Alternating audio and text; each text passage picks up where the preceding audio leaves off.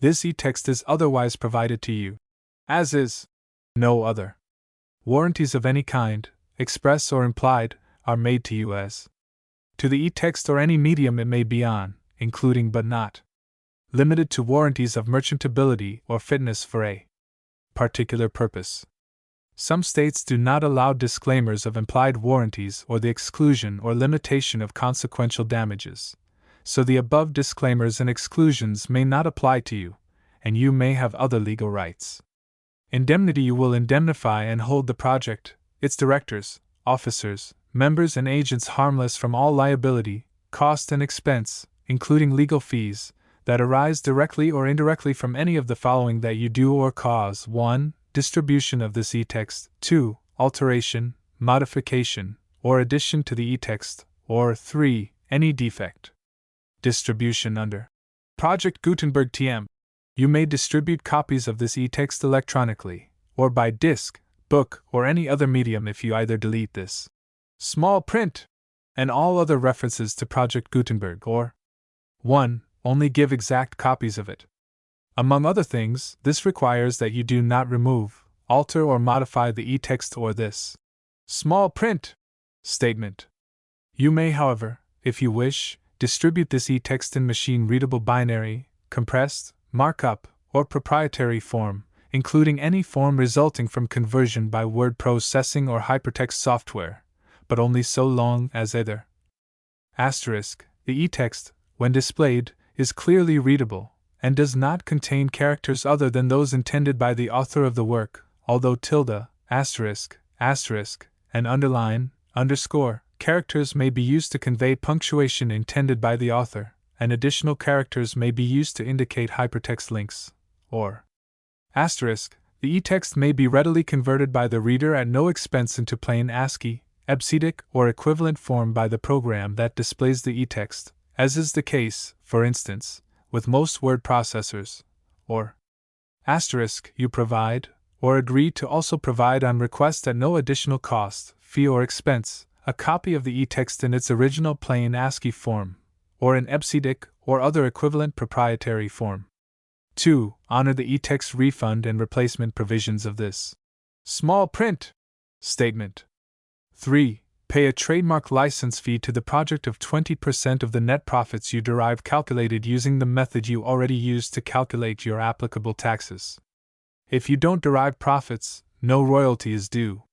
Royalties are payable to Project Gutenberg Association / Carnegie Mellon University within the 60 days following each date you prepare, or were legally required to prepare, your annual, or equivalent periodic, tax return. What if you want to send money even if you don't have to? The project gratefully accepts contributions in money, time, scanning machines, OCR software, public domain e-texts, royalty-free copyright licenses, and every other sort of contribution you can think of. Money should be paid to Project Gutenberg Association / Carnegie Mellon University. And the small print. For public domain e-texts *ver. 0.04.29.93 and *. Larson encodes emphasis? Italics have a mark. At mark references to internal page numbers. Scanned by Charles Keller with OmniPage Professional OCR software. Increasing Human Efficiency in Business: A Contribution to the Psychology of Business by Walter Dill Scott, author of The Theory of Advertising, The Psychology of Advertising, The Psychology of Public Speaking, Influencing Men in Business, Chapter Page I. The Possibility of Increasing Human Efficiency, 1-2.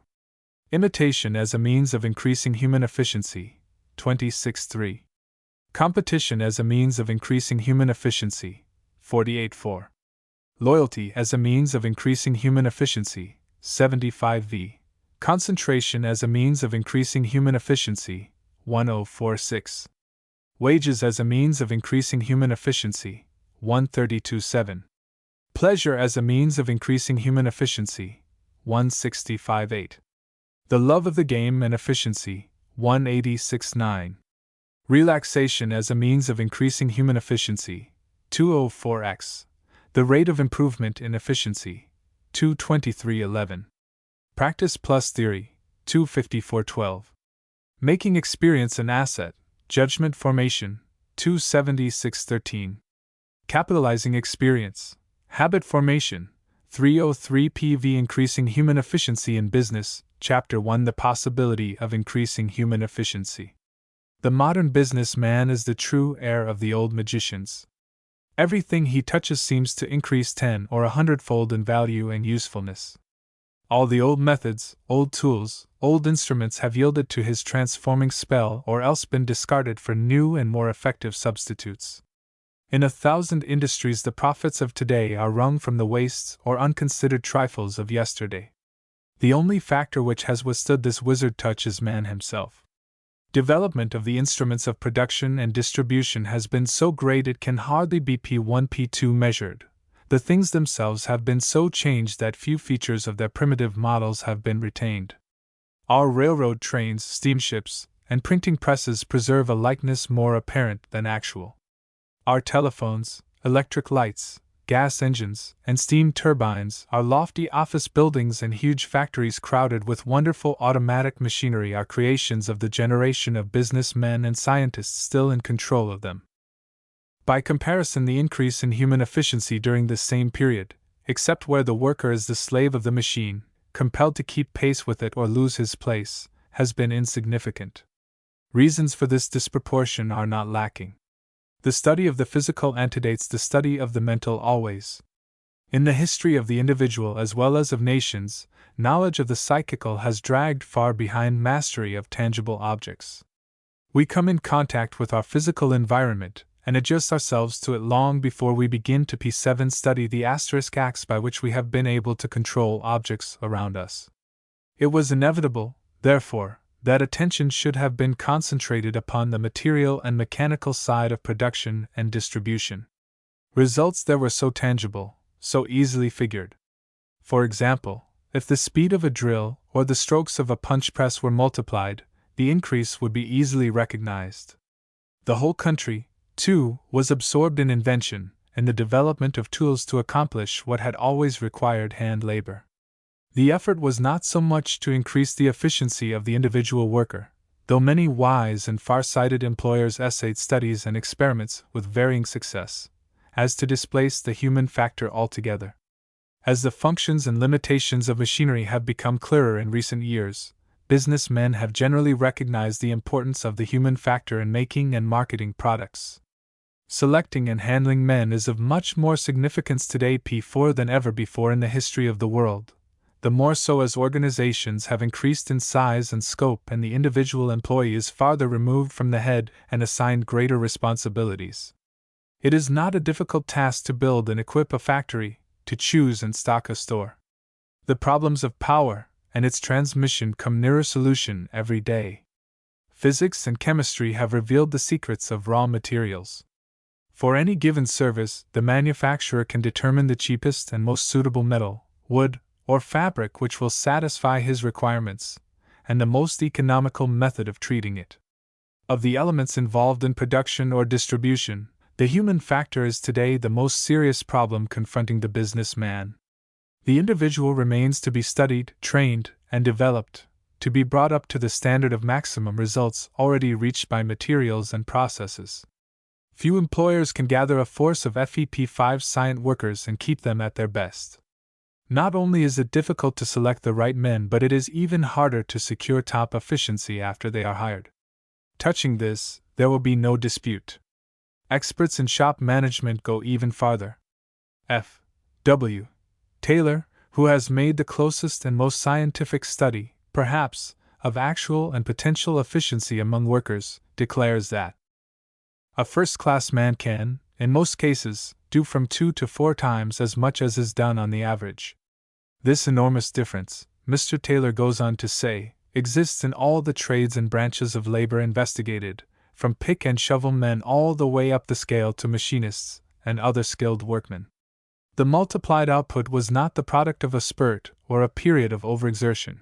It was simply what a good man could keep up for a long term of years without injury to his health, become happier, and thrive under. Ask the head of any important business what is the first qualification of a foreman P6 or manager, and he will tell you ability to handle men. Men who know how to get maximum results out of machines are common. The power to get the maximum of work out of subordinates, or out of yourself, is a much rarer possession. Yet this power is not necessarily a sixth sense or a fixed attribute of personality. It is based on knowledge of the workings of the other man's mind, either intuitive or acquired. It is the purpose of this and succeeding chapters to consider some of the aspects of human nature that can be turned to advantage in the cultivation of individual efficiency, and the elimination of lost motion and wasted effort.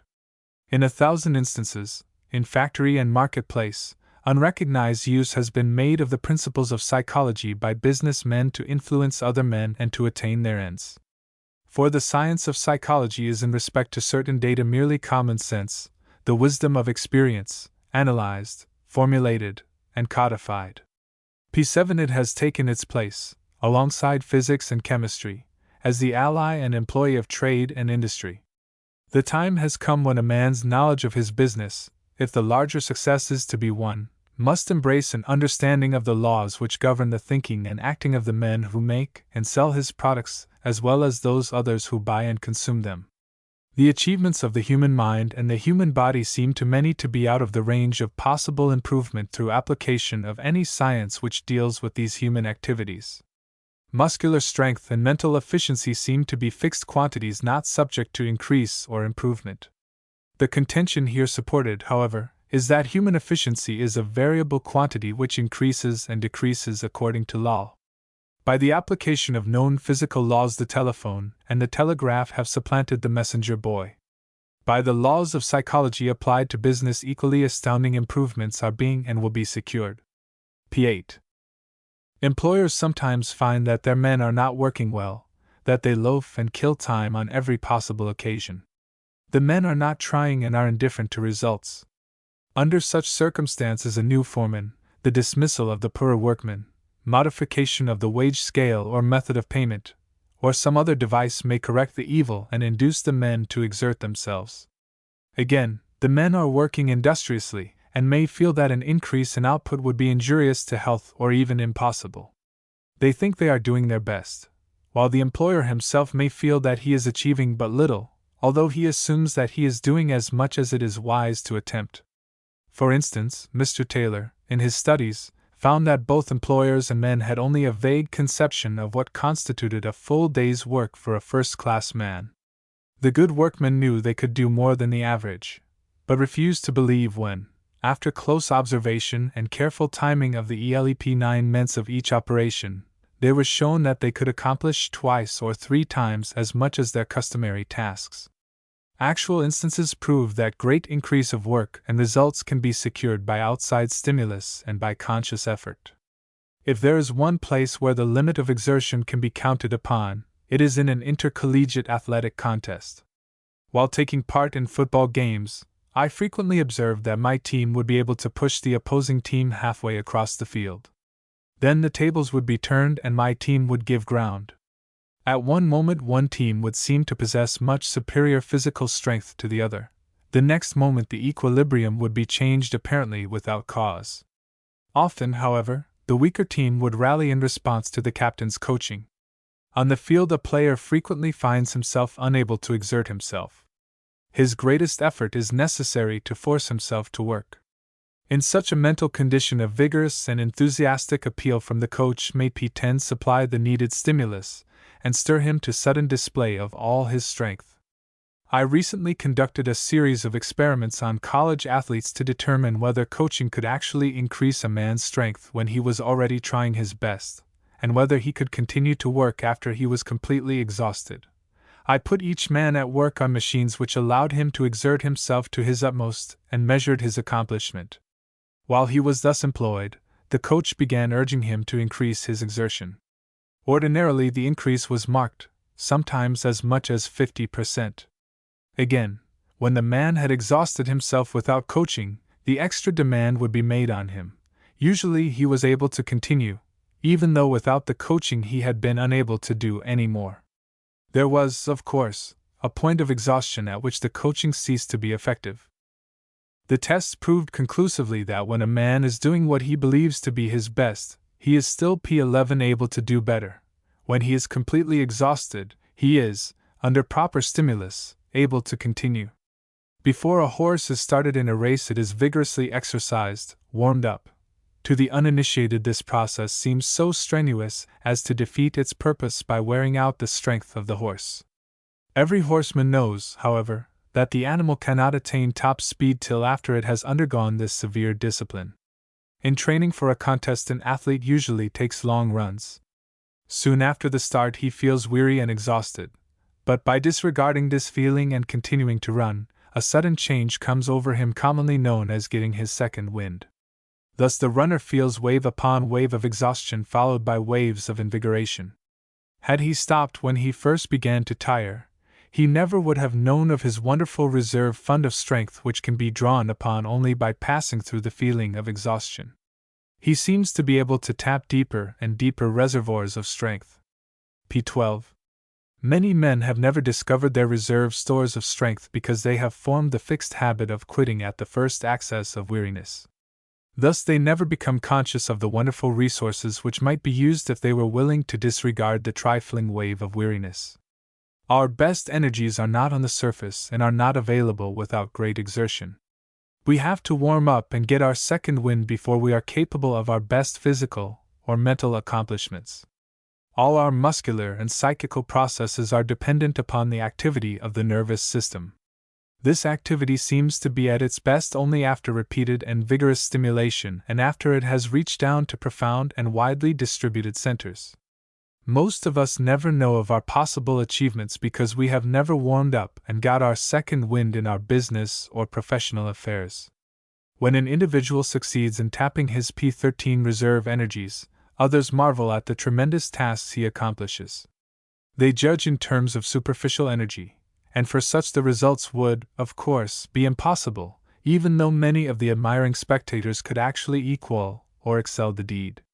Consider for a moment the work achieved by Mr. Edward Payson Weston, who recently walked the entire distance from New York to San Francisco without halt or rest in 104 days. Throughout the entire journey, Mr. Weston covered about 50 miles daily, once attaining the remarkable distance of 87 miles in 24 hours. Though Mr. Weston is 70 years of age, at the close of the walk he seemed to be relatively free from exhaustion and undaunted in spirit. The work accomplished by such men as Gladstone and Roosevelt is incomprehensible to most of us who have never undertaken more than puny tasks. These men retain their strength, and in no way seem to be undermining their health by the accomplishment of their P14 Herculean labors. Body and mind seem to respond to the demands made upon them. Their periods of sleep and their vacations seem to be no more than the hours and days of rest required by those of us who accomplish infinitely less. No need, however, to go beyond the field of business or industry to find men whose superenergy has carried them to epochal discoveries or feats of organization.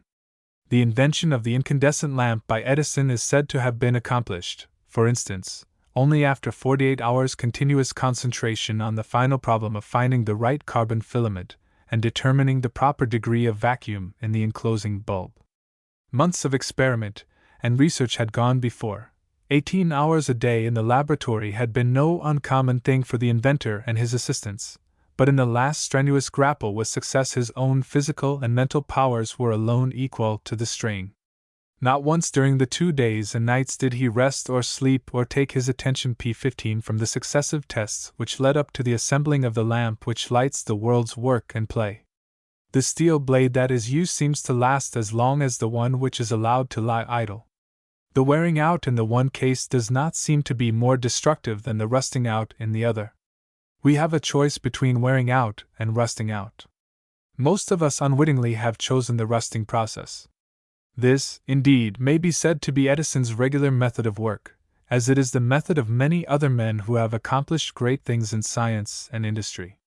Both mind and body have been trained and accustomed to exertions which seem quite impossible to ordinary individuals.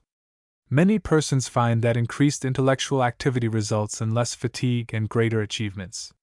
As a student, I did my best work and enjoyed it most the year I carried the greatest number of courses and assumed the most outside duties. In my P16 capacity as advisor to college students, I find many who are able to accomplish 30% more work than is expected of college students but fail to do equally well the regular amount. There are others who can carry the regular amount, but not more without injury to their health. College grades afford a means of recording intellectual efficiency directed toward particular problems. With no apparent change in bodily conditions, the same student frequently increases his efficiency 100%. The increase seldom has an injurious effect on health, but is merely evidence of the fact that he has suddenly wakened up and is applying energies which before were undiscovered.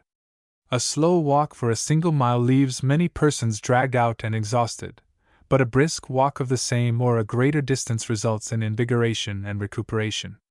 Likewise, the droning over an intellectual task results in exhaustion, while vigorous treatment whets the appetite for additional problems. This swift, decisive attack on problems was P17, the method of Edward H.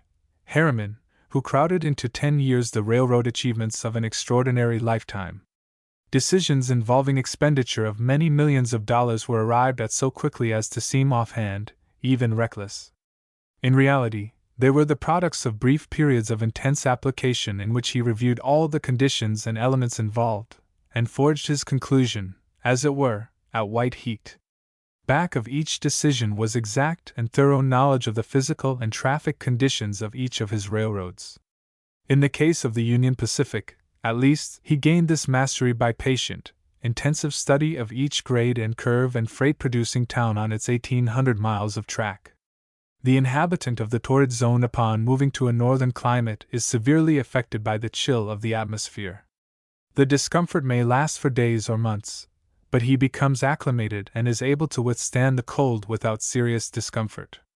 Likewise, the inhabitant of a cool climate feels exhausted P18 by the heat of the torrid zone. In some cases he is unable to accustom himself to the change, but in many instances the acclimatization follows rapidly, and leaves the individual well fortified against the dangers of excessive heat.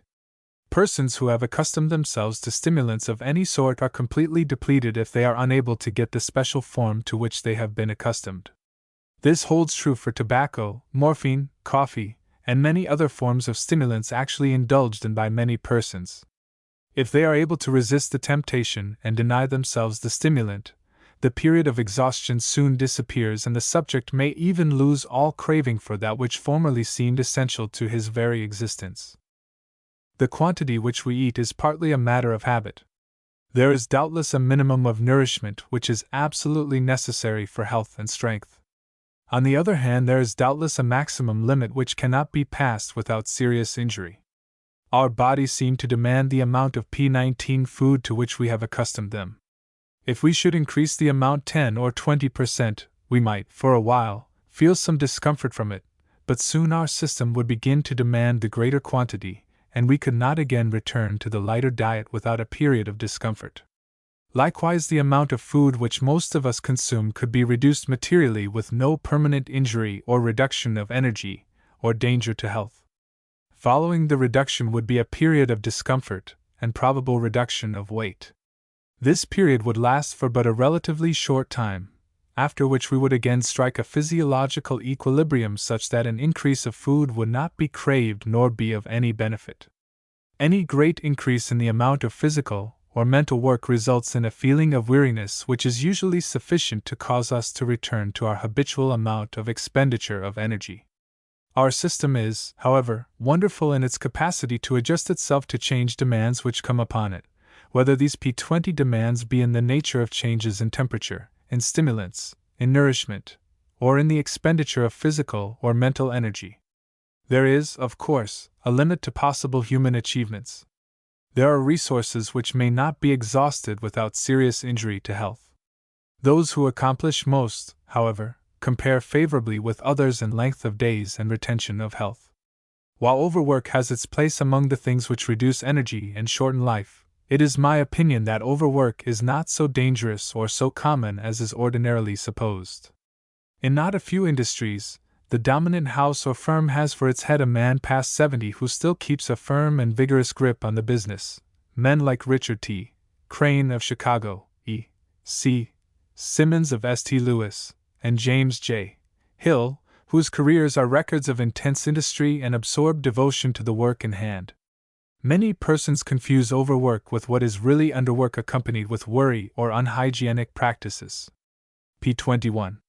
A recent writer on sociology calls attention to the fact that nervous prostrations and general breakdowns are most common among those members of society who achieve the least, and who may be regarded as parasites. Exercise both of brain and of muscle is necessary for growth and for health. Those nations which expend the most energy are probably the ones among whom longevity is greatest and the mortality rate the lowest.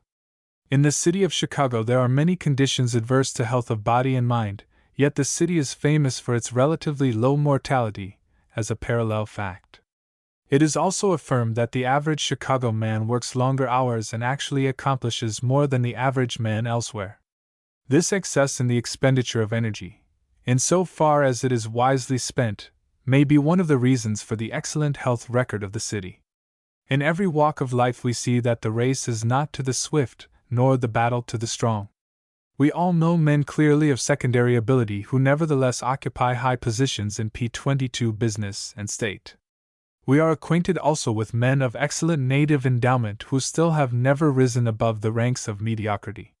Human efficiency is not measured in terms of muscular energy nor of intellectual grasp. It is dependent upon many factors other than native strength of mind and body. The attitude which one takes toward life in general and toward his calling in particular is of more importance than native ability. The man with concentration, or the power of continued enthusiastic application, will surpass a brilliant competitor if this latter is careless and indifferent towards his work. Many who have accomplished great things in business, in the professions, and in science have been men of moderate ability. For testimony of this fact take this striking quotation from Charles Darwin. "I have no great quickness of apprehension or wit, which is so remarkable in some clever men," he writes. "I am a poor critic. My power to follow a long and purely abstract p23 train of thought is very limited, and therefore I never could have succeeded with metaphysics or mathematics. My memory is extensive yet hazy. It suffices to make me cautious by vaguely telling me that I have observed or read something opposed to the conclusion which I am drawing, or on the other hand in favor of it. So poor in one sense is my memory, that I have never been able to remember for more than a few days a single date, or a line of poetry. I have a fair share of invention, and of common sense or judgment, such as every fairly successful lawyer or doctor must have, but not, I believe, in any higher degree. This is presumably an honest statement of fact, and in addition it should be remembered that Darwin was always physically weak, that for 40 years he was practically an invalid and able to work for only about 3 hours a day. In these few hours he was able to accomplish more, however, than other men of apparently superior ability who were able to work long hours daily for many p24 years. Darwin made the most of his ability and increased his efficiency to its maximum. For a parallel in business, Cyrus H. McCormick might be named. The inventor of the reaper and builder of the first American business which covered the world was not a man of extraordinary intellect, wit, or judgment. He had, however, the will and power to focus his attention on a single question until the answer was evolved. Again and again, his biographers tell us, he pursued problems which eluded him far into the night, and he was frequently found asleep at his desk the morning following. When roused, instead of seeking rest, he addressed his task again, and usually overcame his obstacle before leaving it.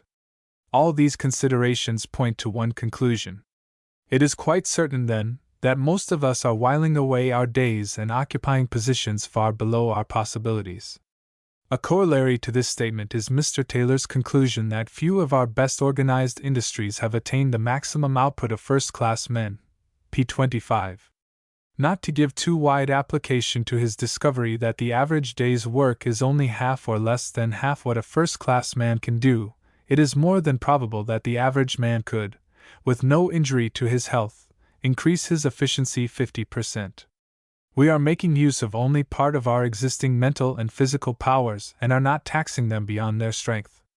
Increased accomplishments and heightened efficiency would cultivate and develop them, would waken the latent powers and tap hidden stores of energy within us, would widen the fields in which we labor and would open up to us new and wider horizons of honorable and profitable activity. In succeeding chapters will be described specific methods, many of which are employed by individual firms, but which could be utilized by other businessmen to ensure their own efficiency and that of their employees. The experiences of many successful houses will be linked to the laws of psychology to point the way that will bring about greater results from men. Chapter 2: Imitation as a Means of Increasing Human Efficiency. 20 years ago, the head of an industry now in the million-a-month class sat listening to his star salesman. The latter, in the first enthusiasm of discovery and creation, was telling how he had developed the company's haphazard selling talk and had taken order after order with a standard approach, demonstration, and summary of closing arguments. To prove the effectiveness of the one best way, he challenged his employer to act as a customer, staged a little drama he had arranged, secured admissions of savings his machine would make, ultimately cornered the other, and sold him. "That's great," the owner declared. The in P26 P27 stand he had surrendered to the salesman's logic. "If we can get all our agents to learn and use this new method of yours, we'll double our business in 3 years. Then followed discussion of the means by which the knowledge could be spread. "I've got it," the manager announced at last. "I'll telegraph 5 or 6 men to come in," he named the agents within a night's ride of the factory, "and you can show them how you sold 15 machines last week. We could take down your talk in shorthand and send it to them, but that wouldn't do the business. I want them to watch you sell, to study how you make your points, how you introduce yourself, how you get your man's attention, how you bring out his objections and meet them, how you lead up to the signing minute, and show him where to sign. Asterisk what you say is about half the trick, asterisk how you say it is the convincing part. The thing the slowest man in the force by watching you can learn more quickly than the smartest could work out at home." P28. The result of that conference was one of the earliest organized training schools for salesmen in the country. It was an unconscious, but nonetheless certain, utilization of the instinct of asterisk imitation for increasing the efficiency in employees. Since then, business has borrowed many well-recognized principles from psychology and pedagogy and adapted them to the same end. Many important houses have grafted the school upon their organizations and asterisk teach not only raw and untrained employees, but provide instruction calculated to make workmen and clerks masters of their jobs and also to fit them for advancement to higher and more productive planes. Teaching is by example rather than by precept, just as it was in the old apprentice system. The newer method uses even more than the older a perfect example of the process, and the product for the learner's imitation, and makes them the basis of the instruction. No man was made to live alone. For an individual, existence entirely independent of P29 other members of the race is the conception of a dreamer. Apart from others one would fail to become asterisk human. Modern psychology has abandoned the individualistic and adopted the social point of view. We no longer think of asterisk imitation as a characteristic only of animals, children, and weak-minded folk. We have come to see that imitation is the greatest factor in the education of the young and a continuous process with all of us. The part of wisdom, then, is to utilize this power from which we cannot escape, by setting up a perfect copy for imitation. The child brought up by a Chinaman imitates the sounds he hears, hence speaks Chinese. Brought up in an American home, English is his speech, ungrammatical or correct according to the usage of his companions. If one boy in a group walks on stilts or plays marbles, the others follow his example. If a social leader rides in an automobile, wears a Panama hat, or plays golf, all the members of this circle are restless till they have the same experience. The same P30 phenomenon is seen in the professions and in business. If one bank decides to erect a building for its own use, other banks in the city begin to consult architects. If one manufacturer or distributor in a given field adopts a new policy in manufacturing or in extending his trade zone, his rivals immediately consider plans of a similar sort. Partly, of course, this act is defensive. In the main, however, imitation and emulation are at the bottom of the move. For the sake of clearness, in studying acts of imitation we separate them into 2 classes, *voluntary imitation, also called conscious imitation, and *instinctive imitation, also known as *suggestive imitation. A peculiar signature may strike my fancy so that consciously and deliberately I may try to imitate it. This is a clear case of voluntary imitation. Threading crowded city streets, I see a man crossing at a particular point and voluntarily follow in his path. In learning a new skating figure, I watch an expert attentively and try to repeat his perform P31s. In writing letters or advertisements or magazine articles, I analyze the work of other men and consciously imitate what seems best. Or I observe a fellow laborer working faster than I, and forthwith try to catch and hold his pace. The contagion of yawning, on the other hand, is instinctive imitation. Also, when in a crowd during the homeward evening rush, we instinctively quicken our pace though there may be no reason for hurry. For precisely similar reasons, a loafer or a careless or inefficient workman will lower the efficiency or slow up the production of the men about him, no matter how earnest or industrious their natural habits. Night work by clerks, also, is taken by some office managers to indicate a slump in industry during the day.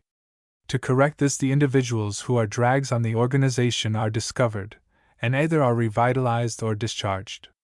I have seen more than one machine shop where production could have been materially raised P32 by the simple expedient of weeding out the workmen who were satisfied with a mere living wage earned by piecework, thereby setting a dilatory example to the rest, and replacing them with fresh men ambitious to earn all they could, who would have been imitated by the others.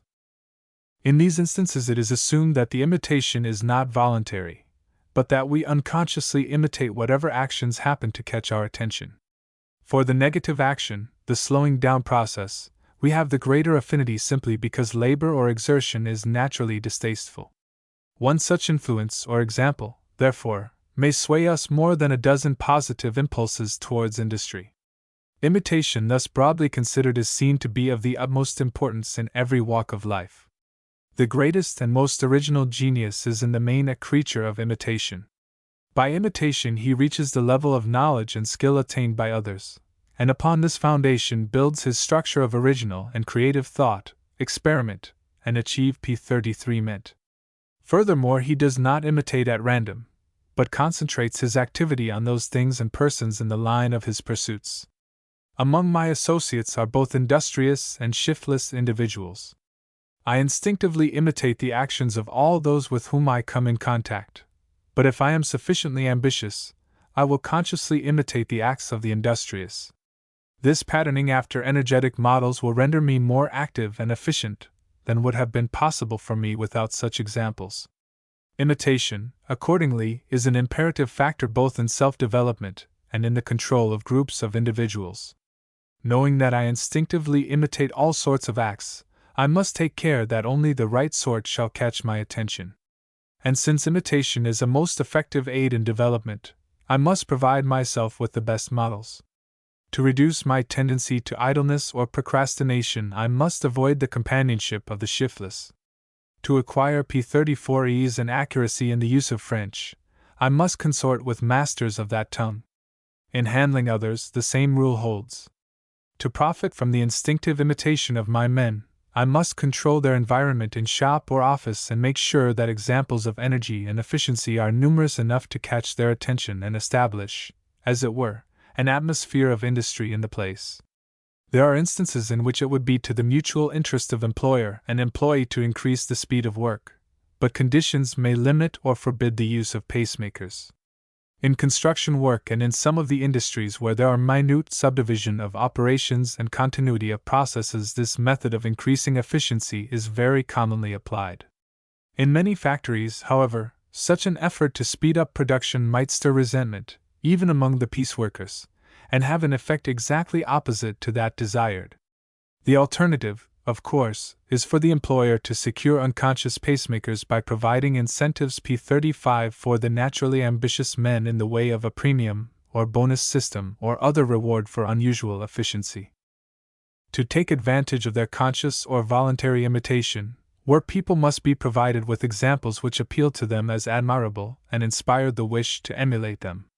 A common application of this principle is seen in the choice of department heads, foremen, and other bosses. Invariably these win promotion by industry, skill, and efficiency greater than that displayed by their fellows, or by all-round mastery of their trades which enable them to show their less efficient mates how any and all operations should be conducted. This focusing of attention upon individuals worthy of imitation has been carried much farther by various companies. Through their house organs, weekly or monthly papers published primarily for circulation within the organization, they make record of every incident reflecting unusual skill, initiative, or personal power in an individual member of the organization. p. 36. A big order closed, a difficult contract secured, a complex or delicate operation performed in less than the usual time, a new personal record in production, the invention of an unproved method or machine. Whatever the achievement, it is described and glorified, its author praised and held up for emulation. This, indeed, is one of the methods by which the larger sales organizations have obtained remarkable results. Graphically told, the story of an important sale with the salesman's picture alongside makes double use of the instinct of imitation. It suggests forcibly that every man in the field can duplicate the achievement, and tells how he can do it. Frequently, examples of initiative and efficiency are borrowed from outside organizations. Carrying a message to Garcia has long been a business synonym for immediate and effective execution of orders. One big company, employing thousands of mechanics and developing all its executives and skilled experts from boys and men within the ORP-37 organization, has printed in its house organ studies of all the great American and English inventors from Stephenson and Fulton to Edison and Westinghouse. These histories emphasize the facts that these men were self-taught and bench-trained, and that their achievements can be imitated by every intelligent mechanic in the organization. In teaching and learning by imitation, certain modifying facts are to be kept constantly in mind. We tend to imitate everything which catches our attention, but certain things appeal more powerfully than others. The acts of those whom I admire are particularly contagious, but I remain indifferent to the acts of those who are uninteresting. Acts showing a skill to which I aspire are immediately imitated, while acts representing stages of development from which I have escaped are less likely to be imitated. We imitate the acts of hearty, jovial individuals more than the acts of others. This point cannot be pressed too far, since a surly and selfish individual often seems to corrupt a whole P38 group. Also, it is not always the acts which I admire that are imitated. If I am frequently with a lame person, I am in danger of acquiring a limp. One who stutters is clearly injurious to my freedom of speech. Round-shouldered friends may at first cause me to straighten up, but soon I am in danger of a droop. That imitation is merely something to be avoided by teachers, employers, and foremen is an idea soon banished when the importance and complexity of the process is comprehended. In teaching we find precept inferior to example wherever the latter is possible. Particularly in teaching all sorts of acts of skill, the imitation of perfect models is the first resort. In business, however, insufficient consideration has been given to the possibilities of imitation in increasing human efficiency. In the preparation of this article, representative business men who had been especially successful in dealing with employees were asked the following questions. p. 39. In increasing the efficiency of your employees, do you utilize imitation by 1. Placing efficient workmen where they may be imitated by the less efficient? 2. Having the men visit highly efficient establishments? 3. Bringing to the attention of your men the lives of successful men and the work of successful houses? 4. Bringing frequently to the attention of the men model methods of work? 5. Have you observed any pronounced instance of increase or decrease in the work of a department due to imitation? The men interviewed took a decided interest in the subject, and their answers contained much of general value. Some admitted that they had never made any conscious effort to utilize imitation as implied in the first 4 questions. Many others had made particular use of one or more of the methods. A few of the firms interviewed had employed all 4 methods with entire satisfaction. p. 40. The following is a fair representative of the answers. It is the response of a very successful general manager of a railroad. I beg to give you below the answer to the questions which you have asked. 1. The superintendent and foreman in our shops are the most efficient we can find. They are imitated, and thus influence the less efficient. 2. We have the heads of our departments visit other shops to see how they are progressing in the same line. If they notice anything that is better than what we have as to the output of work, we imitate it by following their methods. 3. We have not made a practice of bringing to the attention of our employees the lives of successful men or the work of successful houses. 4. We keep standard models of the different kinds of work in plain view of the men. If there is any doubt in their minds, they can study these models. 5. We have observed a pronounced and P41 increase in the work of our shops, due to imitation, since in lining up our organization we put the most competent men we have at the head. Their influence over the men in their charge increases the work, as there is no question that a good leader is imitated by the men, and the company is benefited by this imitation. Judged by the results of the investigation, the most common use of imitation is in the training or breaking in of new employees. The accepted plan is to pick out the most expert and intelligent workman available and put the new man in his charge. By observing the veteran and imitating his actions, working gradually from the simpler operations to the more complex, the beginner is able to master technique and methods in the shortest possible time. The psychological moment for such instruction, of course, is the first day or the first week. New men learn much more readily than those who have become habituated to certain methods or tasks, not having had time or opportunity to experiment and learn wrong methods. They have nothing to unlearn in acquiring the right. They fall into line at once and adopt the stride and the manner of work approved by the house. This is the specific process by which the most advanced industrial organizations develop machine hands and initiate skilled mechanics into house methods and requirements. It has been largely used by public service corporations, streetcar motormen and conductors, for instance, learning their duties almost entirely by observation of experienced men either in formal schools or on cars in actual operation. Many large commercial houses give new employees regular courses in company methods before entrusting work to them. The instructor is some highly efficient specialist, who shows the beginner how to get output and quality with the least expenditure of time and energy. The same method has been adapted by leading manufacturers of machines, who call their mechanics or assemblers together at intervals and have the most P43 expert among them show how they conduct operations in which they have attained special skill. In the training of salesmen, imitation has received its widest application in teaching new men the elements of salesmanship, in showing them how to make the individual sale, in giving old men the best and newest methods, all by imitation. Not only is the recruit to the selling ranks in formal schools given repeated examples of the most effective ways to approach customers, to demonstrate the house goods and secure the order, but the more progressive companies, after this preliminary instruction, assign him to a training ground where he accompanies one of the company's best salesmen and merely observes how actual sales are made. Then the new man is sent out alone. Usually he fails to secure as large an order as the house wants. Again the star salesman takes him in hand, analyzes the student's approach and demonstration, points out their weaknesses, and, going back with the new man, P44 makes the right kind of approach and secures a satisfactory order. For the beginner this is the most vivid lesson in salesmanship. He cannot but model his next selling effort on the lines proved so effective. The use of imitation, however, is carried further. In the monthly or semi-annual district conventions of salesmen which most big organizations call, the newest and most effective selling methods are staged for the instruction both of new men and veterans.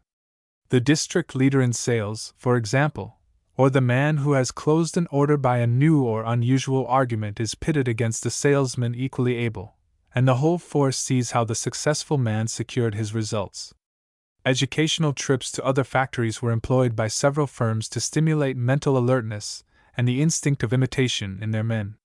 These trips usually supplemented some sort of suggestion system for encouraging employees to submit to the management ideas for improving methods, machines, or products.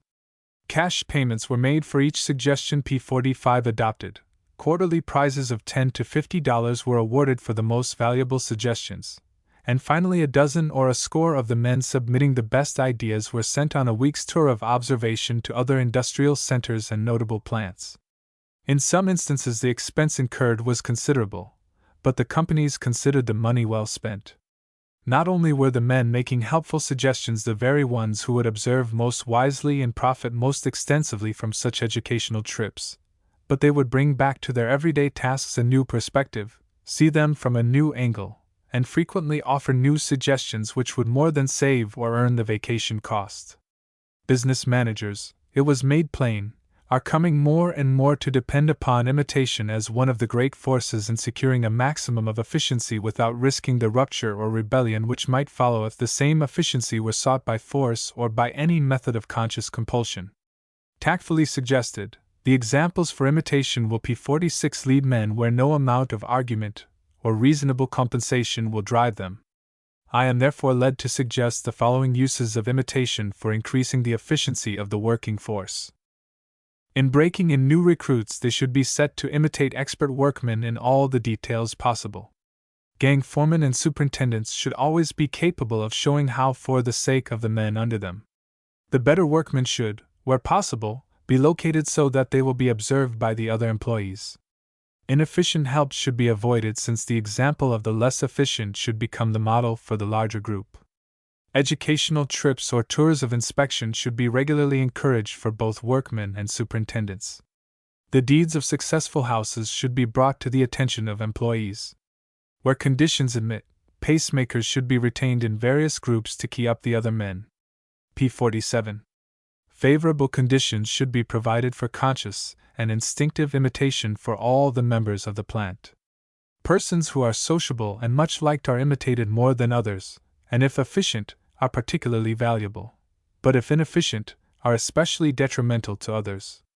At the formal and informal meetings of the men of a house or a department, demonstrations of how to do certain definite things are very interesting and helpful to all concerned. Demonstrations should be more common.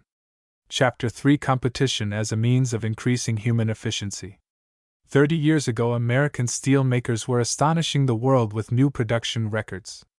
What English ironmasters, entrenched in their supremacy for centuries, had regarded as a standard week's output for Bessemer converters, their young rivals in mills about the Great Lakes were doubling, trebling, and even further increasing. Hardly a month passed without a new high mark and a shift in possession of the leadership. To this remarkable increase in efficiency, William R. Jones, Captain Bill Jones as he was familiarly known, contributed more than any other operating man. He was a genius among executives as well as an inventor. P48 P49 of resource and initiative, a natural leader and handler of men. When he was asked by the British Iron and Steel Institute in 1881 to explain the reasons for the amazing development in the United States, he attributed it to organization spirit of the workmen and the rivalry among the various mills. So long as the record made by a mill stands first, he wrote, its workmen are content to labor at a moderate rate. But let it be known that some other establishment has beaten that record and there is no content until the rival's record is eclipsed. It was on this idea of competition for efficiency, of production as a game and achievement as a goal, that the wonderful growth of the steel industry was based. On the intensive development of this idea by Andrew Carnegie, within his expanding organization, hinged the tremendous progress and profits of the Carnegie Company. The little boss matched furnace against furnace, mill against mill, superintendent against superintendent. He scanned his weekly and P50 monthly reports not merely for records of output, but for comparative consumption of ore, fuel, and other supplies, for time and labor costs in proportion to product. If a superintendent, foreman, or gang failed to respond to this urging, failed to get into the race for the famous broom which crowned the stack of the champion Carnegie mill or furnace, the parallel showing of the other mills became a club to drive the laggards into line. So intense was the competition, so sharp the verbal goads applied that Jones, after resigning in indignation, parroted in sarcastic notes in this manner the Carnegie fashion of bringing executives to task: Puppy dog number 3, you have been beaten by puppy dog number 2 on fuel. Puppy dog number 2, you are higher on labor than puppy dog number 1. How effective was this system of pitting man against man, plant against plant, was shown by the dominant position of the Carnegie Company in the trade when the Steel Corporation was launched, and by the Stag P51 Gehring value put upon its business. Indirect testimony of the same fact was given another time by Jones when he refused thousands of dollars in yearly royalties for the use of his inventions by outside companies. This though the men who sought them were personal friends and his contract with the Carnegie Company allowed such licenses. His excuse was eloquent of the power residing in the Carnegie contest for efficiency and results, leadership for his charge. The Edgar Thomson works, in output and costs, meant more to him than money and a chance to help his friends. The Carnegie system was one of the most comprehensive applications in business of man's instinct of competition to the work of increasing individual and organization efficiency. In the handling of executives, it was carried to such extremes as few great managers would approve today. Undeniably, however, the contest idea was an important influence in the building up of a vast business in relatively brief time, while the influence on the pace of the whole industry gave the United States its P-52 present supremacy in steel and iron. It survives in the parallel comparisons of records with which the Steel Corporation measures the efficiency of its units of production and keeps its mill superintendents to the mark. It is utilized, in some degree and in varying departments, by hundreds of successful houses. Let us analyze the facts, the habits of thought, the emotions behind competition, and determine where and how it may be applied to the task of increasing our own and our employees' efficiency. The experienced horseman knows that a horse is unable to attain his greatest speed apart from a pacemaker. The horse needs the stimulus of an equal to get underway quickly, to strike his fastest gait, and to keep it up. In this particular, an athlete in sprinting is like the horse. He is unable by sheer force of will to run 100 yards in 10 seconds. To achieve it, he needs a competitor who will push him to his utmost effort. The struggle for existence, one of the main factors in the evolution of man, has raged most P-53 fiercely among equals. Without it, development scarcely would have been possible. So fundamental has been this struggle that the necessity for it has become firmly established within us. We require it to stimulate us to attain our highest ends. As is made evident by a consideration of imitation, we are eminently social creatures. We imitate the acts of those about us. Imitation is, however, only the first stage of our social relationship. We first imitate and then compete. I purchase an automobile in imitation of the acts of my friends, but I compete with them by securing a more powerful or swifter car. By erecting a new building because some other banker has done so, the second individual does more than imitate. He competes with the first by planning to erect a more magnificent structure and on a more commanding site. Or a great retail store, announcing a February sale of white goods or furniture, invariably tries to surpass the bargains offered by rival establishments. P-54. We do indeed imitate and compete with all our associates, but those whom we recognize as our peers are the ones who stimulate us more to the instinctive acts of imitation and competition. Our actual equals stimulate us less than those whom we recognize as the peers of our ideal selves, of ourselves as we strive and intend to become. The man on the ladder just above me stirs me irresistibly. The effect of one individual upon others, then, is not confined to imitation. There is a constant tendency to vary from and to excel the model. My devotion to golf is mainly due to the example of some of my friends. My ambition is to outplay these same friends. Imitation and competition, apparently antagonistic, are in reality the two expressions for our social relationships. We first imitate and then attempt to differentiate ourselves from our companions. The manufacturer or merchant imitates his competitor, but tries also to surpass him. Indeed, it is a truism that competition is the P-55 life of trade. In the shop and in the office, on the road and behind the counter, in all buying and selling, competition is essential to the greatest success. Competition, the desire to excel, is universal and instinctive. It gives a zest to our work that would otherwise be lacking. In every sphere of human activity, competition seems essential for securing the best results. We assume ordinarily that competition exists only between individuals. As a matter of fact, a slight degree of competition may be aroused between a man's present efforts and his previous records. While not so tense or so compelling as is competition between individuals, it has the advantage of avoiding the creation of jealousies. In all the more exciting and stimulating games, rivalry between individuals is a prominent feature. In golf, the game is frequently played without this factor, the only competition being with previous records, or with the mythical bogey. Such competition adds considerable zest P-56 to the game, and the same principle is applicable to business. The most compelling rivalry is between peers. Without this, however, it is possible to pit the possibilities of the present month against the achievements of the previous 4 weeks or the past year, or even against a hypothetical individual bogey. This bogey may be fixed by the executive, and the man induced to compete with it. Thus the dangers of competition may be minimized and the advantages of the human instinctive desire for competition be gained. In the average well-organized business, the carrying out of such a plan would not be difficult. Studying the previous records of his men, a manager or foreman could determine what each individual bogey should be. The employee should know just what the asterisk record is that he is competing with, and that his success or failure would be recorded to his credit, or otherwise. Above all, the bogey must be fair and within the power of the man to accomplish. Competition need not be confined to individuals. p. 57 Frequently one city finds a stimulus in competing with another. Nations compete with one another. In any organization, one section may compete with another. In an army, there may be competition between regiments. Within the regiment, there may be the keenest rivalry between the different companies. We are such social creatures that we easily identify ourselves with our block, our street, our town, our social set, our party, our firm, or our department in the firm. Like teams in any game or sport, these groups may be rendered self-conscious, and thus made units for competition. It is possible to create such units for competition in business organizations. In some instances, individual employees of one firm are pitted against those of a competing firm, the contest proving stimulating to the men in both. In other instances, the competition is restricted to the house, and similar departments or sections are the units.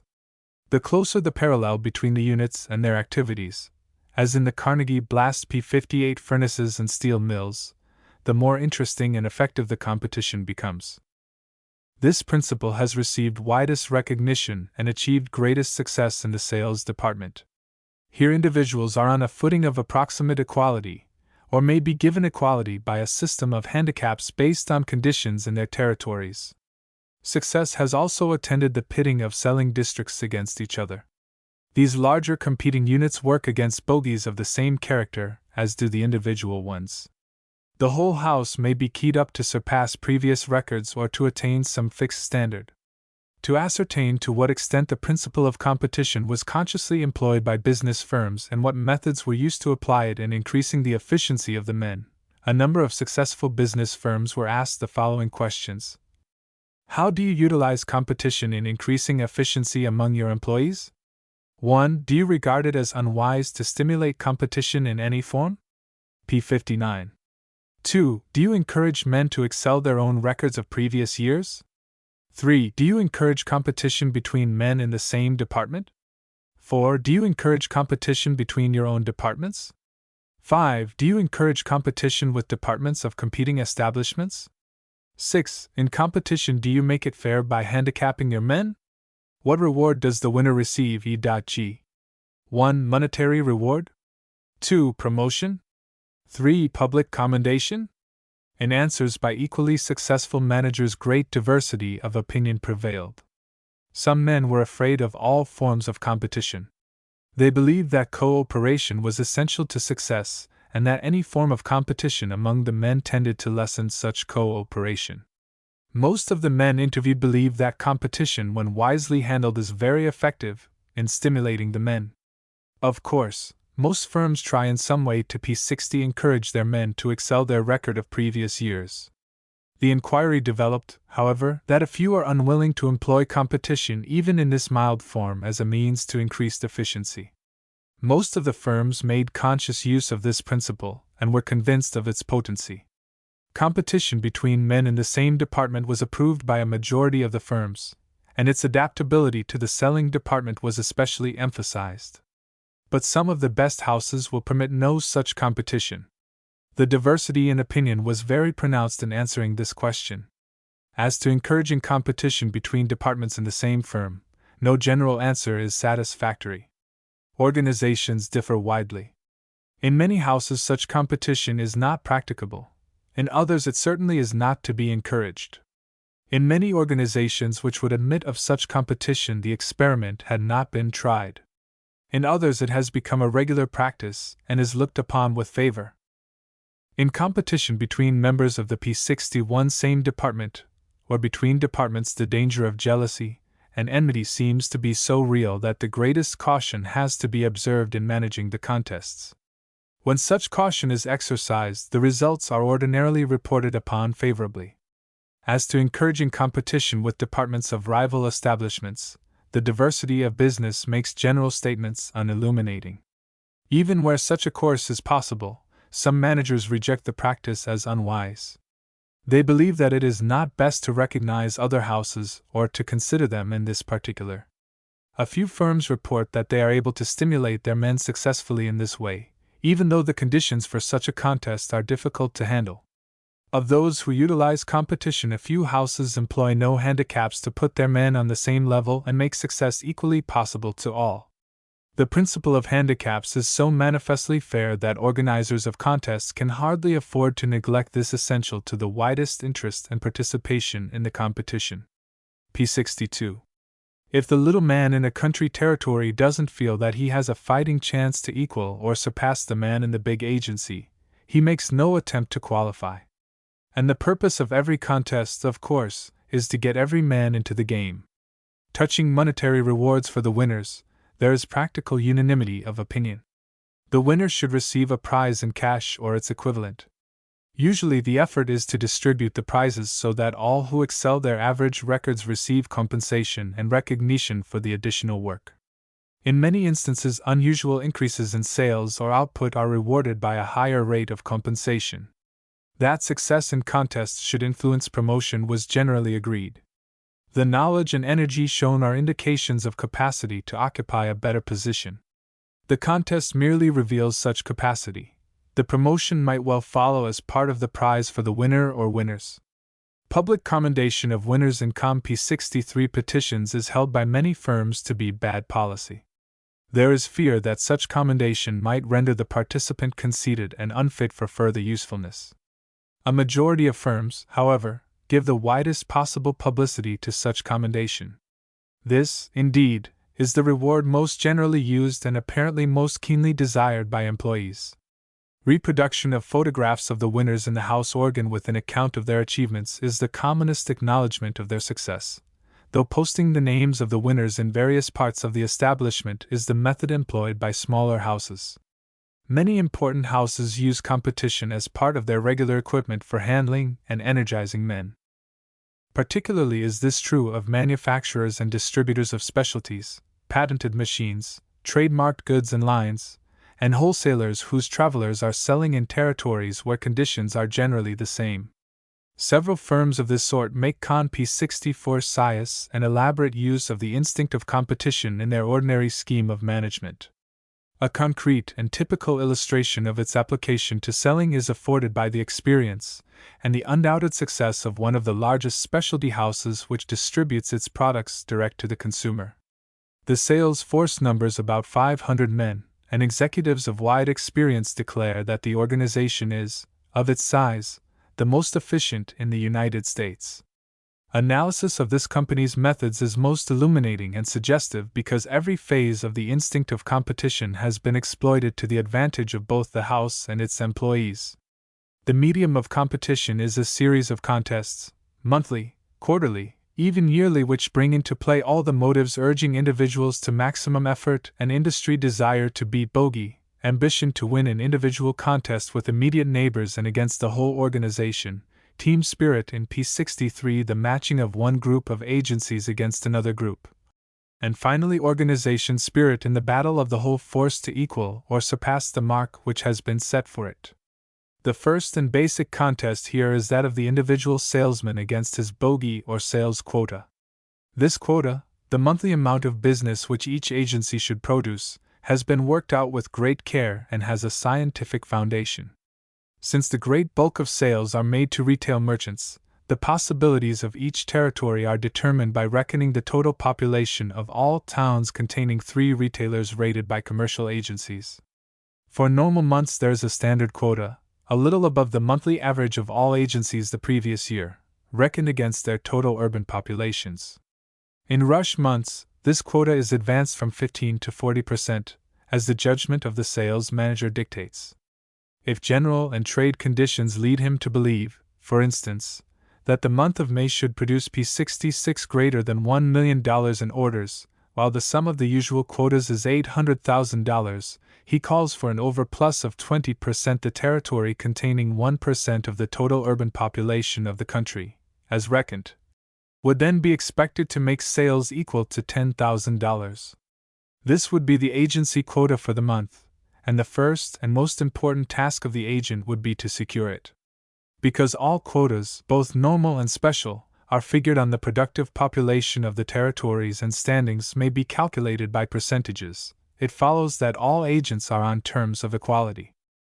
This is essential in a contest for individual leadership as well as in team or organization matches. For at least 8 months of the year, there is such a competition for the best-selling record in the entire force. Variety is given to these contests, and the interest of the men sustained by changing the terms of the competition. One month the chief prize will be given to the salesman who secures his quota at the earliest date. Next month the P67 award will be for the individual who first obtains a fixed sum in orders, usually $2,500. Leadership the third month will go to the man who gets the highest percent of his quota during the entire period. Again, the honor will fall to the agent whose net sales totaled the greatest for the month.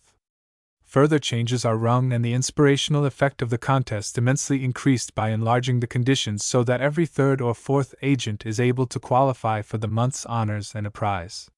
Here, for instance, besides the prize for the first agent selling $2,500, there will be prizes, like hats, umbrellas, and so on, for every man who closes $2,500 in orders before the 20th of the month, with the attendant publicity of having his portrait and his record printed in the house organ, which goes to every agent in the field and every department and executive at the factory. Before leaving the individual contests, mention should be made of the Star Club of agents who sell $30,000 or more during the year, the P68 Denke going to the agent who first secures that total, the other official positions falling to his nearest rivals in the order in which they finish. The team and organization contests are usually carried on simultaneously with the individual competitions. These range from matches between the forces of the big city offices, like New York, Chicago, and St. Louis, upward to district contests in which each team represents from 30 to 50 salesmen, and finally to international wars where the American organization is pitted against all the agents abroad. Challenges from one district to another usually precipitate the district competitions. Once a year there is a 3-month general contest in which all the districts take part for the championship of the whole selling force. To announce contests is a simple matter. To organize and execute them so that they are of benefit is much more difficult. Unless the interest of the men is focused on the contests, they are not worthwhile.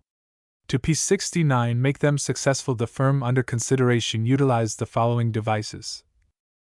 During the contest the house organ appeared often and was devoted almost exclusively to the contest. In it the record of each salesman was printed, his quota, his sales to date, and other pertinent information. The sheet was edited by a sporting editor, and great tact and skill were displayed in giving the contest the atmosphere of an actual race or game. In addition, the sales manager, the district managers, and the house executives wrote letters and telegrams of encouragement, and even made trips to the agencies that got underway too slowly. The unique feature of the contest was the manner in which the sporting editor gave actuality to the contests by pictorial representations. One competition took the form of a shooting match. The house organ contained an enormous target with 2 rings and a bull's eye. When a salesman qualified with orders for $625, he was credited with a shot inside the outer ring, and his name was P70 printed there. With $1,250 in sales, he moved into the inner ring, and when his orders amounted to $2,500, he was credited with a bull's eye and his name blazoned in the center space.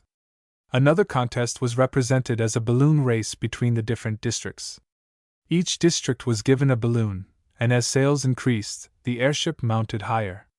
On the balloon the name of the district leader in sales was printed, while cartoons enlivened the race by showing the expedients, in terms of orders, by which the district managers and their crews sought to drive their airships higher. Each issue of the house organ showed the current standing of the districts by the heights of their balloons. This conception of the selling contest was very successful.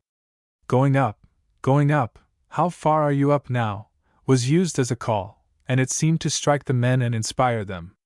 It became the greeting of the salesmen when they met, and irresistibly produced a feeling of competition and a desire to have the district balloon go higher. P. 71. Other ingenious fancies by which the contests were given the appeal and interest of popular sports was their conception as a baseball game, a football game, an automobile race, a marathon run, and so on. In providing prizes, the firm was rather generous, though the expense was never great. While the contest was in progress, all those who were really in the running had the satisfaction of honorable mention, with their photographs reproduced in the house bulletin. This honor and publicity was the chief reward received by the great majority of contestants, and was adequate. Minor prizes were offered on conditions, allowing a large number to qualify, and tempting virtually everybody to make an effort to win one. The value of the prizes did not need to be great, for each man was impressed with the idea that his comrades were watching him, that they observed every advance or retrogression. Success in the contest meant making good in the eyes of the other salesmen as well as in the eyes of his superiors. P. 72. This desire for social approval and the spirited comment of the editor had a marked influence on the efficiency of many of the younger salesmen. These special contests were conducted chiefly during the rush seasons, when activity and efficiency of salesmen meant greater returns to the house. Because of their varied forms, the contests did not become monotonous, and thus fail in their effect. During the 3 or 4 big selling months when special quotas were announced, an individual pocket schedule was mailed to each man, showing how much business he must close each day to keep pace with Mr. Quota, the constant competitor. The most industrious and ambitious men are stimulated by competition. With the less industrious, such a stimulation is often wonder-working in its effects. For many positions in the business world, a hypothetical bogey should be created after the style of the quota referred to above. To increase the feeling of comradeship, and P. 73 promote cooperation between the men, the entire organization, or single sections of it occasionally should be made the unit of competition. This is perhaps the most helpful form of competition, but it is hard to execute. Valuable prizes should always be given to the winners. This need may not necessarily be monetary. Promotion should not depend upon success in contests, but such success may be well reckoned in awarding promotions.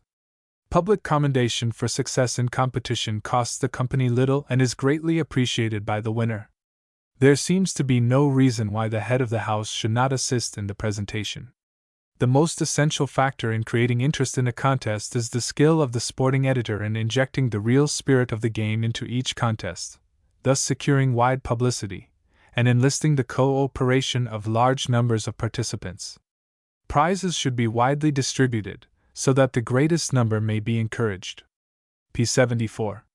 A fair system of handicapping should be adopted in every case where equal opportunity to win is not possessed by all. Previous records often make successful bogeys, and should be more extensively employed. It is possible to carry on contests between individuals in the same department without jealousies, but skill is required to conduct them. There is the danger that individuals will seek to win by hindering others as well as by exerting themselves. Where it is not possible to carry on a contest and retain a feeling of comradeship between the men, no competition should be encouraged. Chapter 4: Loyalty as a means of increasing human efficiency. Delayed by a train of accidents, a big contractor faced forfeiture of his bond on a city tunnel costing millions of dollars. He had exhausted his ingenuity and his resources to comply with the terms of his contract, but had failed. Because public opinion had been condemning concessions on other jobs on flimsy grounds, the authorities refused to extend the time allowed for completing the work. By canceling the contract, collecting the penalty, and reletting the task, the city would profit without exceeding its legal rights. In his dilemma, he called his foremen together and explained the situation to them. "Tell the men," he said. Many of these P-75, P-76 had been members of his organization for years, moving with him from one undertaking to the next, looking to him for employment, for help in dull seasons or in times of misfortune, repaying him with interest in their tasks and a certain rough attachment. He had been unusually considerate, adopting every possible safeguard for their protection, recognizing their union, employing 3 shifts of men, paying more than the required scale when conditions were hard or dangerous. A score of unions were represented in the organization: miners, masons, carpenters, plasterers, engineers, electricians, and many grades of helpers. Learning his plight, they rallied promptly to his aid. They appealed to their trades and to the central body of unions to intervene in his behalf with the city officials. How one considerate employer was protected by his men! As taxpayers, voters, and members of an organization potentially effective in politics, p. 77 they approached the mayor and the department heads concerned. They pointed out, what was true, that the city's negligence in prospecting and charting the course of the tunnel was partly responsible for the contractor's failure. They pleaded that the city should make allowances rather than interrupt their employment, and that the delay in the work would counterbalance any advantage contingent on forfeiture. They promised also that if 3 additional months were given the contractor, they would do all in their power to push construction.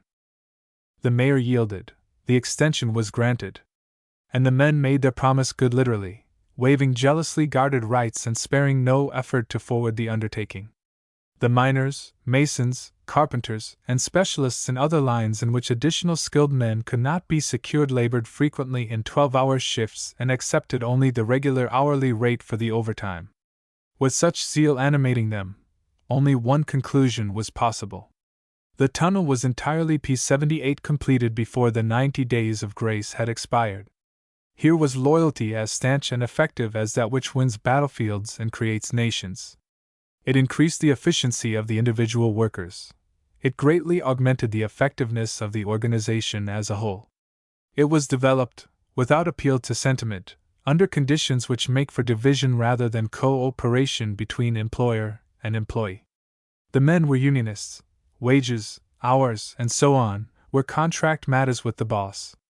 Yet in an emergency, the tie between the tunnel builder and his men was strong enough to stand the strain of the fatiguing and long-continued effort necessary to complete the job and save the former from ruin. Like incidents, on perhaps a smaller and less dramatic scale, are not uncommon, but the historian of business has not yet risen to make them known. p. 79 Loyalty, to nation or organization, shows itself in an emergency. As with patriotism, business loyalty needs some such crisis as this to evoke its expression. In peace, the patriotism of citizens is rarely evident and is frequently called in question. In America, we sometimes assume that it is a virtue belonging only to past generations. But every time the honor or integrity of the country is threatened, a multitude of eager citizens volunteer in its defense. Likewise, many a businessman who has come to think his workmen interested only in the wages he pays them, discovers in his hour of need an unsuspected asset in their devotion to the welfare of the business, and their willingness to make sacrifices to bring it past the Cape of Storms. Study of any field, of any single house, or of any of the periods of depression which have afflicted and corrected our industrial progress, will convince one of the unfailing and genuine loyalty of men to able and considerate employers. So generally true is this, indeed, that house patriotism, organization spirit, or loyalty to the management is accepted by all great executives as one of the essential elements in the day-by-day conduct of their enterprises. Striking exhibitions of this loyalty may wait for an emergency.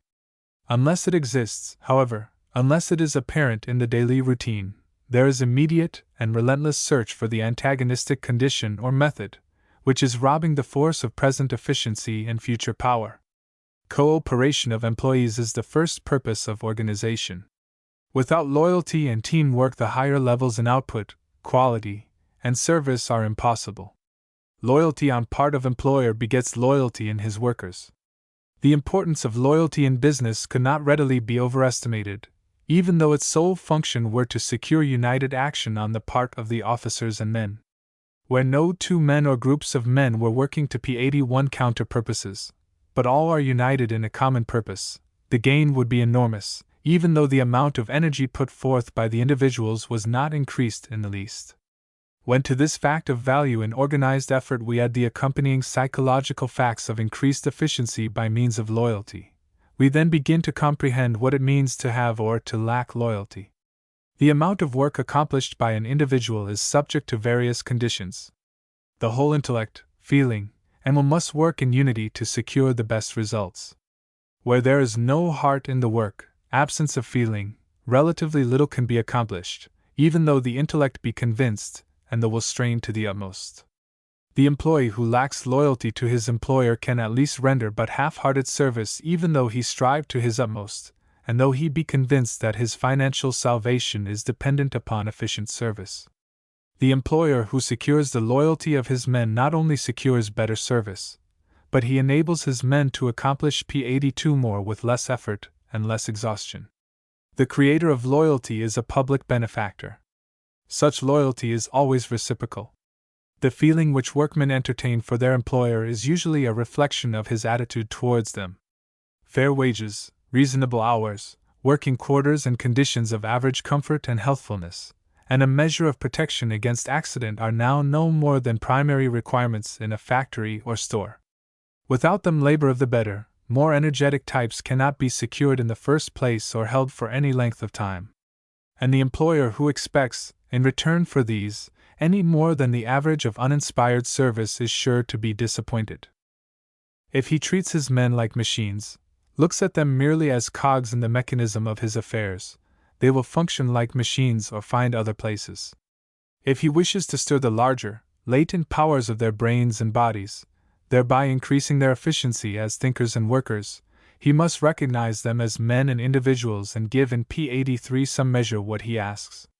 He must identify them with the business, and make them feel that they have a stake in its success, and that the organization has an interest in the welfare of its men. The boss to whom his employees turn in any serious perplexity or private difficulty for advice and aid is pretty apt to receive more than the contract minimum of effort every day, and is sure of devoted service in any time of need. The effect of personal relations in creating loyalty in a force. It is on this personal relationship, this platform of mutual interests and helpfulness, that the success and fighting strength of many one-man houses are built. As in the contractor's dilemma already cited, it bears fruit in the fighting zeal, the keener interest, and the extra speed and effort which workers bring to bear on their individual and collective tasks. All the knowledge and skill they possess are thrown into the scale. Their quickened intelligences reach out for new methods and short P84 cuts. When the crisis has passed, there may be a temporary reaction, but there is likely to be a permanent advance both in individual efficiency and organization spirit. On the employer's side, this feeling is expressed in the surrender of profits to provide work in dull seasons, in the retention of aged mechanics, laborers, or clerks on the payroll after their usefulness has passed, in pensions, in a score of neighborly and friendly offices to those who are sick, injured, or in trouble. A reputation for taking care of his men has frequently been a bulwark of defense to the small manufacturer or trader assailed by a greedy larger rival. Personality is, beyond doubt, the primitive wellspring of loyalty. Most men are capable of devotion to a worthy leader. Few are ever zealots for the sake of a cause, a principle, a party, or a firm. All these are too abstract to win the affection of the average man.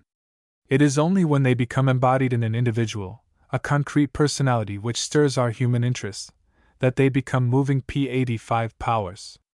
The soldiers of the Revolution fought for Washington rather than for freedom. Christians are loyal to Christ rather than to his teachings. The voter cheers his candidate, and not his party. The employee is loyal to the head of the house or his immediate foreman and not to the generality known as the house. Loyalty to the individuals constituting the firm may ultimately develop into house loyalty. To attempt to create the latter sentiment, however, except by first creating it for the men higher up, is to go contrary to human nature, always an unwise expenditure of energy. Human sympathy as a factor in developing loyalty in men. In developing loyalty, human sympathy is the greatest factor. If an executive of a company is confident that his directors approve his policies, appreciate his obstacles, and are ready to back him up in any crisis, his energy and enthusiasm for the common object never flag. If department heads and P86 foremen are assured that the manager is watching their efforts with attention and regard, approving, supporting, and sparing them wherever possible, they will anticipate orders, assume extra burdens, and fling themselves and their forces into any breach which may threaten their chief's program. If a workman, clerk, or salesman knows that his immediate chief is interested in him personally, that he understands what service is being rendered and is anxious to forward his welfare as well as that of the house, there is no effort, inconvenience, or discomfort which he will not undertake to complete a task which the boss has undertaken. Throughout the entire organization, the sympathy and cooperation of the men above with the men below is essential for securing the highest degree of loyalty. No assumed or manufactured sympathy, however, will take the place of the genuine article. P87 Personal relationship with workers as basis for creating loyalty.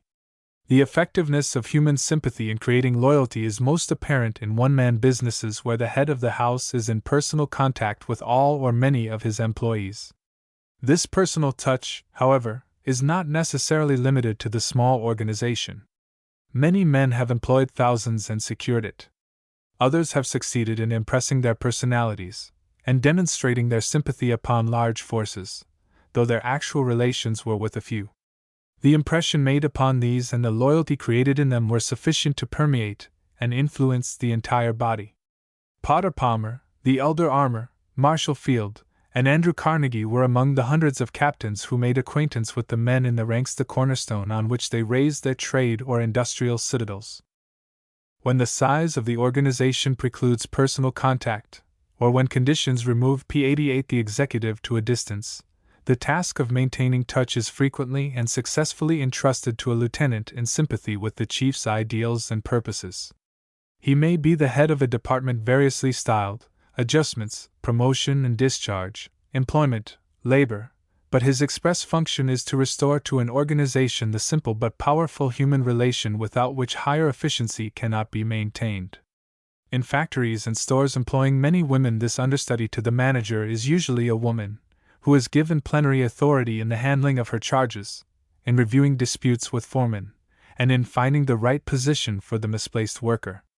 Whether man or woman, this representative of the manager hears all grievances, reviews all discharges, reductions, and the like, and makes sure that the employee receives a little more than absolute justice. Many successful merchants and manufacturers, however, disdain agents and intermediaries in this relation and are always ACP89 accessible to every man in their organizations, holding that, since the cooperation of employees is the most important single element in business, the time given to securing it is time well spent. Even though human sympathy may well be regarded as the most important consideration in increasing loyalty, it is not sufficient in and of itself. The most patriotic citizens are those who have served the state. They are made loyal by the very act of service. They have assumed the responsibility of promoting the welfare of the state, and their patriotism is thereby stimulated and given concrete outlet.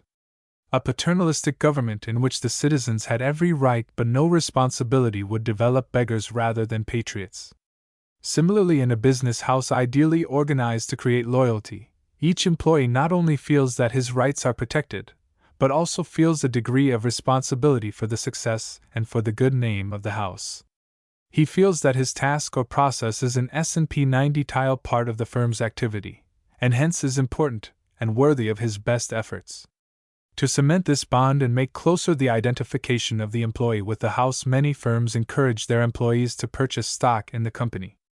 Others have worked out profit-sharing plans by which their men share in the dividends of the good years and are given a powerful incentive to promote teamwork and the practice of the economies from which the overplus of profit is produced. Loyalty may be developed by education in house history and policies. The stability of a nation depends on the patriotism of its citizens. Among methods for developing this patriotism, education ranks as the most effective. In the public schools, history is taught for the purpose of awakening the love and loyalty of the rising generations.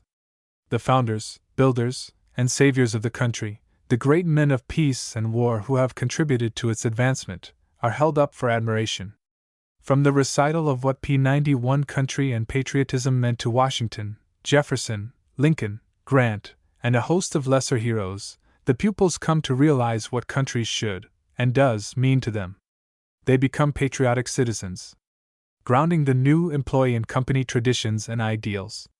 In like manner, the history of any house can be used to inspire loyalty and enthusiasm among its employees. Business has not been slow to borrow the methods and ideals of education, but the writer has been unable to discover any company which makes adequate use of this principle. That this loyalty may be directed to the house as a whole, and not merely to immediate superiors, every employee should be acquainted with the purposes and policies of the company and should understand that the sympathy which he discovers in his foreman is a common characteristic of the whole organization, clear up to the president. The best way to teach this is by example, by incidents drawn from the past, or by a less than P92 review of the development of the company's policy.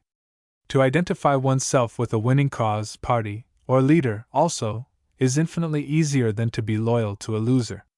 For this reason, the study of the history of the firm may well include its trade triumphs, past and present, the remarkable or interesting uses to which its products have been put, the honor or prestige which its executives or members of the organization have attained, and the 100 other items of human interest which can be marshaled to give it house personality. All this would arouse admiration and appreciation in employees, would stir enthusiasm and a desire to contribute to future achievements, and would foster an unwillingness to leave the organization. Some companies have begun in this direction.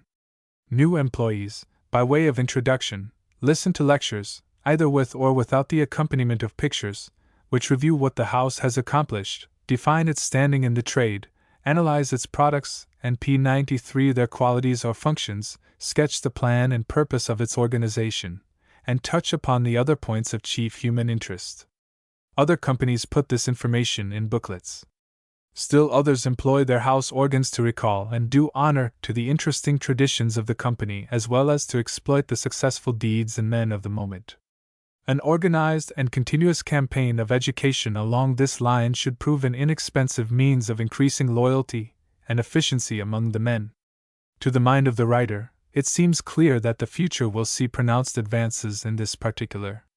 Personality can be overdone, however. Workers instinctively give allegiance to strong, balanced men, but resent and combat egotism unchecked by regard for others' rights. Exploitation of the employer's or foreman's personality will do more harm than good unless attended by consideration for the personality of the employee. The service of more than one important company has been made intolerable for men of spirit and creative ability P94 by the arrogant and dominating spirit of the management. The men who continue to sacrifice their individuality to the whim or the arbitrary rule of their superiors, in time lose their ambition and initiative, and the organization declines to a level of routine, mechanical efficiency only one remove from dry rot. How efficiency and loyalty of workers may be capitalized. Conservation and development of individuality in workers may be made an important factor in creating loyalty, as well as in directly increasing efficiency. Great retail stores put many department heads into business for themselves, giving them space, light, buying facilities, clerks, and purchasing and advertising credit as a basis of their merchandising, then requiring a certain percentage of profit on the amount allowed them. The more successful of Marshall Field's lieutenants were taken into partnership and, as in the case of Andrew Carnegie and his cabinet of young P95 geniuses, were given substantial shares of the wealth they helped to create. Some industries and stores carry this practice to the point of making specialized departments entirely independent of the general buying, production, and selling organizations whenever these fall short of the service offered outside, while the principle of stock distribution or other forms of profit sharing has been adopted by so many companies that it has come to be a recognized method of promoting loyalty. Regard for the employee's personality must be carried down in an unbroken chain through all the ranks. It may be broken at any step in the descent by an executive or foreman who has not himself learned the lesson that loyalty to the house includes loyalty to the men under him. It is not uncommon, in some American houses, to find 3 generations of workers, grandfather, father, and apprentice son, rendering faithful and friendly service, or to discover a score of bosses and men who have P96 spent 30 or 40 years, their entire productive lives, in the one organization. Where such a bond exists between employer and employees, it becomes an active, unfailing force in the development of loyalty, not only among the veterans, but also among the newest recruits for whom it realizes an illustration of what true cooperation means. Many examples of the loyalty of executives for their men in danger. This double loyalty, to the chief and to the organization, is not a plant of slow growth. Few mine accidents or industrial disasters occur without bringing to merit, but fleeting, famed some heroic superintendent or lesser boss who has risked his own life to save his men or preserve the company's property. The same sense of responsibility extends to every grade. Give a man the least touch of authority, and he seems to take on added moral stature. The engineer who clings to his throttle with collision imminent has his counterparts in the handyman P97 who braves injury to slip a belt and save another workman, or a costly machine, and in the elevator conductor who drives his car up and down through flames and smoke to rescue his fellows. Such efficiency and organization spirit is the result of individual growth as well as the impression of the employer's personality upon his machine. A disloyal sales manager and his influence on his force. On the other hand, lack of loyalty on the part of employers towards their men is almost as common as failing devotion on the part of workers. Too many assume that the mere providing of work and the payment of wages give them the right to absolute fidelity, even when they take advantage of their men. The sales manager concerned in the following incident refused to believe that his attitude towards his men had anything to do with the lack of enthusiasm and low efficiency in his force. An experienced salesman who had lost his P98 position because of the San Francisco fire applied to the sales manager for a position. He was informed that there were 15 applicants for the Ohio territory, but that the place would be given to him because of his better record. The manager laid out an initial territory in one corner and ordered the salesman to work it first. Working this territory, the salesman secured substantial orders, but refrained from overselling any customer, gave considerable time to missionary work and to cultivating the acquaintance of buyers. His campaign was planned less for immediate results than for the future and for the effect on the larger field of the state. Having no instructions as to pushing his wider campaign, in about 60 days he asked for instructions.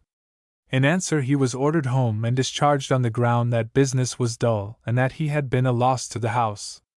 During the 60 days he had been working on a losing commission basis with the expectation of taking his profits later. Investigation Dis P99 closed that he was but one of 5 salesmen to whom the Ohio territory had been assigned simultaneously. Of the 5, one other also had made good and had been retained because he could be secured for less money. This multiple tryout policy is entirely fair when the applicants know the conditions. But to lead each applicant to believe that he has been engaged subject only to his ability to make good is manifestly unjust. The facts are bound to come out sooner or later and create distrust among all employees of the house. Loyalty is strictly reciprocal. If an employee feels that he has no assurance of fair treatment, his attitude towards the firm is sure to be negative. Even the man who secures the position will recognize the firm's lack of candor and will never give his employers the full measure of cooperation which produces maximum efficiency. The square deal, indeed, is the indispensable basis of loyalty and efficiency in an organization. The spirit as well as the letter of the bargain must be observed, else the work P100 men will contrive to even up matters by loafing, by sliding the work, or by a minimum production. This means a loss of possible daily earnings. On the other hand, employees never fail to recognize and in time respect the executive who holds the balance of loyalty and justice level between them and the business. Fair wages, reasonable hours, working quarters and conditions of average comfort and healthfulness, ordinary precautions against accidents, and continuous employment are all now regarded as primary requirements and are not sufficient to create loyalty in the men. More than this must be done. The chief executive should create such a spirit that his officers shall turn to him for help when in perplexity or difficulty. The superintendent and officers or bosses should sustain this same sympathetic relationship toward their men that the executive has toward his officers. A reputation for taking care of his men is a thing to be sought in a chief executive as well as in all under officers. Personal relationships should be cultivated. p. 101. In some large organizations, the chief executive may secure this personal touch with individuals through an agent or through a department known as the Department of Promotion and Discharge, Employment, or Labor. In others, occasional meetings on a level of equality may be brought about through house picnics, entertainments, vacation camps, and so on, where employer and employee meet each other outside their usual business environment.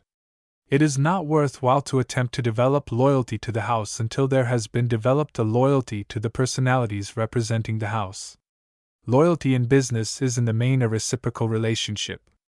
The way to begin it is for the chief to be loyal to his subordinates, and to see to it that all officers are loyal to their inferiors.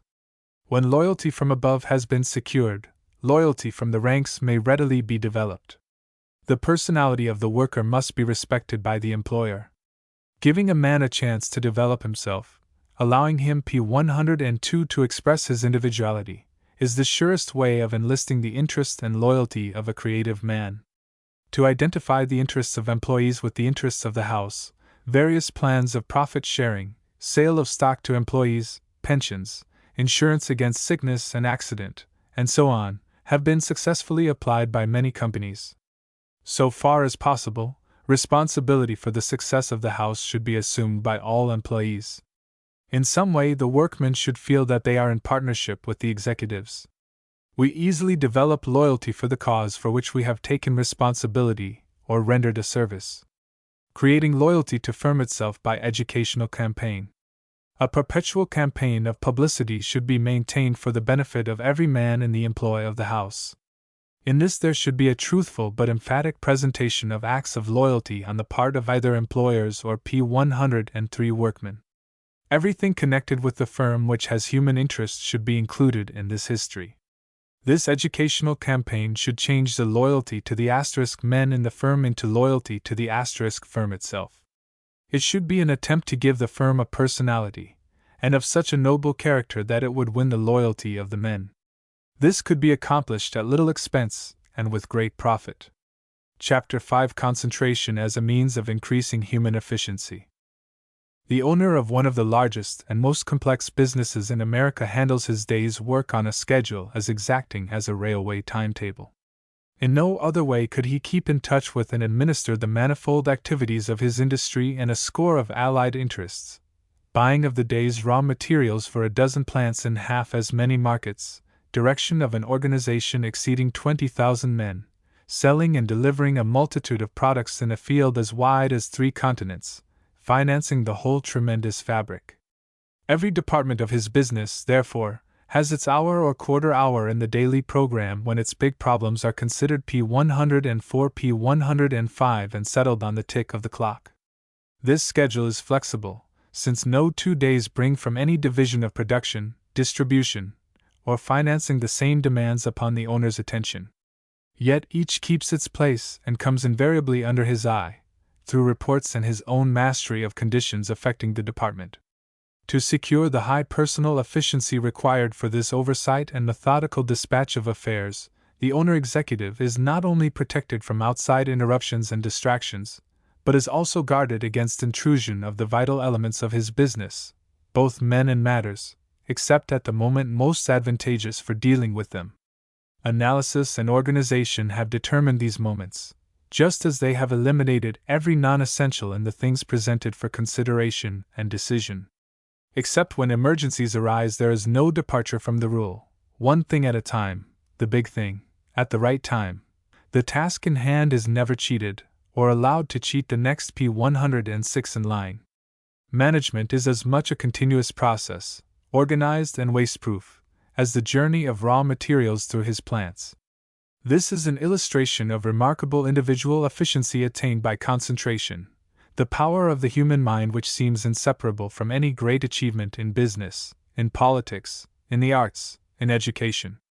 Through it, men of moderate capacities have secured results apparently beyond the reach of genius. And in no field has this power of concentration been displayed more vividly by leaders or been more generally lacking in the rank and file than in business. Analysis of the conditions may suggest the reason and the remedy. The modern businessman is exhausted no more by his actual achievements than by the things which he is compelled to resist doing. Appeals for his attention are ceaseless.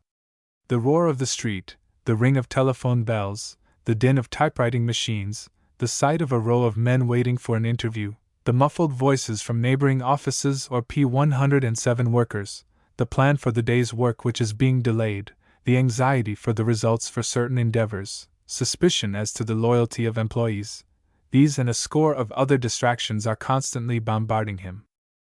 Every appeal for attention demands expenditure of energy. To ignore it, and hold the mind down to the business in hand.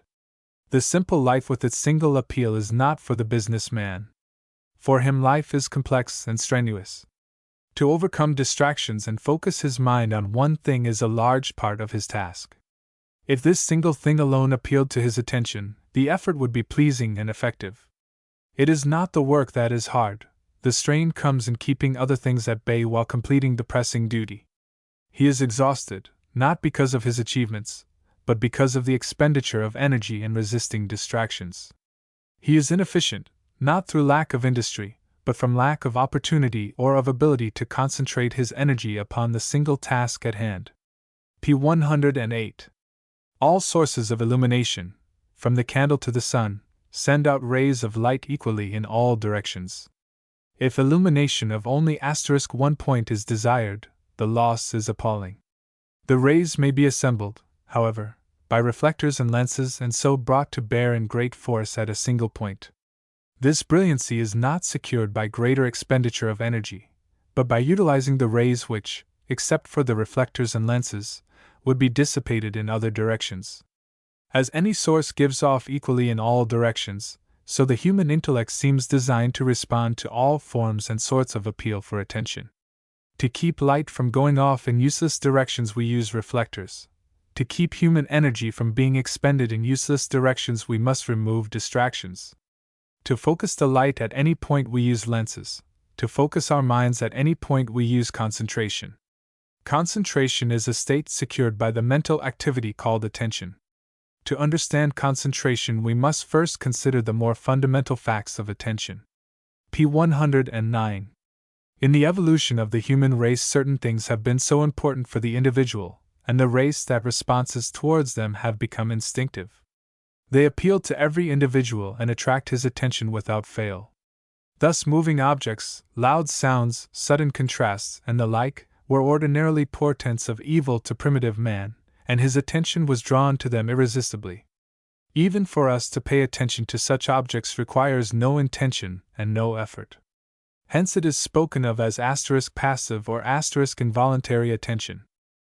The attention of animals and of children is practically confined to this passive form, while adults are by no means free from it. For instance, ideas and things to which I have no intention of turning my mind attract me. Ripe fruit, gesticulating men, beautiful women, approaching holidays, and scores of other things simply pop up in my mind and enthrall my attention. My mind may be so concentrated upon these things that I become oblivious to pressing responsibilities. In some P110 instances, the concentration may be but momentary. In others, there may result a daydream, a building of air castles, which lasts for a long time and recurs with distressing frequency. Such attention is action in the line of least resistance. Though it may suffice for the acts of animals and children, it is sadly deficient for our complex business life. Even here, however, it is easy to relapse to the lower plane of activity and to respond to the appeal of the crier in the street, the inconvenience of the heat, the news of the ball game, or a pleasing reverie, or even to fall into a state of mental apathy. The warfare against these distractions is never wholly won. Banishing these allurements results in the concentration so essential for successfully handling business problems. The strain is not so much in solving the problems as in retaining the concentration of the mind. When an effort of will enables us to overcome these distractions and apply our minds to the subject in hand, the strain soon repeats itself. P111. It frequently happens that this struggle is continuous, particularly when the distractions are unusual or our physical condition is below the normal. No effort of the will is able to hold our minds down to work for any length of time unless the task develops interest in itself. This attention with effort is known as voluntary attention. It is the most exhausting act which any individual can perform. Strength of will consists in the power to resist distractions and to hold the mind down to even the most uninteresting occupations. Fortunately for human achievement, acts which in the beginning require voluntary effort may later result without effort. The schoolboy must struggle to keep his mind on such uninteresting things as the alphabet. Later he may become a literary man and find that nothing attracts his attention so quickly as printed symbols. In commercial arithmetic, the boy labors to fix his attention on dollar signs and problems involving profit and loss. Launched in business, P112, however, these things may attract him more than a football game. It is the outcome of previous application that we now attend without effort to many things in our civilization which differ from those of more primitive life. Such attention without effort is known as secondary passive attention. Examples are furnished by the geologist's attention to the strata of the earth, the historians to original manuscripts, the manufacturers to byproducts, the merchants to distant customers, and the attention which we all give to printed symbols and scores of other things unnoticed by our distant ancestors. Here our attention is similar to passive attention, though the latter was the result of inheritance, while our secondary passive attention results from our individual efforts and is the product of our training. Through passive attention, my concentration upon a castle in Spain may be perfect until destroyed by a fly on my nose. Voluntary attention may make my concentration upon the duty at hand entirely satisfactory P113 till dissipated by someone entering my office. Secondary passive attention fixes my mind upon the adding of a column of figures, and it may be distracted by a commotion in my vicinity. Thus, concentration produced by any form of attention is easily destroyed by a legion of possible disturbances. If I desire to increase my concentration to the maximum, I must remove every possible cause of distraction. Organized society has recognized the hindering effect of some distractions and has made halting attempts to abolish them. Thus, locomotives are prohibited from sounding whistles within city limits, but power plants are permitted by noise and smoke to annoy every citizen in the vicinity. Street cars are forbidden to use flat wheels, but are still allowed to run on the surface or on a resounding structure, and thus become a public nuisance. Steam calliopes, newsboys, street vendors, and other unnecessary sources of noise are still tolerated. In the design and construction of Office P114 buildings, stores, and factories in noisy neighborhoods, too little consideration is given to existing means of excluding or deadening outside sounds, though the newer office buildings are examples of initiative in this direction. Not only are they of soundproof construction, but in many instances they have replaced the noisy pavements of the streets with blocks which reduce the clatter to a minimum.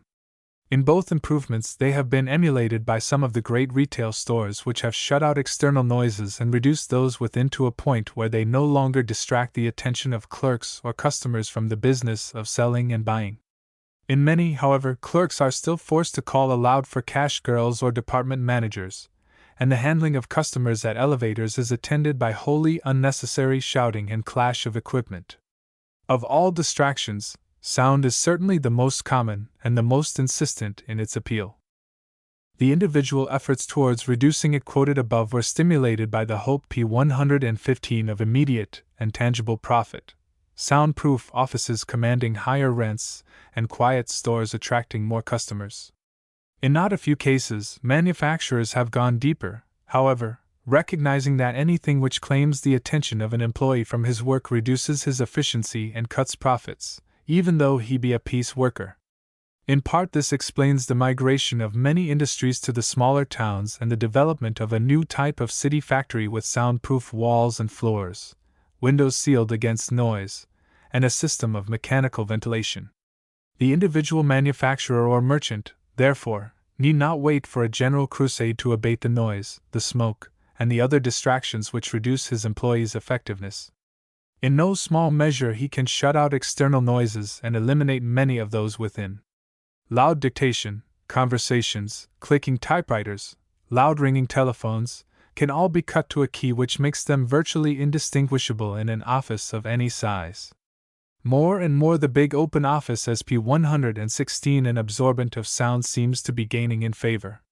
In one of the newest and largest of these I know, nearly all the typewriting machines are segregated in a glass-walled room, and long-distance telephone messages can be taken at any instrument in the great office. Like sound in its imperative appeal for attention is the consciousness of strangers passing one's desk or windows.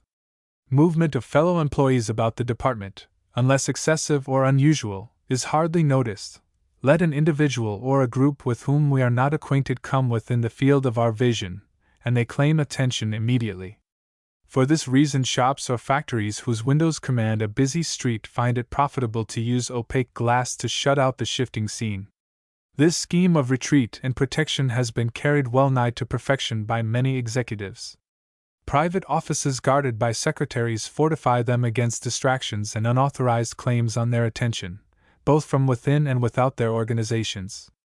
p. 117 Routine problems, in administration, production, distribution, are never referred to them. These are settled by department heads, and only new or vital questions are submitted to the executive. In many large companies, besides the department heads and secretaries who assume this load of routine, there are assistants to the president and the general manager who further reduce the demands upon their chiefs. The value of time, the effect of interruptions and distractions upon their own efficiency, are understood by countless executives who neglect to guard their employees against similar distractions.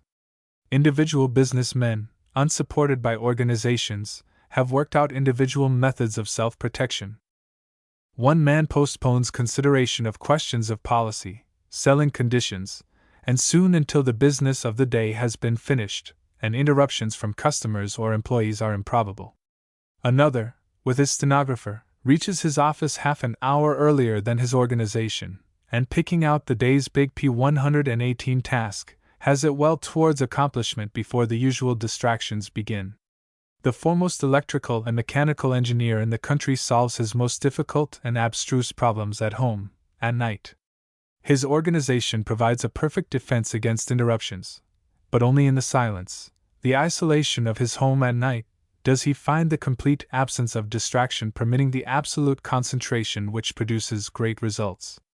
This chapter was prefaced by an instance where protection from distractions through organization was joined with methodical attack on the elements of the day's work. This combination approaches the ideal. It is the system followed by nearly all the great executives of America. Time and attention are equably allotted to the various interests, the various departments of effort which must have the big man's consideration during the day. Analysis has determined how much of each is required. Appointments are made with the men who must cooperate. All other matters are pushed aside until a decision is reached. p. 119 And upon the completion of each attention is concentrated on the next task. A striking instance of this organization of work and concentration upon a single problem is afforded by the cabinet meetings of some large corporations and the luncheons of groups of powerful financiers in New York. There are certain questions to be settled, a definite length of time in which to settle them. In the order of their importance, they are allotted so many minutes. At the expiration of that time, a vote is taken, the president or chairman announces his decision, and the next matter is attacked. There is no royal method of training in concentration. It is in the main developed by repeated acts of attention upon the subject in hand. If I am anxious or need to develop the power of concentration upon what people say, either in conversation or in public discourse, I may be helped by persistently and continuously forcing myself to attend. The habit of concentration may to a degree be thus acquired. p. 120 Pursuing it, I should never allow myself to listen indifferently, but I must force myself to strict attention. Such practice would result ultimately in a habit of concentration upon what I hear, but would not necessarily increase my power of concentration upon writing, adding, or other activities. Specific training in each is essential, and even then the results will be far short of what might be desired. Persistent effort in any direction is not without result, however, and any increase in concentration is so valuable that it is worth the effort it costs. If a man lacks power of concentration in any particular direction, he should force concentration in that line and continue till a habit results. Our control over our muscles and movements far exceeds our direct control over our attention. An attitude of concentration is possible, even when the desired mental process is not present. Thus, by fixing my eyes on a page and keeping them adjusted for reading, Even when my mind is on a subject far removed, I can help my will to secure concentration. I less than p. 121 can likewise restrain myself from picking up a newspaper or from chatting with a friend when it is the time for concentrated action on my work. By continuously resisting movements which tend to distract and by holding myself in the position of attention, the strain upon my will in forcing concentration becomes less. Concentration is practically impossible when the brain is fatigued or the bodily condition is far below the normal in any respect. The connection between the body and the mind is most intimate, and the perfect working of the body is necessary to the highest efficiency of the mind.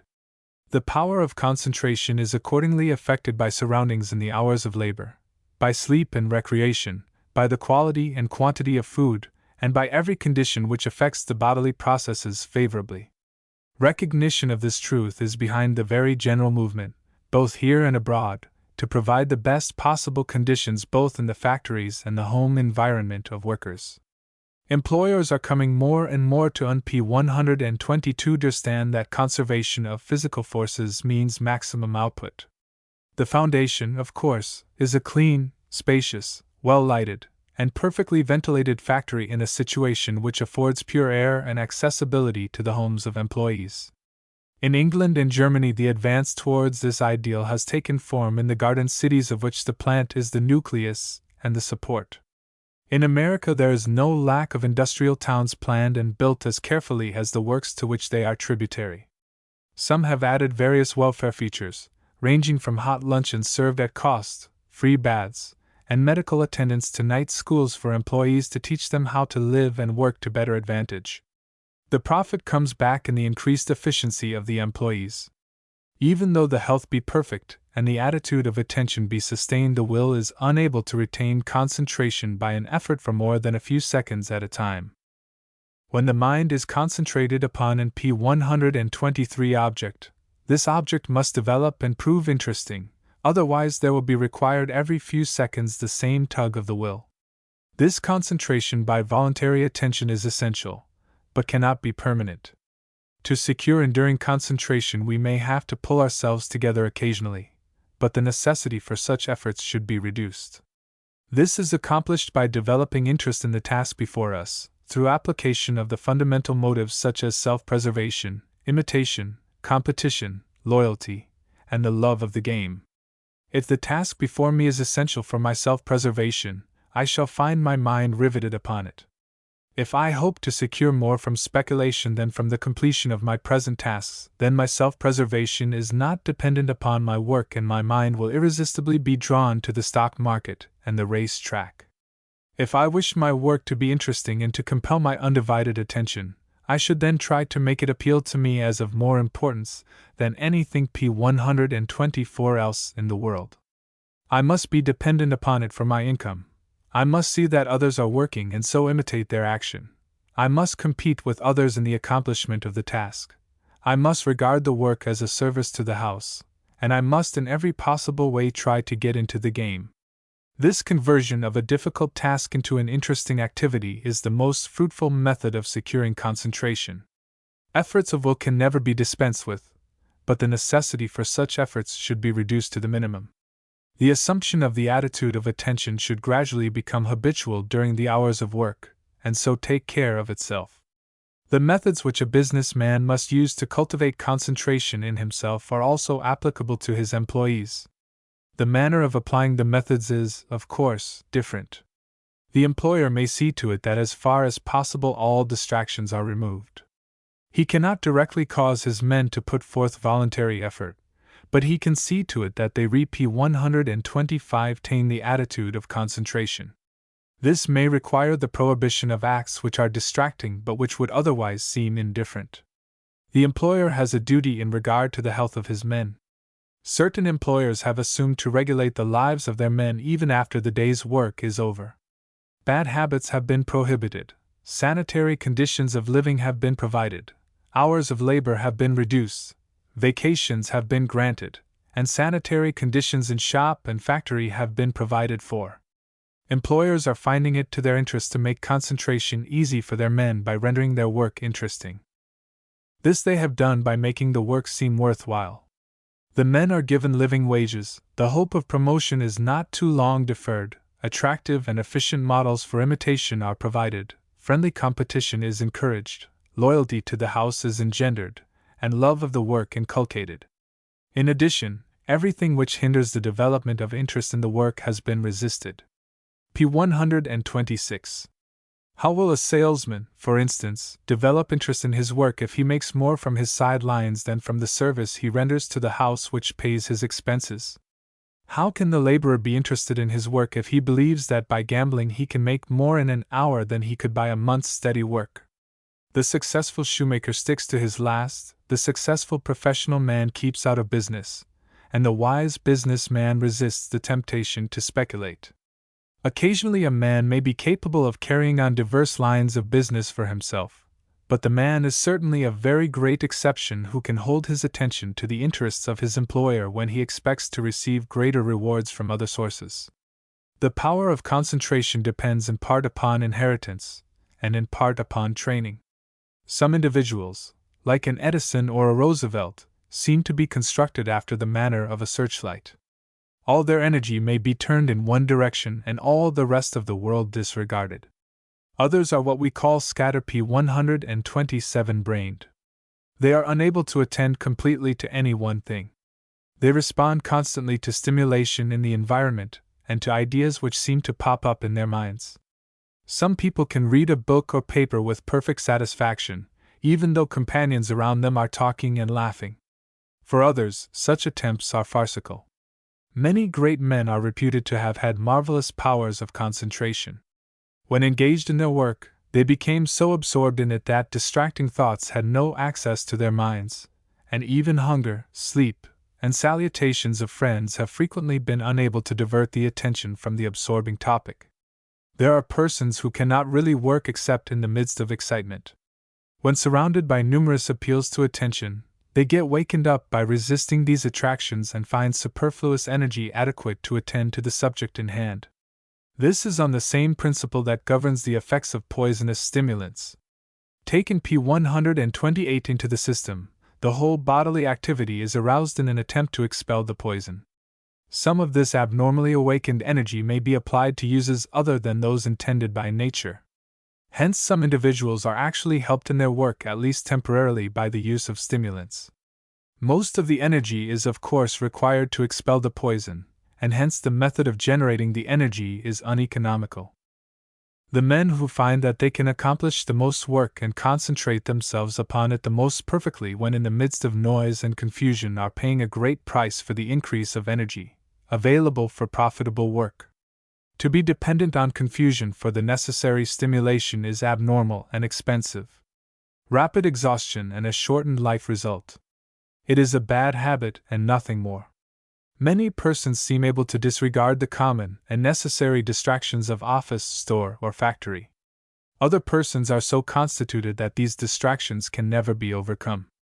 Such p. 129 persons cannot hear a message through a telephone when others in the room are talking. They cannot dictate a letter if a third person is within hearing.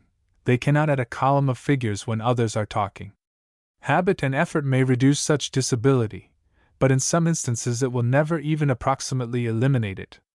Such persons may be very efficient employees, and their inability to concentrate in the presence of distractions should be respected.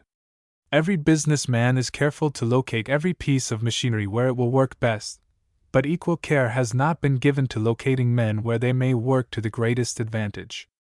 By inheritance, the power of concentration differs greatly among intelligent persons.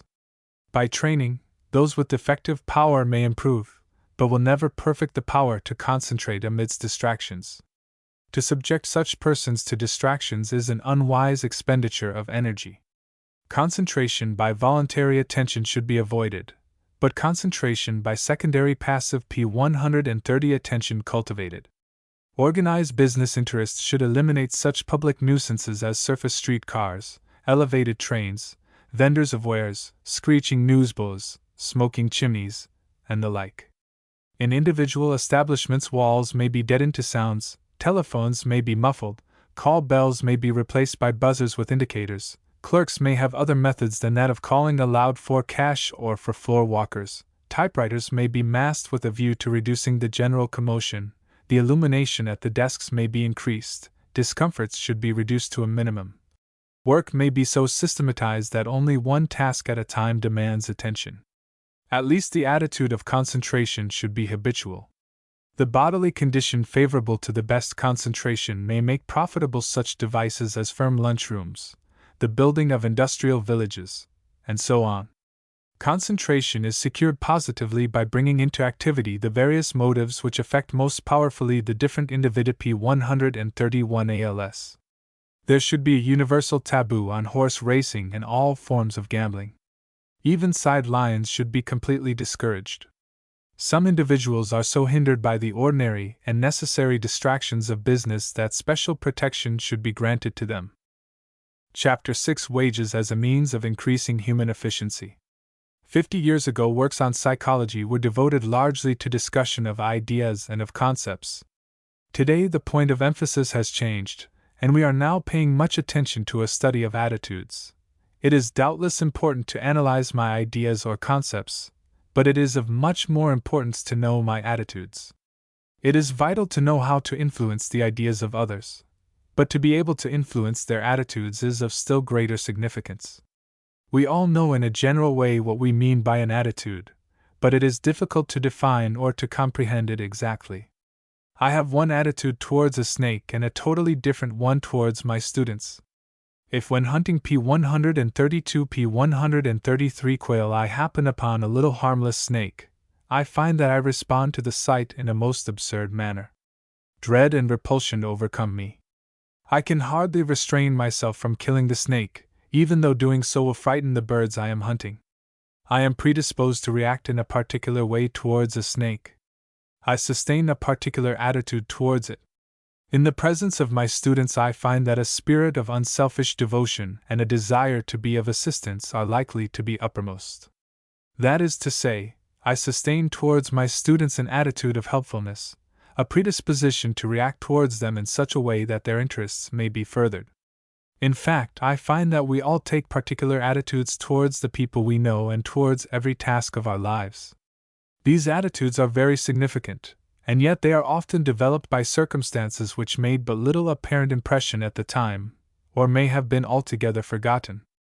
I cannot recall, for instance, the experience of my boyhood which developed P134 my present absurd attitude toward harmless snakes.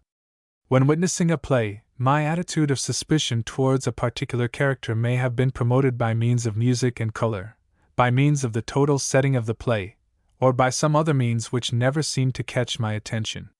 These concealed agencies threw me into an attitude of suspicion, even while I was not aware that such a result was being attempted. This modern conception of psychology teaches us that in influencing others we are not successful until we have influenced their attitudes. Children in school do not draw patriotism from mere information about their country. Patriotism comes with the cultivation of the proper attitude towards one's native land. Success or failure in business is caused more by mental attitude even than by mental capacities. Nothing but failure can result from the mental attitude which we designate variously as laziness, indifference, indolence, apathy, P135 shiftlessness, and lack of interest. All business successes are due in part to the attitudes which we call industry, perseverance, interest, application, enthusiasm, and diligence. In any individual, too, these attitudes may not be the same towards different objects, and may be subject to very profound changes and developments. A schoolboy is frequently lazy when engaged in the study of grammar, but industrious when at work in manual training. A young man who is an indolent bookkeeper may prove to be an indefatigable salesman. Another who has shown himself apathetic and indifferent in a subordinate position may suddenly wake up when cast upon his own responsibility.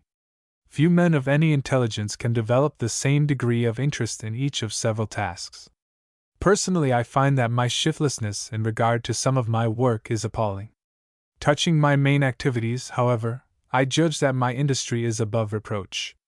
The preceding chapters, particularly the chapters on imitation, competition, and Lloyd P136 alti, were attempts to discover and to present the most effective motives or factors in producing in workers an attitude of industry. Based on a study of psychology and of business, methods were presented which may be utilized with but little expense and yet are effective in awakening instinctive responses in the worker and hence greatly increasing his efficiency. The present chapter will deal with an even more effective means of securing an attitude of industry since it appeals to three of the most fundamental and irresistible of man's instincts. With most of us, the degree of our laziness or our industry depends partly upon our affinity for the work, but chiefly upon the motives which stimulate us. For our ancestors, preservation depended upon their securing the necessary means for food, clothing, and shelter. In the struggle for existence, only those individuals and races survived who were able to secure these necessary articles. In climates and regions removed from the tropics, only the exceedingly P137 industrious survived. In warm and fertile lands, those who were relatively industrious managed to exist. Because of the absence of the necessity for clothing and because of the abundance of available food, races have developed in the tropics which are notoriously lazy. The human race, individually and collectively, works only where and when it is compelled to. The energetic races, those which have advanced in civilization, live in lands where the struggle for existence has been continuous. Necessity is a hard master, but its rule is indispensable to worthy achievement. The instinct of self-preservation and the industrious attitude are responses which the human race has learned to exercise, in the main, only in case of need. Self-preservation is the first law. Where life and personal liberty are dependent upon industry, idleness will not be found. Wealth removes the obligation to toil, hence the poor boy often outdistances his more favored brother. Individuals work for pay as a means of P138 self-preservation, and unless that is satisfactory, other motives have but little weight with them. The needs of the self which preservation demands are continuously increasing. The needs of the American-born laborer are greater than those of the Chinaman. Regardless of this higher standard of living and the ever-increasing number of necessities, the instinct of self-preservation acts in connection with them all. Almost without exception, the interest of workers centers in the wage. If they could retain their accustomed wage with less effort, they would do so. If the retention and increase depend on individual production, they will respond to the compulsion. Every student of psychology recognizes the fact that the wage is more than a means of self-preservation. Man is a distinctly social creature. He has a social self as well as an individual self. His social self demands social approval as much as his individual self demands bread, clothing, and shelter. In our present industrial system, this social distinct P139 tie-in is most often indicated by means of monetary reward. The laborer not only demands that his toil shall provide the means for self-preservation, but he seeks through his wages the social distinction which he feels to be his due. His desire for increase of wages is often partly, and in some instances mainly, due to his craving for distinction or social approval. In such instances, the wage is to be thought of as something comparable to the score of a ball player. The desire for a high score is sufficient motive to beget the most extreme exertion, even though the reward anticipated is nothing more than a sign of distinction, and without any relationship whatever to self-preservation. In common with some of the lower animals, man has an instinct to collect and hoard all sorts of things. This instinct is spoken of in psychology as the hoarding or proprietary instinct. In performing instinctive acts, we do so with enthusiasm, but blindly. We take great delight in the performing of the act, even though the ultimate result of the act P140 may be entirely unknown to us. The squirrel collects and stores nuts with great delight and industry. He has no idea of the approaching winter, but gathers the nuts simply because for him it is the most interesting process in his experience. Most persons display a like instinctive tendency to make collections and hoard articles. This is particularly apparent in collections of such things as cancelled postage stamps, discarded buttons, pebbles, sticks, magazines, and other non-useful articles. When this hoarding instinct is not controlled by reason or checked by other interests, we have the miser. In a less degree, we all share with the miser his hoarding instinct. We all like to collect money just as the squirrel likes to gather nuts. The octogenarian continues to collect money with unabated zeal, even though he be childless. He is probably not aware that he is collecting merely for the pleasure of collecting. Since the wage is the means ordinarily employed to awaken in workers the three instincts P141 of self-preservation, of social distinction, and of hoarding, it is not strange that an industrial age should regard it as the chief means of increasing efficiency. The employer has not attempted to discover what instincts were appealed to by the wage, or the most economical method of stimulating these instincts. He has not undervalued the wage in securing efficiency, but rather has assumed that the service secured must be in direct proportion to the amount expended. Such an assumption is not warranted. Of two employers with equal forces and payrolls, one may receive much more and better service than the other. It is not a question merely of how much is spent, but how wisely it is spent. The wage secures service to the degree in which it awakens these fundamental instincts under consideration. It is apparent, therefore, that other factors than the amount of money expended in wages are to be considered by every employer. Without increasing the payroll, he may increase the efficiency of his men. The employer who has P142 determined the number of men he needs, and the wages he must pay has only begun to solve his labor problem. In the preparation of the present chapter, a large number of business men were interviewed personally or by correspondence. One of the questions asked was, "How do you make the most of the wages paid your men?" As subsidiary to this general question, three other questions were asked. In paying them, do you base the amount to be received by each man upon a fixed salary? By some of the men upon actual output, commissions or piecework rates? By some upon a combination including profit sharing or bonus? The answers to these latter questions were not uniform even among employers engaged apparently in the same business and under very similar conditions. Some reported that all the methods suggested were used in their establishment. Factory hands were employed on piecework or on a premium or bonus basis where conditions permitted. Office assistants P143 on fixed salaries. Department managers upon a combination including profit sharing. The results reported, however, were far from uniform. The astounding feature was the diversity of opinion among successful managers of employees. By various houses, one or more of the systems had been tried under apparently favorable conditions and had been discarded. On the other hand, each of the systems was advocated by equally successful business firms. In judging of the relative merits of fixed salaries as compared with other methods, the experiences of individual firms offer no certain data. The relative merits and demerits are best disclosed by a psychological analysis of the manner in which the various devices appeal to the employee's instincts and reason. When wages are based on commission, piece rate, or a bonus or premium system, the stimulus to action is constantly present. Every stroke of the hammer, every sale made, every figure added, increases the wage. The wage thus continuously beckons the worker to greater accomplishment. P144. All other considerations lose in importance, and the mind becomes focused on output. The worker is blinded to all other motives, and invariably sacrifices quality unless this be guarded by rigid inspection. The piecework or task system thus influences the worker directly and incessantly without regard for the particular instinct to which it may be appealing. Every increase in rate adds directly to the means of self-preservation, of social distinction, and of the accumulation of wealth. The worker with a fixed salary or wage does not feel as continuously the goad of his wage. It is less in mind and does not control his attitude toward his work. The man on a fixed salary, therefore, will not produce so much. If he be a workman, he may take better care of his tools, keep his output up to a higher standard of quality, prepare himself for more responsible positions. If he be a salesman, he may be more considerate of his customers and hence really more valuable to his employer.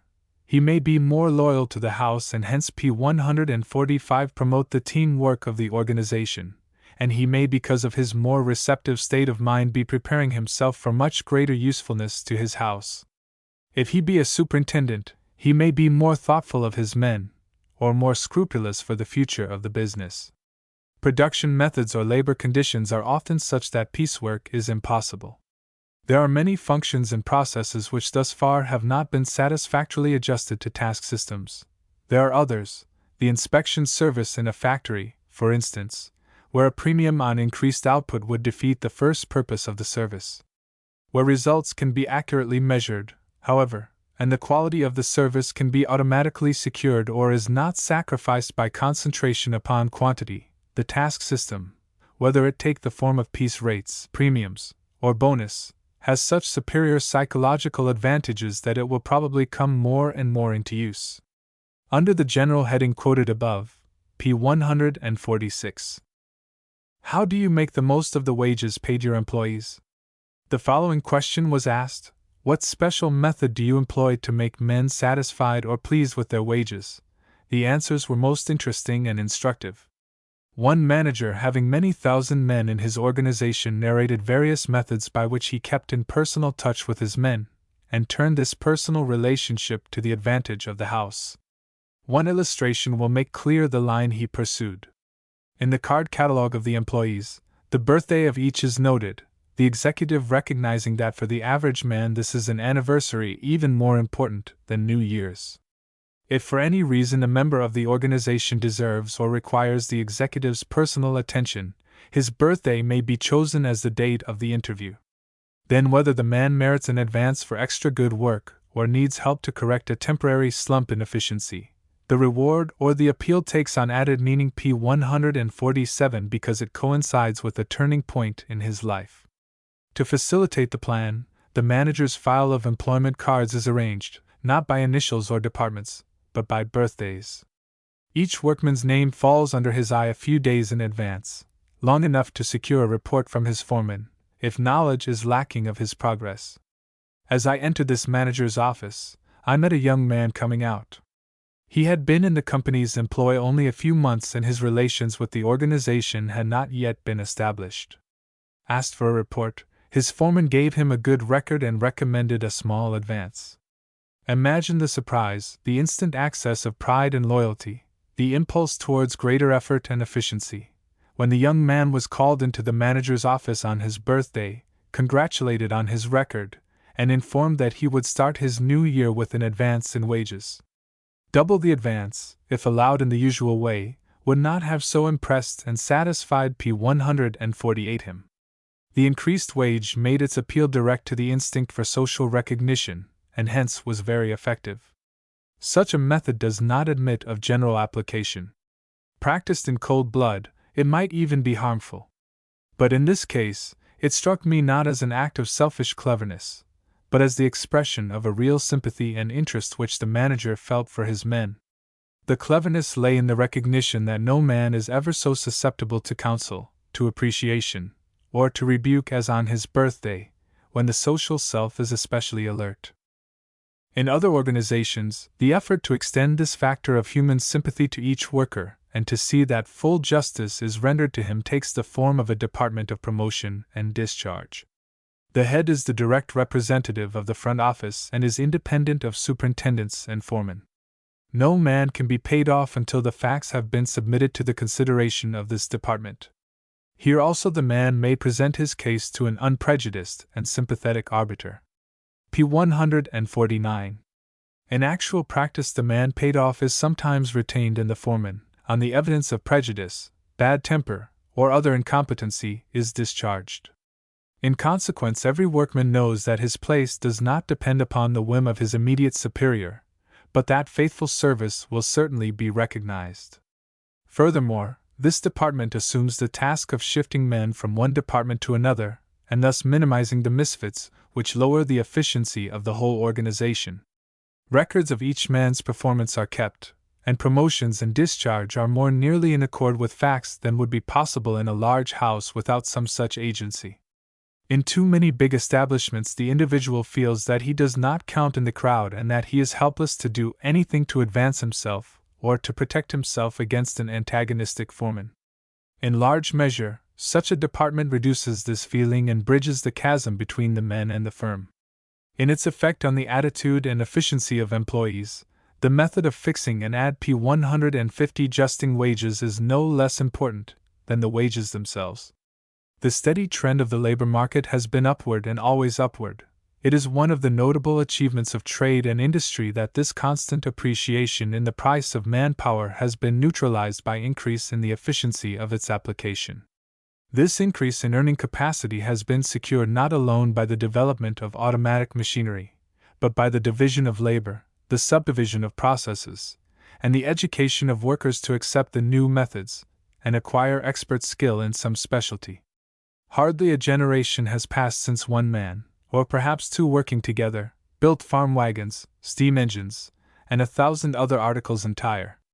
Now 100 mechanics or machine tenders may have contributed to either wagon or engine before it reaches the shipping department. 3/4 of these workers are paid piece rates. The substitution of these piece rates for day wages, the striking of a satisfactory balance between production and compensation, and P151 the endless changes in the scale as new parts or faster or simpler processes are invented, have all been operations in which the tact and manhandling skill of executives have played a significant part. In the larger organization, this knowledge or skill is often supplied by a manager who has come up through the ranks and has not forgotten his journeyman's dexterity on the way or neglected to keep in touch with improved methods. Frequently, the advantage of a small industry or trading venture over its larger rivals depends on the owner's mastery of all the processes or conditions involved and his ability to deal with his employees on a personal plane in fixing wages or in establishing the standard day's work. In a stove factory where 4/5 of the processes are paid by piece rates, it was necessary, not long ago, to fix the remuneration for the assembling of a new type of range. Most of the operations were standard. The workmen and the management differed, however, on what should be paid for the setting and Phase P152 tenning of a back piece with 17 bolts. The men asked 15 cents a range. When refused, they named 12 cents as an ultimatum. The company was willing neither to pay such a price nor to antagonize the workmen. The dispute was settled by a demonstration. The superintendent was himself a graduate from the bench and had been an expert workman. The company's contract with the assemblers' union set $4.50 a day as the maximum wage. To prove his contention that even 12 cents was too great a price, he set the back pieces on 10 ranges himself, under the eyes of a committee, and proved that at 6 cents a range he could easily earn the maximum day wage. The price agreed upon was 8 cents, little more than half the original demand. Without the demonstration, the men would have accepted 12 cents reluctantly. In the course of the interviews with employers, it became evident that there was agreement on one point: to educate the worker to realize that the house's policy in P153 handling its men gave added value to the sums paid out in wages. The shiftless or unskilled man works mainly for the next pay envelope, with little or no regard for the continuity of employment, the possibility of promotion, of pension, of sick or accident benefits, of working conditions, or the like. The skilled worker, on the contrary, and the more desirable class of laborers, nearly always rate their wages above or below par, according to the presence or the absence of these contingent benefits or emoluments. To the average man with a family, the steady job at fair wages is the first consideration. It appeals more strongly to him than intermittent employment at a much higher rate, while the younger, restless, and less dependable man, both skilled and unskilled, gravitates to the shop where he can command a premium for a little while. Just as managers are always looking for the steady worker, nearly all agree in assuring their employees that faithful and efficient service will be rewarded with continuous employment. P154. To carry out this policy is sometimes difficult in businesses where demand is seasonal, and where a large part of the product must be made to order. Nevertheless, the manager who adjusts his production program to cover the entire year has the choice of the best workers even when other factories offer higher rates. Likewise, the employer who sacrifices his profit in bad years to take care of his men and hold his organization together recovers his losses when the revival comes. So deeply rooted is this desire for a steady job and so generally recognized as an essential of the labor problem that several large industries have developed sidelines to which they can turn their organization during their slack seasons, while others in periods of depression pile up huge stocks of standard products, making heavy investments of capital, for the primary purpose of keeping their men employed. How such a policy reacts on the wage question, and hence on the efficiency of employees, is shown by an instance which lately fell under P155 my notice. By a long and persistent campaign of education and demonstration, a small quality house forced a rival 10 times as large to adopt the careful processes on which this quality depended. Adopting the small man's methods, the competitor, instead of training its own operatives to the new standards, sought to hire the other man's skilled workers. The premium offered was a 30% advance. It was refused, however. The tempted mechanics, analyzing the rival's proposal, hit on the disloyalty contemplated towards its own employees. They were to be discharged or transferred to other departments to make room for the new men. Measuring this cold-blooded policy against the consideration, the unfailing effort of their old employer to take care of them in bad seasons, the workers decided to stick to the smaller company and refuse the advance. Next to continuous employment, among methods of increasing the value of wages, is the policy of making promotions from the ranks. This practice seems to be commonly acp 156 sept as fruitful, although many firms believe it impossible of application in filling some of the higher as well as some of the more technical positions. Where the system is applicable, it acts as a powerful stimulus to the men by adding to their present wages the promise or possibility of better positions and higher pay in the future. It gives assurance of promotion for faithful service much greater than in houses which fill the upper positions from outside sources on the assumption that they thus get new blood into the business. The men secured from outside may be more skilled or more productive of immediate results than any available in the house organization. By their importation, however, the wages of all the men aspiring to the position have been cheapened. Nor does the evil stop there. The assumption is naturally drawn that the same practice is likely to be followed in filling other vacancies. The stimulus to initiative and activity is thus weakened for men in every grade and their wages are shrunk below par. p. 157. The importance which some successful employers attach to this principle of promotion from the ranks is well illustrated by an incident which recently occurred in a large manufacturing establishment organized on a one-man basis. During the president's absence, it was decided to open up a new zone of trade for a new product. No one in the organization knew the product and the field, so a new man was put in charge. The work progressed surprisingly well. The enterprise was in every way successful. When the real head returned, he called his managers together and told them that the new man must be removed and the most deserving man in the regular organization appointed in his place. He was met with the protest that no employee was capable of taking up the work and reminded that the new man had already achieved great success. The president answered that he was willing to lose money in the department for the first year rather than cheapen and disorganize the service by taking away the certainty of promotion and by p. 158 moving the incentive to study and self-development, which had increased the efficiency of every ambitious employee. Innumerable examples of the same principle in promotions could be gleaned from the records of some of the oldest and most progressive houses in the country. In one establishment visited, the quality of whose wares is strenuously guarded, it was discovered that the chemist and metallurgist in charge of the factory laboratory had been lifted out of one of the departments and supplied with the money to take a specialized course in physics, chemistry, and metallurgy. The advertising manager, the factory engineer, and 2 or 3 of the foremen had been given leaves of absence to study and fit themselves for the positions to which their talents and inclinations drew them.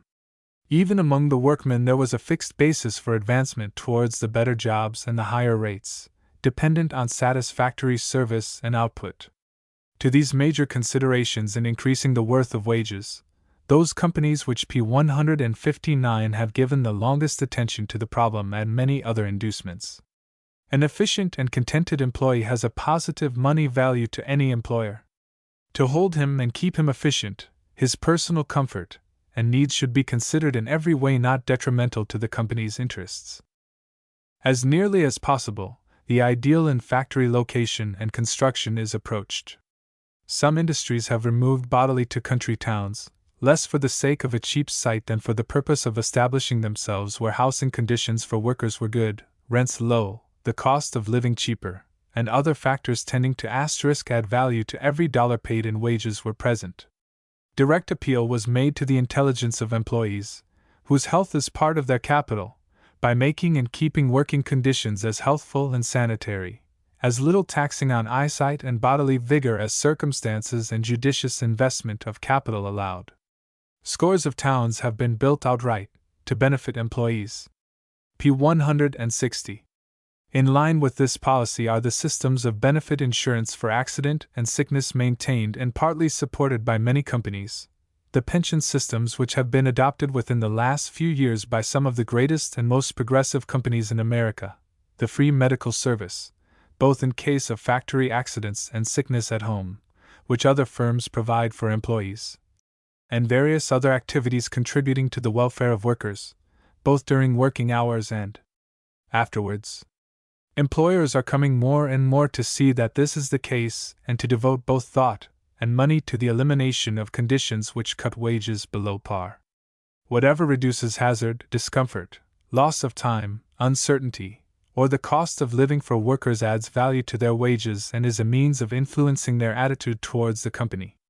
Some employers are continually exercised to keep the wages of their men from falling below par. Others are equally solicitous that their men may regard their wages as above p. 161 par. This classification is a real one, and was made plain by some of the interviews referred to above. Thus, in answer to the question, "What special method do you employ to make men satisfied or pleased with their wages?" one employer immediately put his own interpretation on the question. To him it meant, "What method do you employ to keep your men from being dissatisfied with their wages?" His answer was, "By paying them somewhere near what they ask or expect. If we don't," he added, "they go out on strike and we have to compromise." The majority of successful employers have advanced beyond this negative, defensive attitude and take a positive and aggressive position in dealing with the problem. Instead of assuming their work accomplished when the men are not dissatisfied or rebellious, they do not rest until every dollar paid out in wages is above par in its influence upon efficiency. Thus, in innumerable ways, the progressive employer increases the value of all wages he p. 162 pays by making them appeal to the reason and to the instincts of workers in a way undreamed of by less enlightened men. The purpose of wages is to produce a certain psychological effect and to promote the most favorable attitude on the part of the worker. The methods of increasing the purchasing power of money thus spent is one of the most interesting and yet complex problems which the businessman has to face. This chapter shows the psychological ground for the following statements. Employees differ in their response to piecework rates and to salaries. Some respond more satisfactorily to one and some to the other. When the development of men for better positions is of prime importance, the piecework system is not to be adopted. If the quantity of work per unit of wage is of greatest importance, then some form of wage other than fixed salary should be used. An employee should not be dismissed as hopelessly lazy till he has shown this attitude p. 163 in more than one department, or has failed to respond to different forms of stimulation. Changes in wages may often be placed under the authority of some person or committee other than the immediate superiors of the employees involved.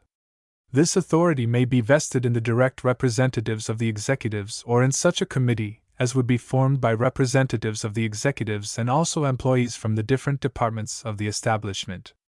Payment of wages, so far as possible, should be made to appeal to the instincts for social distinction and for acquisition as well as to the instinct for self-preservation. Wages should never be reduced without a tactful and sincere attempt to convince the men of the necessity of such an act. Increase in wages may well be made a personal matter. Some firms, however, are most successful with a mechanical wage system in which employees know exactly the conditions necessary for an increase in wages. All work should be thoroughly supervised p. 164 and inspected so that employees know that good service will be recognized and rewarded. The policy of filling all positions from the ranks seems growing in favor, since it gives certain hope for advancement, and hence greater satisfaction with the present wage. The wage may well include a tacit insurance for the future. Employees should be assured that so long as they remain faithful to the firm, their work and pay will continue, and that in accident or old age they will be provided for. Accepted thus, the wage secures increased service. Chapter 7 Pleasure as a means of increasing human efficiency. To prevent the usual summer slump in output, the manager of a factory employing 100 or more sewing girls on piecework tried various methods. He began with closer individual supervision by the 4 women. He set up a bulletin board and posted daily the names of the 5 highest operators. He added small cash prizes weekly. He adopted a modified bonus system framed so as not to interfere with the established average of winter tasks. With each, his success was only partial. 10 or a dozen of the more energetic girls responded to the stimulus. On the majority, the effect was slight. The problem was serious. June, July, and August comprised the season when his prod P165 P166X were at a premium, when future orders were frequently lost because partial deliveries could not be made immediately. Studying the question, he noted specifically what he already knew, that the output dropped as the temperature rose. A cool day sandwiched into a week of hot weather frequently equaled the best winter records. This fact, coupled with the observation that the spirit of his working force seemed to change with the change of temperature from warm to cold, helped him to arrive at the right solution. He made the discovery sitting in the draft of an electric fan. He looked up, made a mental note, and next morning he moved his office comforter out to the head of one file of machines. The draft tangled the goods under the seamstress's hands at times, but the half-dozen girls within range showed a decided increase in production over the day before and over operators at other tables. He had found his remedy for the summer slump. Within a week he had installed a system of large overhead fans and an exhaust P167 blower, and saw his production figures mount to the winter's best average. From careless, indifferent workers, on edge at trifles and difficult to hold, his force developed steadiness and efficiency. Not only was the output increased 20% over previous summers, but the proportion of spoiled work was considerably reduced. One of the women who had been a subject of the first day's experiment struck close to the reason of her greater efficiency in her offhand answer to his inquiry. "It was a pleasure to work today. It was so comfortable after yesterday you just forgot the other girls, forgot you wanted to rest, forgot everything but the seams you were running and the fact that it was a big day. I'm not near so tired as usual either. A successful day is likely to be a restful one, an unsuccessful day an exhausting one. The man who is greatly interested in his work and who finds delight in overcoming the difficulties of his calling is not likely to become so tired as the man for whom the work is a burden." P168. The experience related summarizes the experience of every worker who has studied, either on his own initiative or at some other's instance, the effect upon output secured by the removal of distressing or displeasing conditions from the workroom. The man who has been engaged in intellectual or manual labor finds himself more or less exhausted when the day's work is done. The degree of exhaustion varies greatly from day to day and is not in direct proportion to the amount of energy expended or the results attained. A comparatively busy day may leave him feeling fresh, while at the end of a day much less occupied he may be utterly dragged out and weary. Some men habitually find themselves fatigued, while others ordinarily end the day with a feeling of vigor.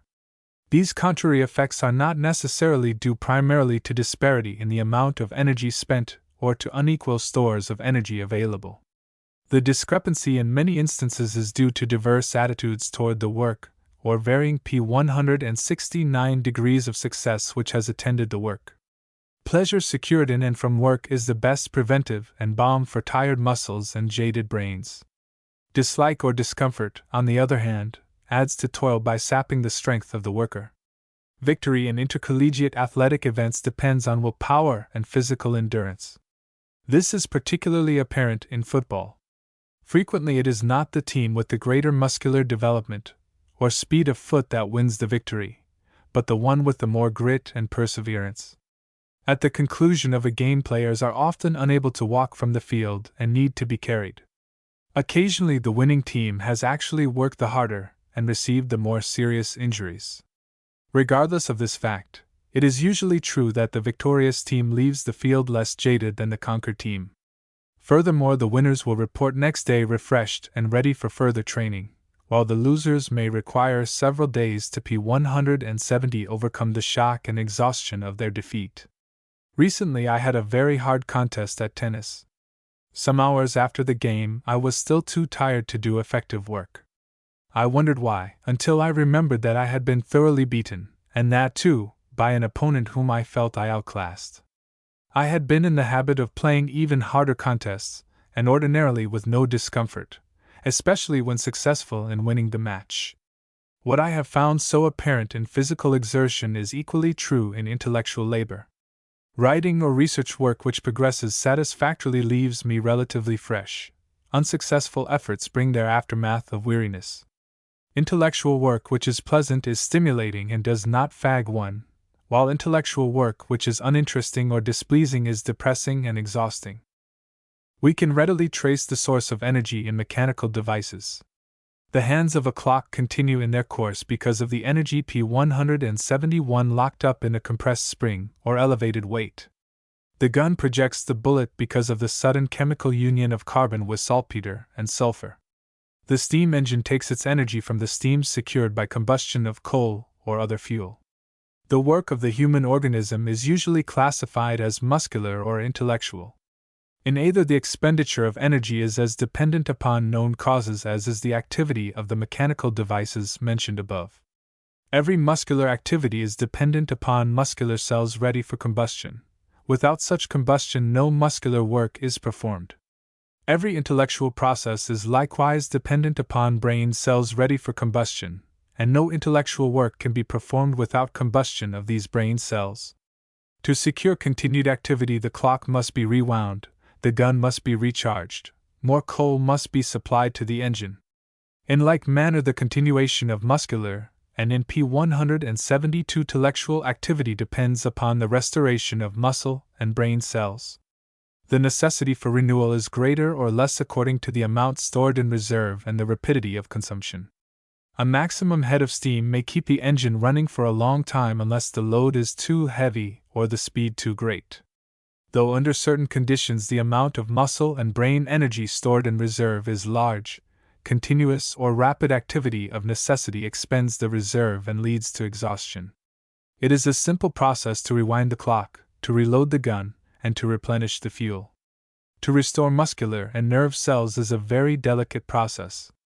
So wonderful is the human organism, however, that the process is carried on perfectly without our consciousness or volition except under abnormal conditions. Food and air are the first essentials of this restoration. Indirectly, the perfect working of all the bodily organs contribute to the process, especially deepened breathing, heightened pulse, an increase of bodily volume due P173 to the expansion of the blood vessels running just beneath the skin. Here pleasure enters. Its effect on the expenditure of energy is to make muscle and brain cells more available for consumption, and particularly to hasten the process of restoration or recuperation. The deepened breathing supplies more air for the oxidation of body wastes. The heightened pulse carries nourishment more rapidly to the depleted tissues and relieves the tissues more rapidly from the poisonous waste produced by work. The body, the machine, runs more smoothly, and fewer stops for repairs are made necessary. In addition to these specific functions, pleasure hastens all the bodily processes which are of advantage to the organism. The hastening may be so great that recuperation keeps pace with the consumption consequent on efficient labor, with the result that there is little or no exhaustion. This is in physiological terms the reason why a person can do more when he enjoys his work or play, and can P174 continue his efforts for a longer period without fatigue. The man who enjoys his work requires less time for recreation and exercise, for his enjoyment recharges the storage battery of energy. Not only can I endure more and achieve more when I take pleasure in the task, but I can also secure better results from others by providing for their interest and for their pleasure in what they are doing. This is a fact which wise merchants and employers have felt intuitively, but in most instances the principle has not been consciously formulated. High-grade stores do much to add to the pleasure of their customers. Every resource of art and architecture is employed to make storerooms appeal to the aesthetic sense and the appreciation of customers. Clerks are instructed to be obliging and courteous. Employees are not allowed to dress in a style likely to offend a customer, and they are schooled in manners and in speech. Space is devoted to the convenience and comfort of customers. p. 175. The most successful establishments in the world are the ones which do most to please their patrons, not by cutting prices or simply by supplying better goods, but by expediting and making more pleasant the purchase of goods. They have discovered that customers inducted into a beautiful shop and surrounded by tactful, obliging clerks are more willing to buy and are more likely to be satisfied with what they purchase. By adding to their patrons' comfort and pleasure, they are able to accomplish more than by any other selling argument. In like manner, restaurants and hotels have learned that splendid rooms, flowers, spotless linen, well-dressed and courteous waiters, good furniture, and so on, all attract customers and induce them to order more generously. Lawyers find in trying cases that it is quite essential to regard the mood of clients, juries, and judges. The pleased man is not suspicious, he does not hesitate in coming to a conclusion, and he is not likely to impute evil motives to the actions of others. As has been p. 176 well said by Dickens, when speaking from the viewpoint of the defendant, a good, contented, well-breakfasted juryman is a capital thing to get hold of. Discontented or hungry jurymen always find for the plaintiff. The salesman with a pleasing personality is able to sell more goods than others less happily endowed. Some salesmen try to supplement this power, or supply the lack of a pleasing personality, by jollying the possible customer in various ways. Dinners, theaters, cigars, and various other devices are thus used, and in many instances with success. Modern business employs such methods less and less, chiefly because the customer recognizes the purpose of the attempt, and either refuses to accept the hospitality, or is on his guard to resist the effect. A pleasing personality, however, inspires confidence, tends to put the customer in a good humor and optimistic mood, and results in sales. A cold, formal manner, ill temper, or a pessimistic outlook, on the contrary, will p. 177 handicap the sale of the best merchandise made. A man is said to be suggestible when he comes to conclusions or acts without due deliberation. Suggestion, then, is nothing but the mental condition which causes us to believe and respond without the normal amount of weighing of evidence. While in a suggestible condition we are credulous, responsive, and impulsive. Such a mental condition is favored and induced by pleasure. Discomfort or dissatisfaction with the conditions or surroundings prompts the opposing attitude. We become suspicious and slow to act or believe. While in a suggestible condition, we place our orders freely and promptly. The merchant who can please his customers and bring them to a suggestible mood before he displays his wares, therefore, has done much to secure generous sales. Advantageous results from suggestion are not limited to the relationship between buyer and seller. The pleased and satisfied employee is open p. 178 to the suggestions of foreman and manager and responds with an enthusiasm impossible of generation in one dissatisfied from any cause. Methods of ensuring this pleasure in work for employees are yet in the formative stage. Until recently, the want of such methods, indeed, was not felt. The slave driver with the most profane vocabulary and the greatest recklessness in the use of fist and foot was supposed to be the most effective type of boss. The task system set an irreducible minimum for the day's work. The employer exacted the task and assumed that no better way of handling men could be devised. Piecework rates provided a better and more reasonable basis for securing something like a maximum day's work. Bonus and premium systems have carried the incentive of the wage in increasing efficiency to the last point short of cooperative organization. But all of these systems fall short in assuming that men are machines, that their powers and capacities are fixed quantities, that the efficiency of a well-disposed and industrious employee ought to be proof against p. 179 varying conditions or environment, that a man can achieve the desired standard, if only he has the will to achieve it. Discipline has become less brutal if not less strict. The laborer works, not alone to avoid poverty and hunger, but to secure the means of pleasure. It is not so long since harsh discipline was common both in homes and in business. The boy worked hard because he was afraid not to. The man labored because poverty threatened him if idle. We were in what might be called a pain economy. We worked to escape pain. Today this has largely been changed. Employers, too, are experimenting boldly with the idea of creating pleasure in work. The first step has been taken in the very general elimination of the old wasteful, neglectful elements of factory and office environment. Comfort, the first neutral element of pleasure, is provided for employees just as solid foundations are provided for the factory buildings. There is light, heat, and ventilation where a generation ago there were tiny windows, P180 shadows, lonely stoves, and foul air. Cleanliness is provided and preserved. Not a few of the larger industries employ a regular corps of janitors to keep floors, walls, and windows clean. The walls are tinted. The lights are arranged so as to provide the right illumination without straining the workers' eyes. The departments are symmetrically arranged. The aisles are wide. The working space is ample. There is no fear to haunt machine tenders that a misstep or a moment of forgetfulness will entangle them in a neighboring machine. The factory buildings themselves, without being pretentious, have pleasing, simple lines and unobtrusive ornamentation. They look like, and are, when the human equation does not interfere, pleasant places to work in. This is the typical modern factory. Thousands can be found in America. On this foundation of good working conditions and pleasant environment, many companies have built more or less elaborate systems of welfare work, whose effectiveness in creating pleasure and efficiency seem to depend on the P181 purpose and spirit of the men behind them. These systems frequently begin with beautification of the factory premises and workrooms, window boxes, factory lawns, ivied walls, trees, and shrubs, and advance by various stages to lunchrooms for workers, factory libraries, rest rooms for women workers, factory nurses and physicians, and sometimes the development of a social life among employees through picnics, lectures, dances, night schools, and like activities. The methods employed are too diverse and too recent to permit an accurate estimate of their work, or a true analysis of the elements of their success. It is incumbent on the employer to find or work out for himself the method best suited to his individual needs.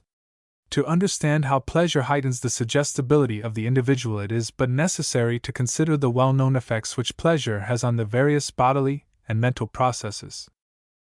The action of pleasure and displeasure upon the muscles of the body is most apparent.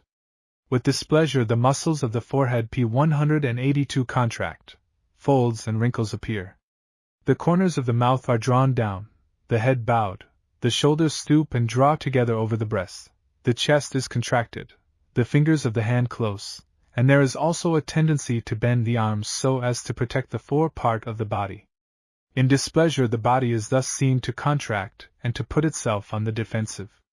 It closes itself to outside influences and attempts to withdraw within its shell. With pleasure, the forehead is smoothed out, the corners of the mouth are lifted, the head is held erect, the shoulders are thrown back, the chest is expanded, the fingers of the hand are opened, and the arm is ready to go out to grasp any object. The whole body is thrown into a receptive attitude. It is prepared to be affected by outside stimulations and is ready to profit by them. That these characteristic bodily attitudes of pleasure and displeasure have an effect on the mind is evident. Bodily and mental attitudes have developed together in the history P183 of the race. The conditions which cause a receptive attitude of body cause also a suggestible state of mind. The conditions which call for bodily protection also demand a suspicious and non-responsive attitude of mind. The bodily and the mental attitudes have become so intimately associated that the presence of one assures the presence of the other. Pleasure and a particular attitude of body are indissolubly united, and when these two are present, a suggestible condition of mind seems of necessity to follow. Thus, by the subtle working of pleasant impressions, the customer is disarmed of his suspicion and made ready to respond to the suggestions of the merchant. The effect of the suggestible attitude of the body, as produced by pleasure, is increased by certain other effects which pleasure produces on the body. Muscular strength is frequently measured by finding the maximum grip on a recording instrument. The amount of the grip varies from time to time and is affected by various P184 conditions. One of the phenomena which has been thoroughly investigated is the effect of pleasure and of pain on the intensity of the grip. It is well established that pleasure increases the grip, or the available amount of energy. Displeasure reduces the strength. The total volume of the body would seem to be constant for any particular short interval of time. Such, however, is not the case. With pleasure the lungs are filled with air from deep in-breathing. The volume of the limbs is increased by the increased flow of blood. Pleasure thus actually makes us larger and displeasure smaller. This increase in muscular strength and bodily volume due to pleasure has a very decided effect upon the mind. The increase of muscular strength gives us a feeling of power and assurance. The increase in volume gives us a feeling of expansion and importance. These conditions produced by increase of muscular strength and bodily volume contribute to the general suggestible condition described above. If I am in a suggestible condition, and if I less than P185 also feel an unusual degree of assurance in my own powers and importance, I shall have such confidence in the wisdom of my intended acts that there will seem to be no ground for delay. Furthermore, the increased action of the heart, due to the effect of pleasure, gives me a feeling of buoyancy and invigoration which adds appreciably to the tendency to action.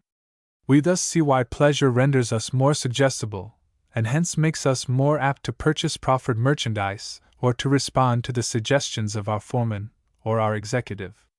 We also see why it is that a man may increase his efficiency by pleasing those with whom he has to work, whether they be customers or employees.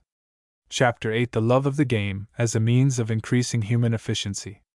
The motives discussed in previous chapters are fairly adequate for developing efficiency in all except the owner or chief executive. The employee may imitate and compete with his equals and his superiors. He may work for his wage, and he may be loyal to the house. To increase the industry and enthusiasm of the head is a task of supreme importance.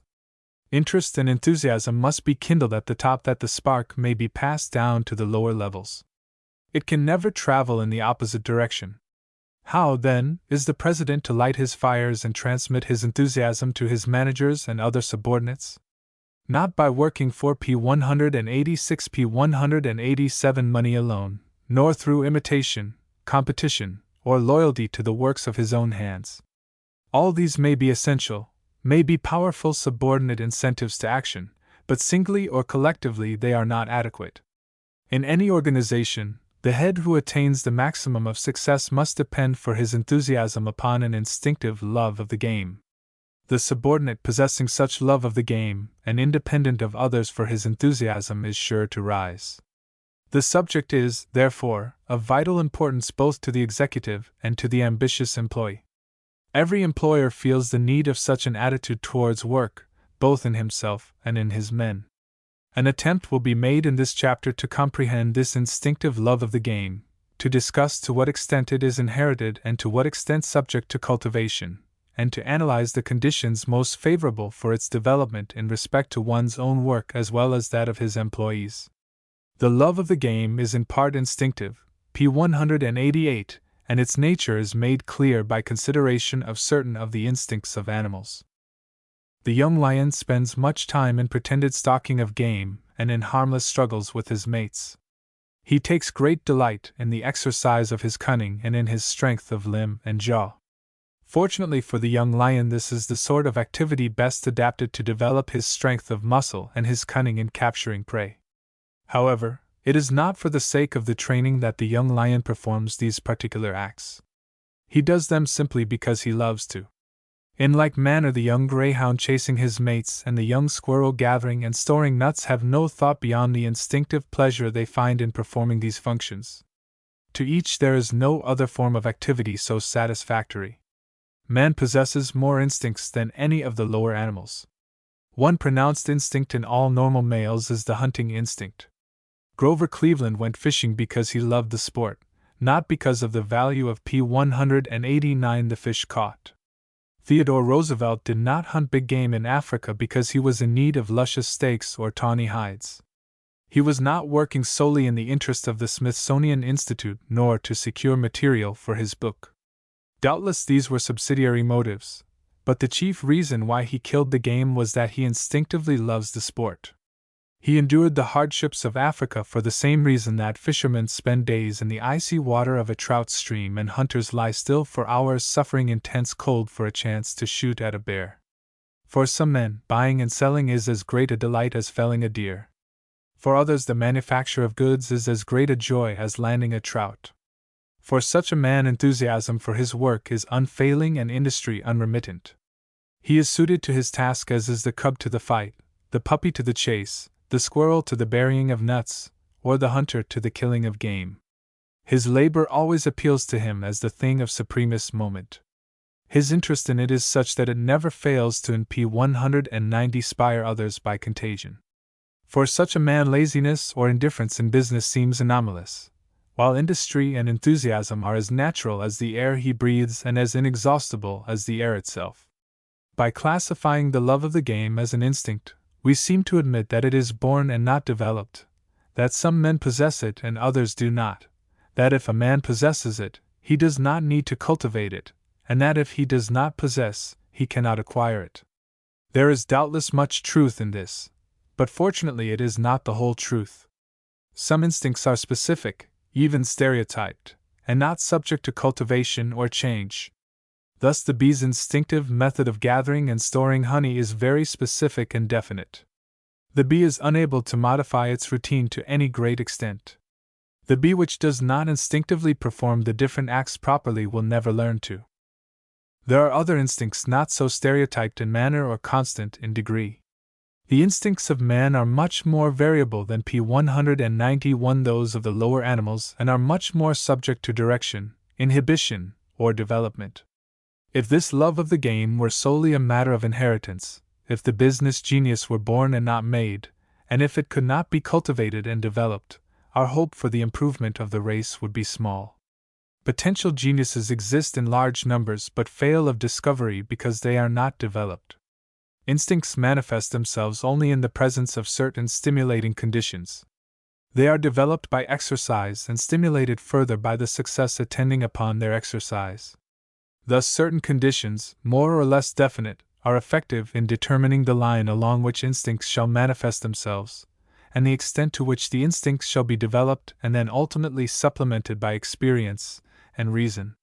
Fortunately, we have reason to believe that although the business genius must have a good inheritance, yet the inheritance does not determine what its possessor shall make of himself. P192 Many persons are inclined to overestimate the influence of inheritance in determining success in business. The folly of this attitude is every day becoming more and more apparent. The conditions essential for developing the love of the game in business may be summarized under three heads.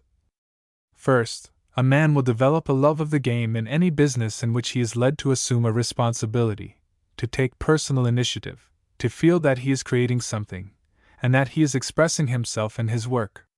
As organizations become larger and more complex in their methods, there is a corresponding increase in the difficulty of making the employees retain and develop this feeling of independent and creative responsibility. Business has become so specialized and the work of the individual seems so petty that he is not likely to feel that he is expressing himself through his work or to retain a feeling of independence. Properly conceived, there is no position in trade or industry which does not warrant such P193 an attitude. To promote this attitude, various devices have been adopted by business firms. Some try to put a real responsibility on each employee and to make him feel it. Others have devised forms of partnership which give numerous employees shares in the business, and so help to develop this attitude. In developing men for responsible positions, this attitude must be secured and retained even while they are occupying the lesser positions. Few things so stimulate a boy as the feeling that he is responsible for a certain task, that he is expressing himself in it, that he is creating something worthwhile. Many managers and more foremen are unable to develop this feeling in their subordinates because they assume all the responsibility and allow those under them no share of it. On the other hand, some executives have the happy faculty of inspiring this attitude in all their men. The late Marshall Field made partners of his lieutenants and encouraged them to assume responsibility and to do P194 creative work. As a result, they developed a love of the game, a fact to which he owed much of his phenomenal success. The second condition or factor in the development of the love of the game in business is social prestige.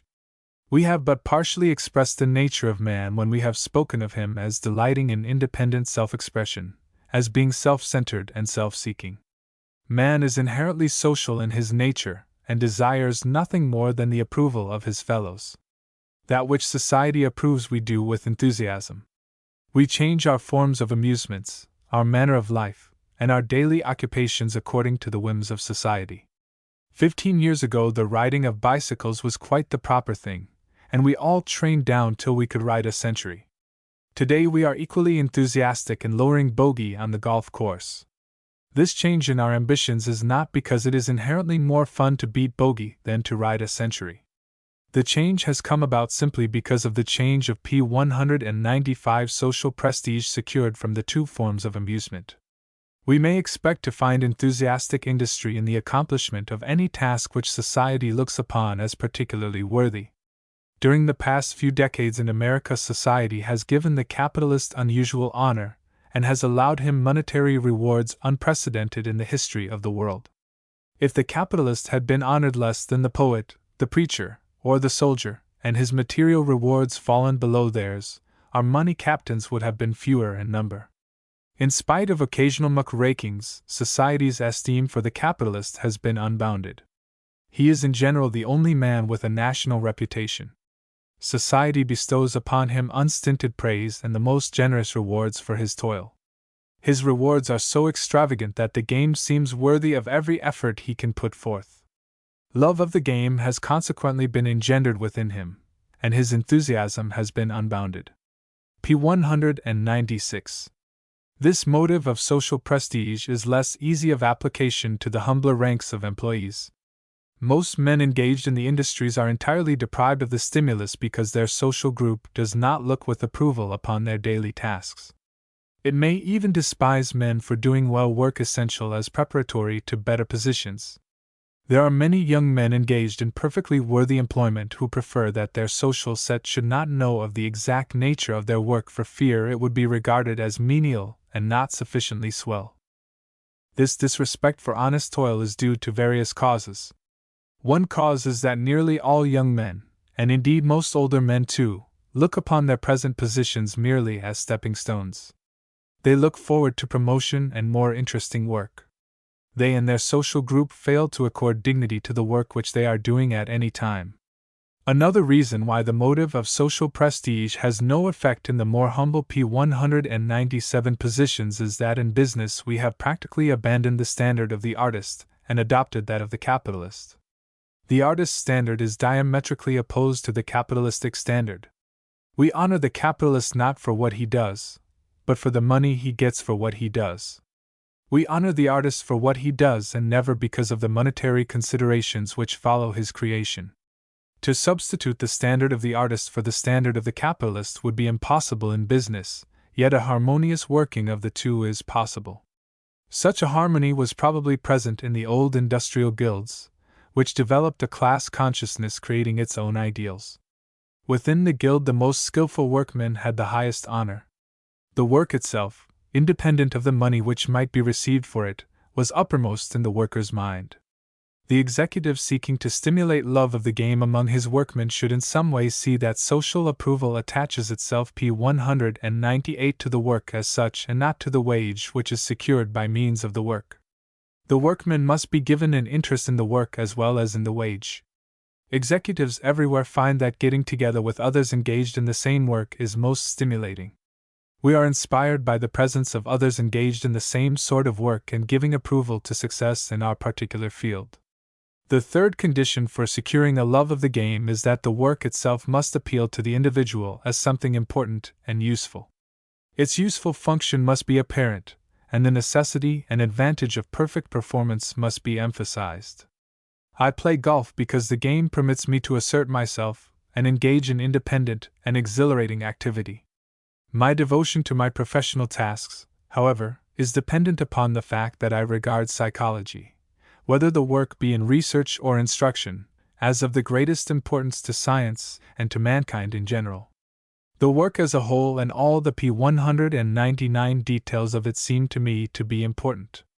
In performing my daily tasks they seem to me to be worthy of the most persistent and enthusiastic effort. Doubtless there are classes of work incapable of appealing to individuals as does my work to me.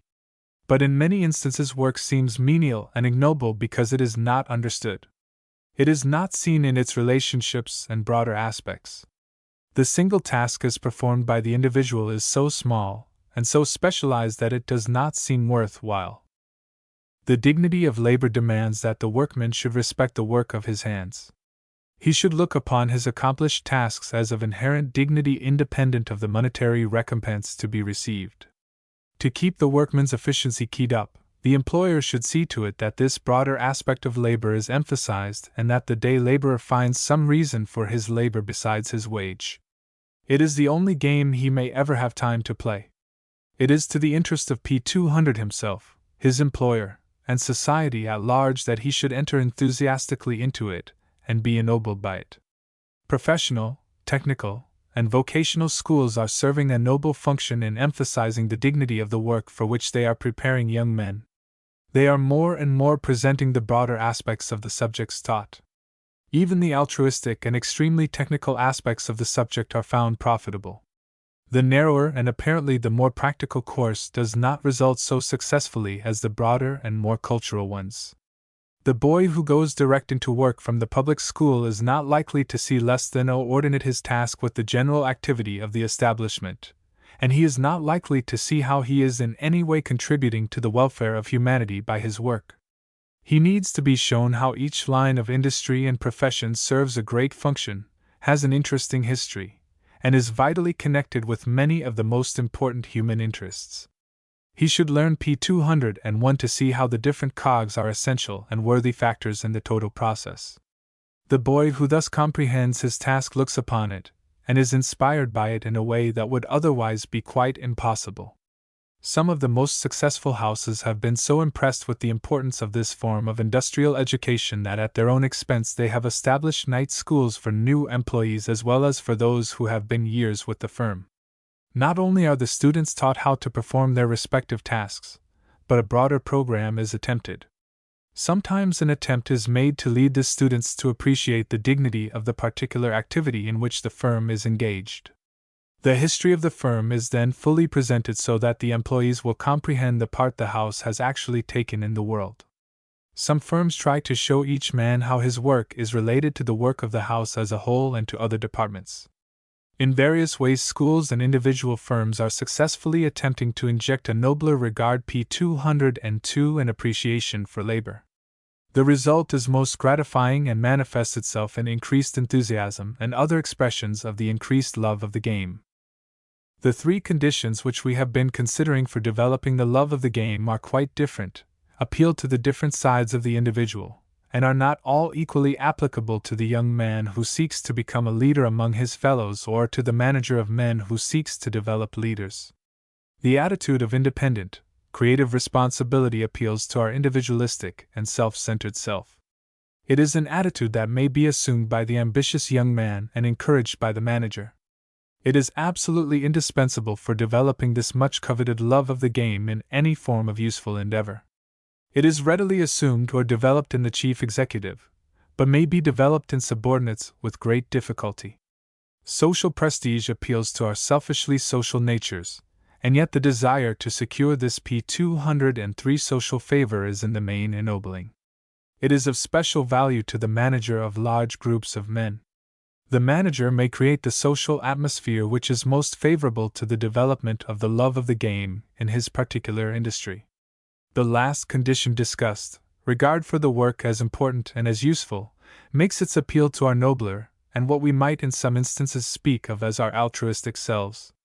This condition is equally serviceable to the ambitious youth and to the successful superintendent of men. We all look out for number one, but appeals made to the higher self are not unavailing. We are most profoundly stirred when we are appealed to from all sides.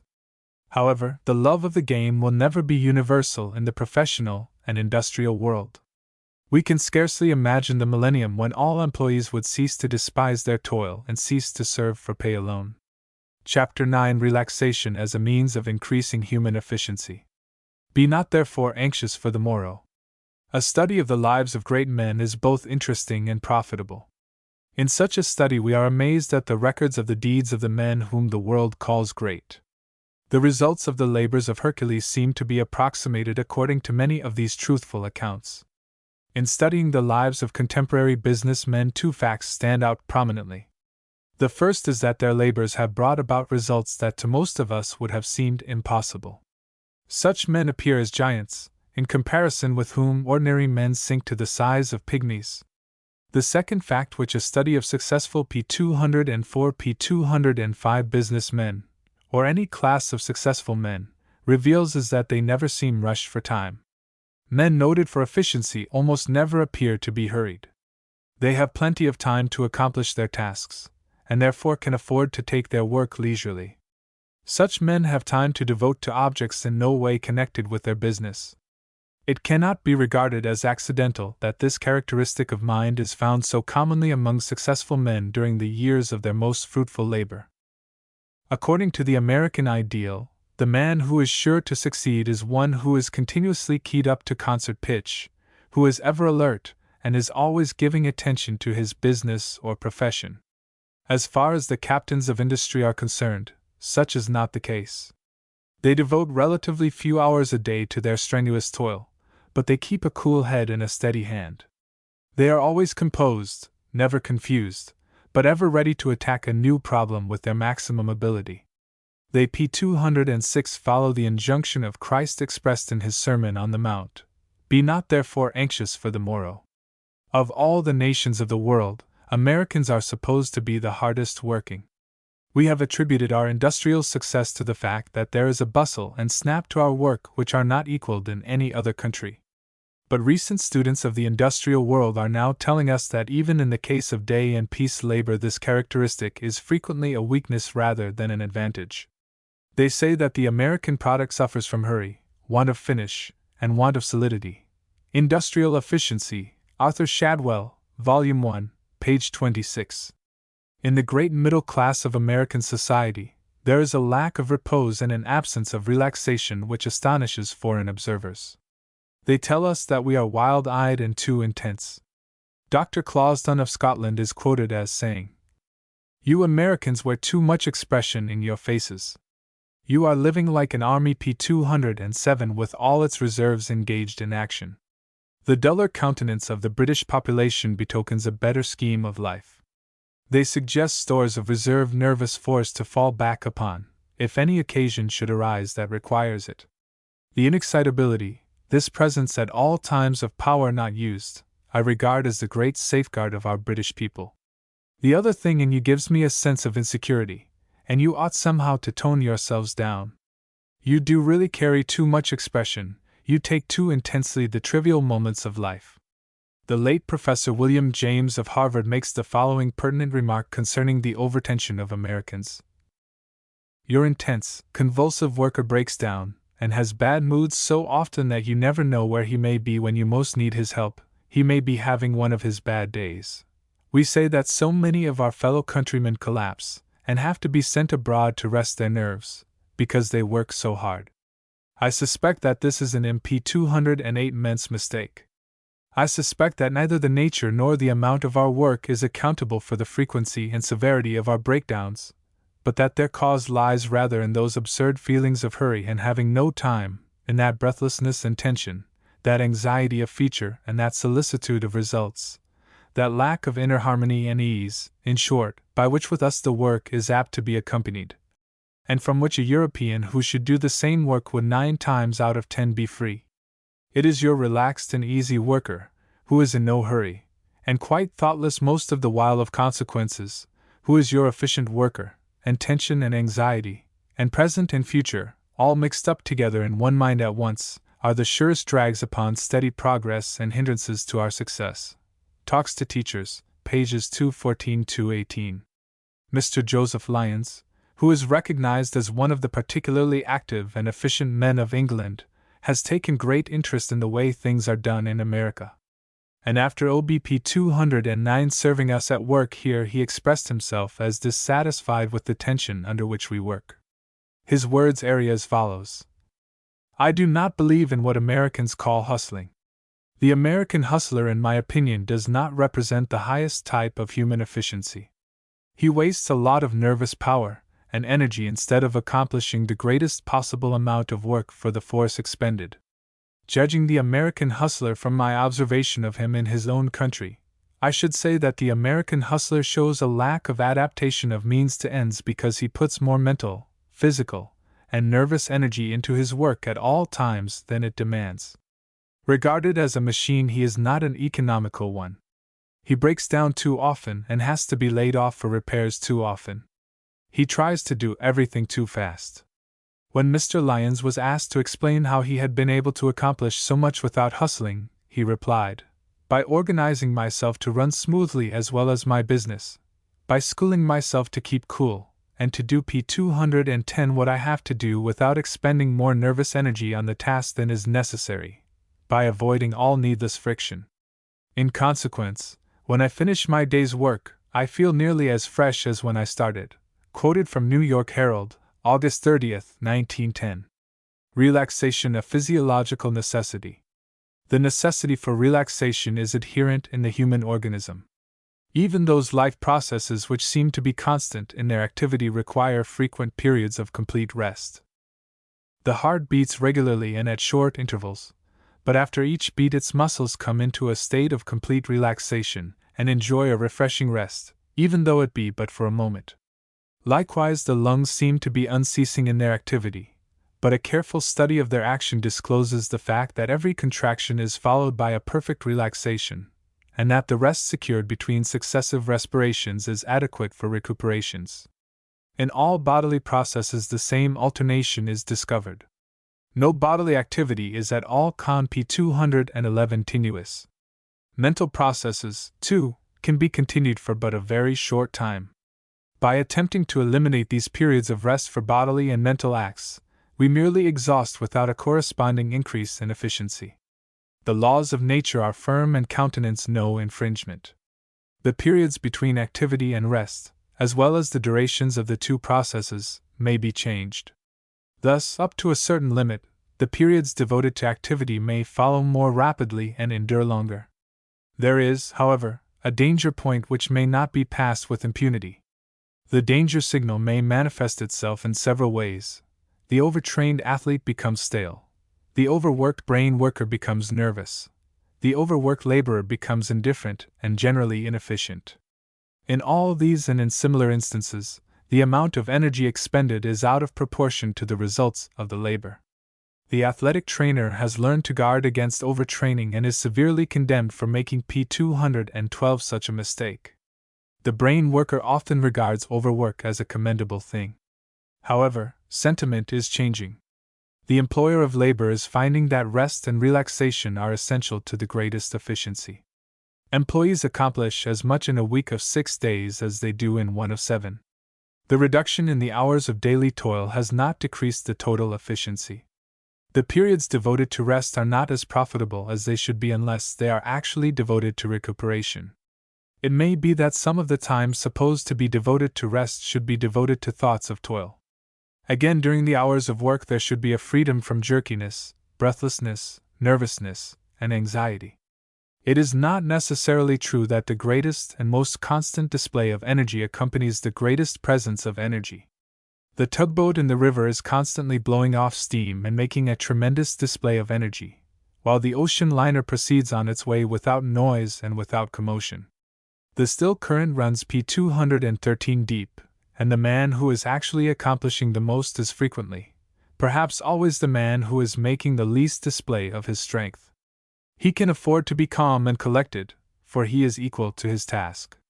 The man who frets and fumes, who is nervous and excited, who is strung up to such a pitch that energy is being dissipated in all directions, such a man proclaims his weakness from the housetop. Many businessmen know they are going at a pace that kills, and at the same time they feel that they are accomplishing too little. For such, the pertinent question is, how may I reduce the expenditure of energy without reducing the efficiency of my labor? The ability to relax at will and to remain in an efficient condition, but free from nervousness, is a thing which may be acquired more or less completely by all persons. It is accomplished by a voluntary control of the muscles of the arms, legs, and face, by breathing slowly and deeply, and by placing the body in a condition of general relaxation. p. 214. This antecedent condition of relaxation brings all the forces of the mind and body more completely under control and makes it possible to marshal them more effectively. It also gives one a feeling of control and assurance, which minimizes the possibility of confusion and embarrassment in the presence of an important task. The possibility of developing the power of relaxation by means of special training is being taken advantage of in teaching acts of skill, in all forms of mental therapeutics, and in numerous other instances where overtension hinders the acquisition or accomplishment of a useful act. By assuming the attitude of assurance and composure, the actual condition is produced in a manner most astonishing to those who have never attempted it. No man can do his best when he is hurried and fearful, when he is expending energy in a manner as useless as a tug blowing off steam. That relief is within his own power seems to him impossible. He is not aware of his power of will to change from his state of anxiety to one of composure. p. 215. That the gospel of relaxation is more important to the chief executive than to the day laborer is quite apparent. Even in the case of the day laborer, the crack of the lash and the curse of the driver may have been capable of securing a display of activity among the laborers, but such means are not comparable in efficiency to the more modern methods. Laborers are now given more hours of rest, are not kept fearful and anxious, but are given short hours of labor and long hours of rest. They are judged by the actual results of their labor rather than by their apparent activity. When accomplishing intellectual work of any sort, it is found that worry exhausts more than labor. Anxiety as to the results is detrimental to efficiency. The intellectual worker should periodically make it a point to sit in his chair with the muscles of his legs relaxed, to breathe deeply, and to assume an attitude of composure.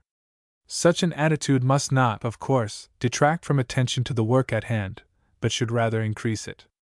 Upon leaving p. 216 his office, the brain worker should cultivate the habit of forgetting all about his business, except in so far as he believes that some particular point needs special attention out of office hours. The habit of brooding over business is detrimental to efficiency, and is also suicidal to the individual. It is, of course, apparent to all that relaxation may mean permanent indifference, and such a condition is infinitely worse than too great attention.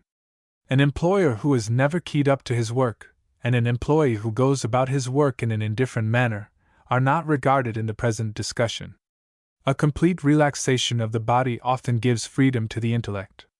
The inventor is often able, when lying in bed, to devise his apparatus with a perfection impossible when he attempts to study it out in the shop. The forgotten name will not come till we cease straining for it. Very many of the world's famous poems have been conceived while the poet was lying in an easy and relaxed condition. This fact is so well recognized by some p. 217 authors that they voluntarily go to bed in the daytime and get perfectly relaxed in order that their minds may do the most perfect work. Much constructive thinking is done in the quiet of the sanctuary, when the monotony of the liturgy or the voice of the speaker has soothed the quiet nerves and secured a composed condition of mind. The preacher would be surprised if he knew how many costumes had been planned, how many business ventures had been outlined, all because of the soothing influence of his words. This relaxation of the body not only gives freedom to the intellect, but it is the necessary preliminary condition for the greatest physical exertion and for the most perfect execution of any series of skillful acts. Mr. H. L. Doherty not only held the world's championship in tennis, but he was the despair of his opponents, because of the apparent lack of exertion which he put forth to meet their volleys. So far as an observer could judge, Mr. Doherty kept only those muscles tense that were used in the game. The muscles p. 218 especially necessary for tennis were also, so far as possible, kept lax except at the instant for making the stroke. Partly because of this relaxation, his muscles were free from exhaustion and under such perfect control that at the critical moment he was able to exert a strength that was tremendous and a skill that was amazing. In a very striking paragraph, Professor James has shown the reason why poise and efficiency of mind are incompatible with tenseness of muscles. By the sensations that so incessantly pour in from the overtense excited body, the overtense and excited habit of mind is kept up, and the sultry, threatening, exhausting thunderous inner atmosphere never quite clears away.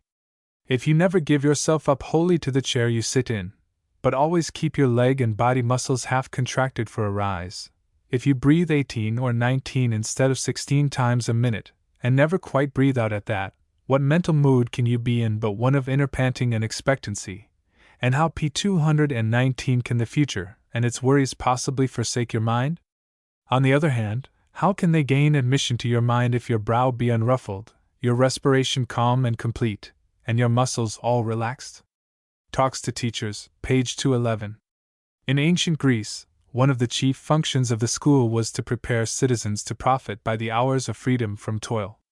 Herbert Spencer, in his great work on education, gives a prominent place to training for leisure hours. Such training is attracting the attention of the American educator today, as never before. A few decades ago, the majority of the American population lived on farms, spent long hours of the day in toil, and scarcely thought of recreation. We have now become an urban population. The hours of labor have been greatly reduced during the days of the week, and Sunday is a day in which the laborer is found in neither the factory nor the church. The employer of laborers fears the effect of long hours of freedom from toil. He has prophesied that such hours would be spent P220 in dissipations. He feared that as a result his laborers would enter their shops with unsteady hands and sleepy brains. That such results are all too often due to freedom from toil, no one would deny. That they are not necessary will also be admitted. One of the problems of the American people as a whole, and of employers of labor in particular, is to train up the rising generation so that they may make the best use of the increasing hours of freedom from labor. To this end, the schools are doing much. Settlement workers are contributing their part. Welfare work is becoming popular in certain places. Local clubs are being organized to develop interest in local improvement, literature, politics, ethics, religion, music, athletics. These agencies are so beneficial in results that they are being generously encouraged by businessmen. Upon entering business, every young man should select some form of endeavor or activity apart from business to which he shall devote a part of his attention. This interest should be so P221 absorbing that when he is thus engaged, business is banished from mind. This interest may be a home and a family, it may be some form of athletics, it may be club life, it may be art, literature, philanthropy, or religion. It must be something which appeals to the individual and is adapted to his capabilities. Some men find it advisable to have more than a single interest for the hours of recreation. Some form of athletics or of agriculture is often combined with an interest in art, literature, religion, or other intellectual form of recreation. Thus Gladstone is depicted as a woodchopper and as an author of Greek works. Carnegie is described as an enthusiast in golf and in philanthropy. Rockefeller is believed to be interested in golf and philanthropy, but his philanthropy takes the form of education through endowed schools. Carnegie's philanthropy is in building libraries. If the lives of the great businessmen are studied, it will be found that there is a great diversity in the type of recreation chosen, but philanthropy, religion, and athletics are P222 very prominent, perhaps the most popular of the outside interests. These interests cannot be suddenly acquired. Many a man who has reached the years of maturity has found to his sorrow that he is without interests in the world except his specialty or business. With each succeeding year he finds new interests more difficult to acquire. Hence young men should in their youth choose wisely some interests to which they may devote themselves with perfect abandon at more or less regular intervals throughout life. The more noble and the more worthy the interest, the better will be the results when considered from any point of view. Indeed, the interests which we call the highest are properly so designated, because in the history of mankind they have proved themselves to be the most beneficial to all. Chapter 10: The Rate of Improvement in Efficiency. No novice develops suddenly into an expert. Nevertheless, the progress made by beginners is often astounding. The executive with experience is not deceived by the showing made by new men. He has learned to accept rapid initial progress, but he does not assume that this initial rate of increase will be sustained. The rate at which skill is acquired has been the subject of many careful studies. The results have been charted and reduced to curves, variously spoken of as efficiency curves, practice curves, learning curves, according to the nature of the task or test. Some of these dealt with the routine work of office and factory. In others, typical muscular and mental activities were observed in a simpler form than could be found in actual practice. P223 P224. 5 of my advanced students joined me in strenuous practice in adding columns of figures for a few minutes daily for a month. Our task was to add 765 one-place figures daily in the shortest possible time. No emphasis was placed on accuracy, but each one tried to make a list. Caption equals Figure 1. The highest daily record for speed. The results of our practice are graphically shown in curve of Figure 1. As shown in that curve, for the first day our average speed was only 42 combinations per minute, but for the 30th day our average was 74 combinations per minute. We did not quite P225 double our speed by the practice, and we made but little improvement in accuracy. The most rapid gain was, as anticipated, during the first few days. We made but little progress from the 16th to the 23rd day, and also from the 24th to the 30th day. Of the 6 persons practicing addition, 5 of us also practiced the making of a maximum grip with a thumb and forefinger. Just before beginning the adding each day, this maximum grip, or pinch, was exerted once a second for 60 seconds, first with the right hand and then with the left. Likewise, at the completion of the addition, 60 grips were taken by the right hand and 60 by the left. The total pressure exerted by each individual in the 240 trials, for minutes, was then recorded and expressed in kilograms. The result of the experiment is shown in curve B of Figure 1. The average total pressure for each of the 5 persons was for the first day 620 kilograms, for the 24th day 1,400 kilograms. Our increase was very rapid for the P226 first few days, and no general slump was encountered till the last week of practice. In one particular, our results in the test on physical strength were not anticipated. We did not suppose that by practicing 4 minutes daily for 30 days we could double our physical strength in any such a series of maximum grips with the thumb and forefinger. It is a simple matter to measure day by day the accomplishment of one learning to use the typewriter. All beginners who take the work seriously and work industriously pass through similar stages in this learning process. Figure 2 represents the record for the first 86 days of a learner who was devoting, in all, 60 minutes daily to actual writing. The numbers to the left of the figure in the vertical column indicate the number of strokes, including punctuations and shifts, made in 10 minutes. The numbers on the base line indicate the days of practice. Thus, on the 9th day the learner wrote 700 strokes in the 10 minutes, on the 54th day 1300 strokes, on the 86th day over 1,400 strokes. P227. Figure 3 represents the results of a writer of some little experience who spent 1 hour a day writing a special form of copy. In this curve it will be observed that the A list caption equals Figure 2. Increase in efficiency was very great during the first few weeks, but that during the succeeding weeks little improvement was made. Book W. R. The Psychology of Skill, page 20. P228. The progress of a telegraph operator is determined by the number of words which he A list caption equals Figure 3. Can send or receive with accuracy per minute. In learning telegraphy, progress is rapid for a few weeks and then follow many weeks of less rapid improvement. Figure 4 presents the P229 history of a student of telegraphy who was devoting all his time to sending and receiving messages. His speed was measured once a week from his first week to the time when he A list caption equals Figure 4 could be classed as a fully accomplished operator. By the 20th week this operator could receive less than 70 letters a minute, although he could send over 120 letters a minute. At the end of the 40th week he had P230 reached a speed of sending which he would probably never greatly excel, even though his speed was far below that attained by many operators. The receiving rate might possibly rise either slowly or rapidly until it equaled or exceeded the sending rate.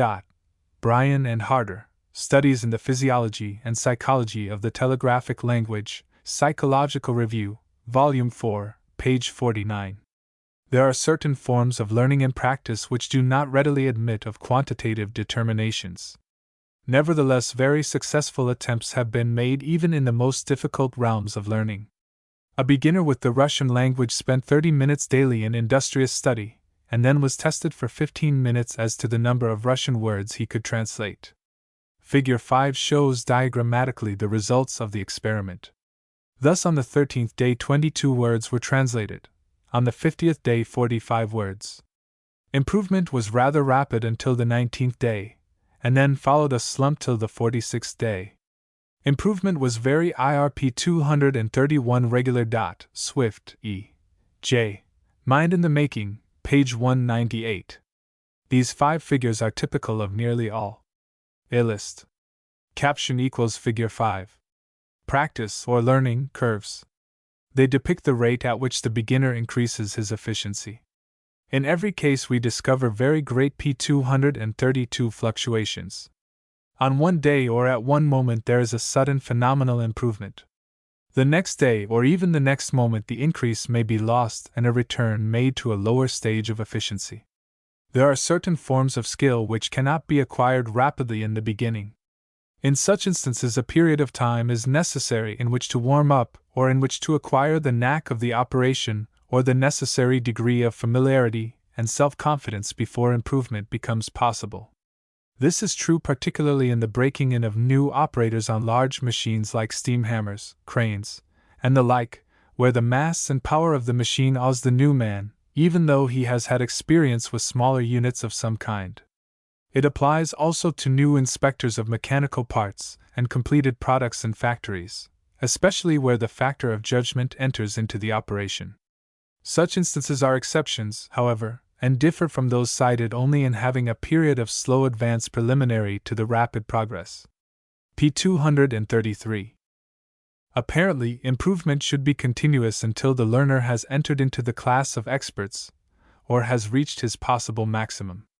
As a matter of fact, the curve which expresses his advance towards efficiency never rises steadily from a low degree to a high one. Periods of improvement are universally followed by stages of stagnation or retrogression. These periods of little or no improvement following periods of rapid improvement are called plateaus and are found in the experience of all who are acquiring skill in any line. These plateaus are not all due to the same cause. They differ somewhat with individuals and even more with the nature of the task in which skill is being acquired. With all, however, the following 4 factors are the most important influence. 1. The enthusiasm dependent upon novelty becomes exhausted.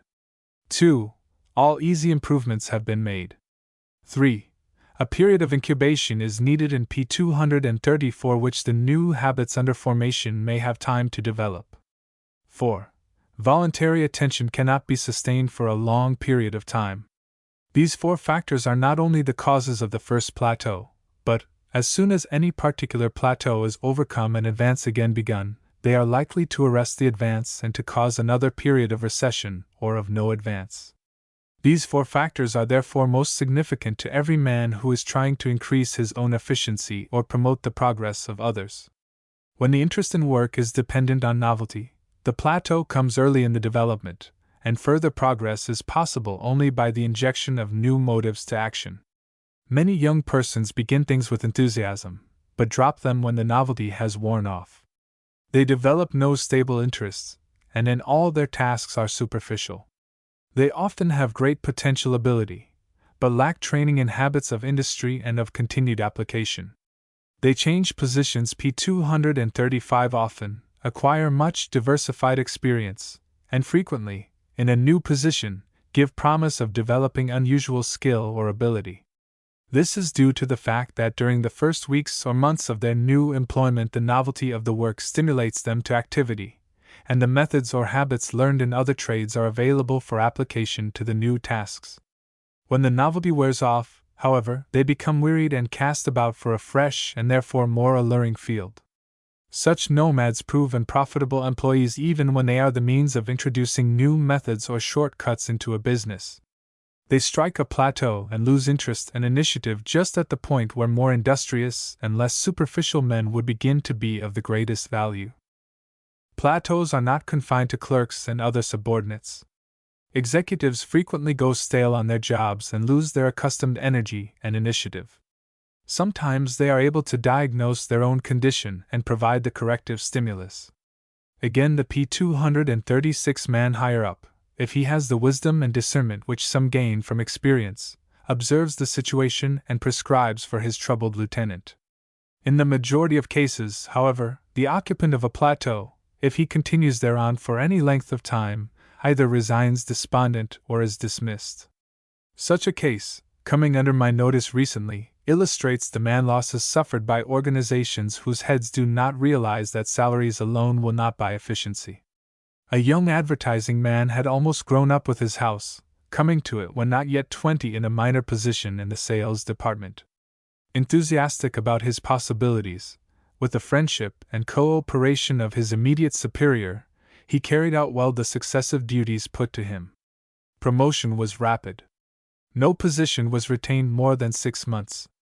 In 5 years he had occupied nearly every subordinate position in the sales department, and was promoted to the head of the mail-order section. P-237. His fertility in originating plans, his schemes, his booklets, and advertising copy brought results with regularity. He became known as a man who could put the thing over in a pinch, with a vigor and enthusiasm that seemed irresistible. He fairly earned his standing as the live wire among executives of the second rank. So, when the general sales manager resigned, there was no question but that this young man should succeed him. He had been a personal friend of his predecessor, had cooperated with him in many phases of his work, and knew his new duties well. In fact, he took them up with little necessity for breaking in. This apparently favorable condition was the very reason for his lack of success in the new work. There was not the novelty in this position that there had been in his former successive positions. In such an executive position, it was not a question of taking care of an emergency demand, but of organization, of establishing routine, of organizing bigger campaigns. Before the end of the first season, it became EVP 238 dent that the new sales manager was not making good. Everything, organization, discipline, routine system, ginger, had deserted him. Neither he himself nor his employers, however, found the real cause. "I have lost my grip," he told the general manager. "I am worn out and of no further use to this business." Furthermore, he thought he was of no use to any business. But he made a connection with a big house which had a large advertising campaign on its hands. He threw himself into the task of recasting the firm's selling literature, the planning of new campaigns, and the reorganization of the correspondence department. Within the year, he had duplicated on a magnified scale his early triumphs with his first employers. Moreover, he continued this record of efficiency the second year, thus entirely refuting the fear of himself and his friends that he would last less than a year and that he lacked staying power. His first employer described the case for me P-239 the other day, requesting that I discover the reason for the young man's initial failure among friends and his subsequent triumph in a new environment. He had kept in close touch with the other's progress and supplied 100 details which helped to make the situation clear. Finally, after consideration, he agreed with my diagnosis that his young friend's falling off in efficiency, his plateau, had been due to the exhaustion of novelty interest in his work. His first success was built on a long series of separate plans or stunts, each of which was begun and executed in a burst of creative enthusiasm. His first few months' achievement as sales manager was due to the same stimulus, but as the months went by, the spur of novelty became dulled. Lacking the discipline which would have enabled him to force voluntary attention and the resulting interest in his tasks, he failed also to trace the cause of his flagging invention and energy, and assumed that this was due to exhaustion of his resources. P-240. This is further borne out by his experience in his present position. Addressing a succession of new tasks, the interest of novelty has stimulated him to an uncommon degree and produced an unbroken record of high efficiency. That this has continued over a considerable period is partly due, beyond doubt, to the sustained interest in his work excited by the broadness of the field before him, the bigness of the company, the size of the appropriation at his disposal, the unusual experience of scoring hit after hit by comparison with the house's low standards, the frank and prompt appreciation of his superiors, and substantial advances in salary. It is only human to be more or less dependent upon novelty. If I am to stir myself to continuous and effective exertion, I must frequently stimulate my interest by proposing new problems and new aspects of my work. If I am to help others to increase their efficiency, I must devise new appeals to their interest and new stimulations to action. If I have been dependent upon competition as a stimulus P241, I must change the form of the contest, a fact which receives daily recognition and application by the most efficient sales organization in the country. If I have been depending upon the stimulating effect of wages, there is profit occasionally in varying the method of payment, or in furnishing some new concrete measure of the value of the wage. To the average worker, for example, a check means much less than the same amount in gold. In deference to this common appreciation of cold cash, various firms have lately abandoned checks and pay in gold and banknotes, even though this change means many hours of extra work for the cashier. At every stage of our learning, progress is aided by the utilization of old habits and old fragments of knowledge. In learning to add, the schoolboy employs his previous knowledge of numbers. In learning to multiply, he builds upon his acquaintance with addition and subtraction. In solving problems in percentage, his success is measured by the freedom with which he can P242 use the four fundamental processes of addition, subtraction, multiplication, and division. In computing bank discount, his skill is based on ability to employ his previous experience with percentage and the fundamental processes of arithmetic. The advance here is typical of all learning processes. In mastering the typewriter, no absolutely new movement is required. The old familiar movements of arm and hand are united in new combinations. The student has previously learned the letters found in the copy, and can identify them upon the keys of the typewriter. Scrutiny enables him to find any particular key, and in the course of a few hours he develops a certain awkward familiarity with the keyboard and acquires some speed by utilizing these familiar muscular movements and available bits of knowledge.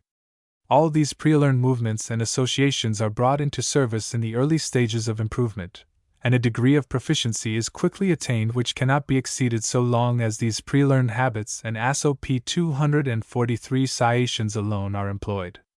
Further advance in speed and accuracy is dependent upon combinations more difficult to make because they involve organization of the old and acquisition of new methods of thought or movement.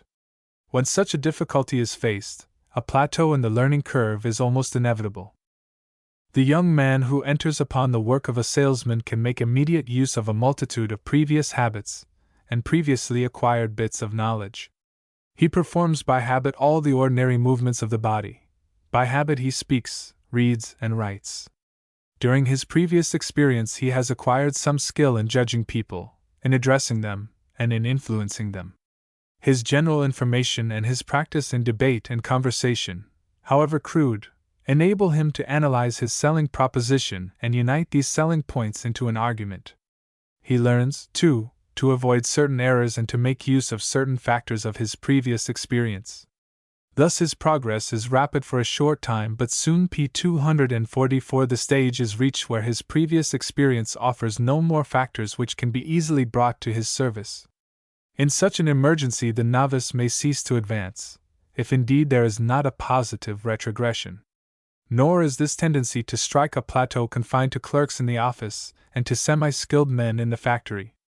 Often the limitations of a new executive are brought out sharply by his failure to handle a situation much less difficult than scores which he has already mastered and thereby built up a reputation for unusual efficiency. His collapse, when analyzed, can usually be traced to the fact that his previous experience contained nothing on which he could directly base a decision.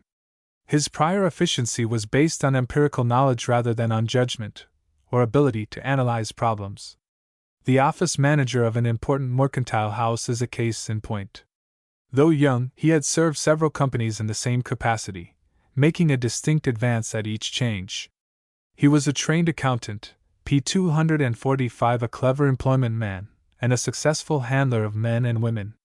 His association with the various organizations from which he had graduated gave him an unusual fund of practical knowledge and tried out methods to draw upon. His first 6 months were starred with brilliant detail reorganizations. The shipping department first, the correspondence division next, the accounting department third, and he literally swept through the office like the proverbial new broom, caught up all the loose ends, and established a routine like clockwork. So successful was his work that the directors hastened to add supervision of sales and collections. Forthwith the new manager struck his plateau. His previous experience offered little he could readily use in shaping a sales policy or laying out a collection program. He plunged into the details of both, effected some important minor economies, but failed altogether, as subsequent events showed, to grasp the constructive needs and opportunities p246 of management.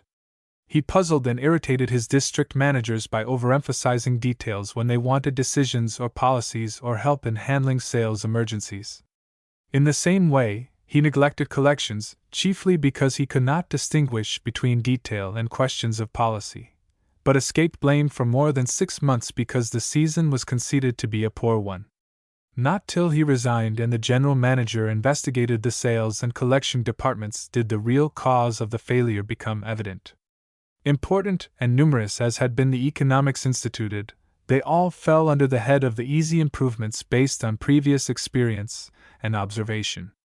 When problems outside this experience presented themselves, the manager encountered his plateau. In the acquisition of skill, days of progress are followed by stationary periods. Time must be taken out to allow the formation of a habit or the organization of this new knowledge or skill. p247.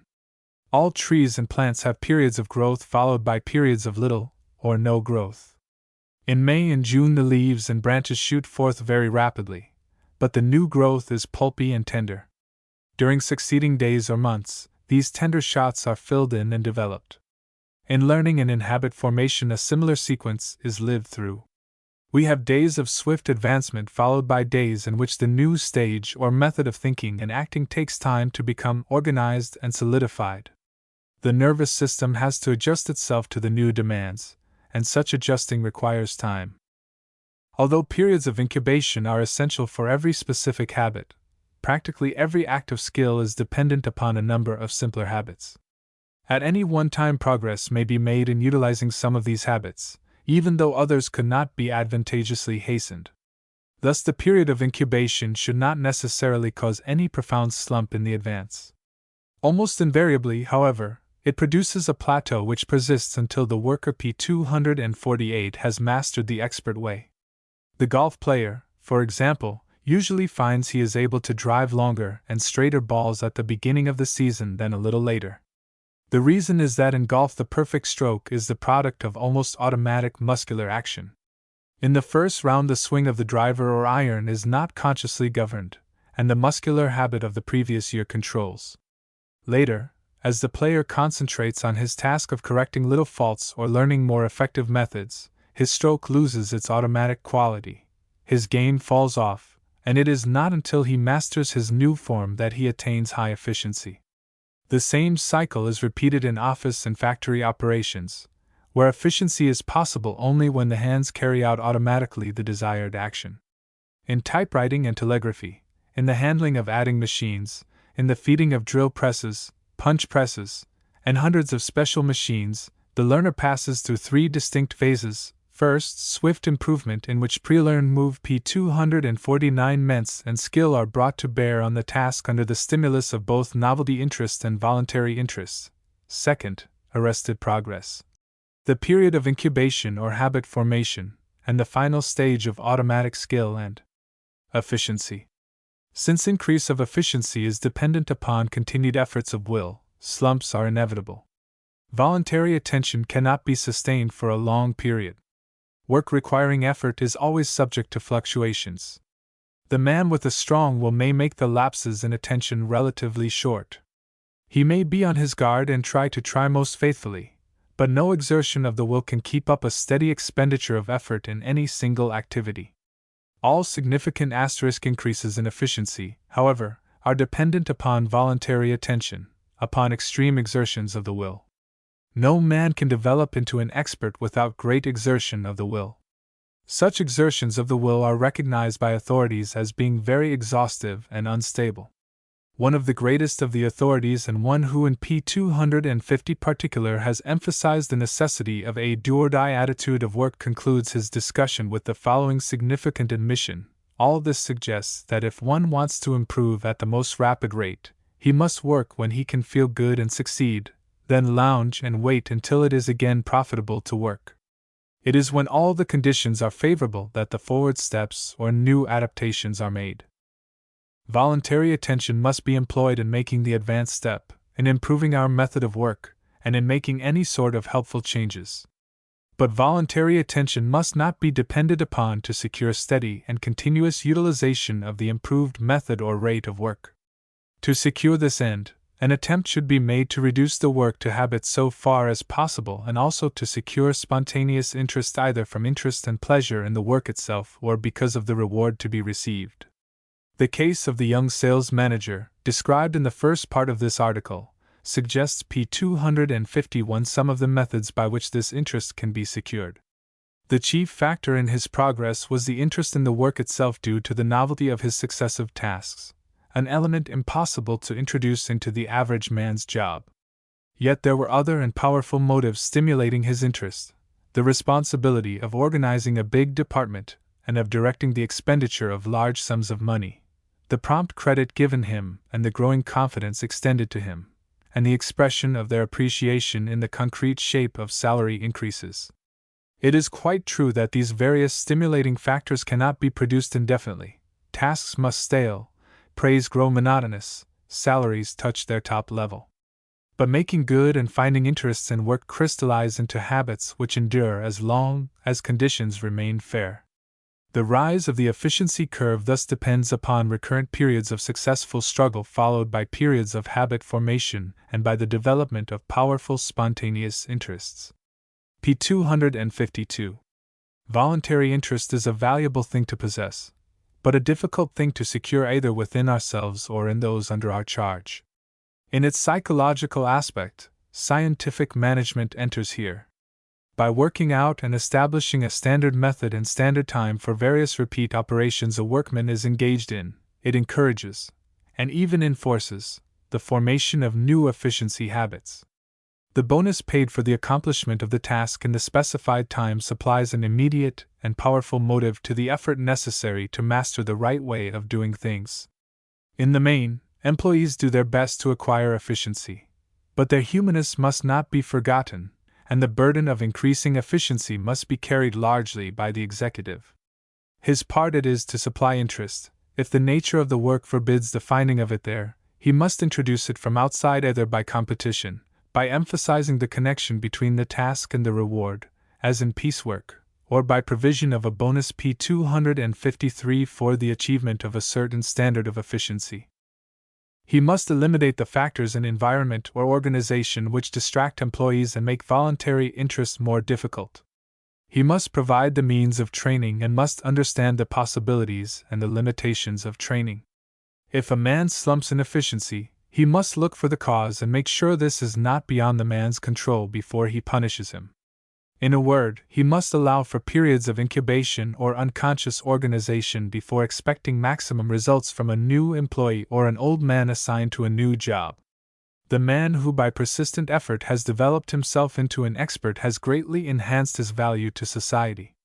The boss who demands expert service from untrained men is either a tyrant or a fool. But the executive who develops novices into experts and the company which transforms mere handymen into mechanics are public benefactors because of the service rendered to the country and their men. Chapter 11: Practice plus Theory. The demand for trained and experienced men is never supplied. Most business and industrial organizations find their growth impeded by the dearth of such men. To employ men trained by competitors or by inferior organizations is expensive and unsatisfactory. A man trained till he has become valuable to his parent organization is not likely to be equally valuable to other organizations that might employ him at a later time. In general, the most valuable men in any organization are the men who have grown up in it. The man who is a rolling stone secures, in a way, more experience than the man who is developed within a single organization, but his wider experience does not of necessity make him a more valuable man. It is not mere P254 P255 experience that educates, develops, and equips men, but experience of particular sorts, and acquired under very well-defined conditions. Scientific management has taken seriously the problem of providing and utilizing the most valuable experiences. But the viewpoint of the leaders in this modern movement is that of the employer seeking the most valuable experiences for those employees whose work is mainly mechanical, e.g. machine tenders, stenographers, etc. Scientific management has conclusively demonstrated the fact that it is poor economy to depend upon haphazard experiences for the development of those employees whose excellence depends upon the speed and accuracy of their occupation habits. It has thus done great service in demonstrating the kind of experience most valuable in developing men for positions of routine work. But it has done little for men whose welfare depends upon judgment, in making new adjustments and in solving the new problems continually arising in all positions of responsibility. It has left for others P256 to consider the experiences most profitable for developing executives. The most valuable experience in acquiring an act of skill is frequent repetition in performing the act. The value of the experience continues till by frequent repetition the act has become so mechanical that it is performed without attention. Further experience has little or no value. On the other hand, it is true that every worthy calling demands forms of activity which cannot and should not be mechanized. There are emergencies in every form of occupation that call for new adjustments. The ability to make such new adjustments depends upon richness of experience, and width of view as well as upon skill in performing the old processes. The difference between a machine and a man is that the man is capable of adjusting himself to the changed situation, while a machine cannot do so. The machine may work more accurately and more rapidly than the man P257 in routine work, but it is capable of nothing but routine work. There is a need for much experience to make the man approximate the skill and accuracy obtained by a machine.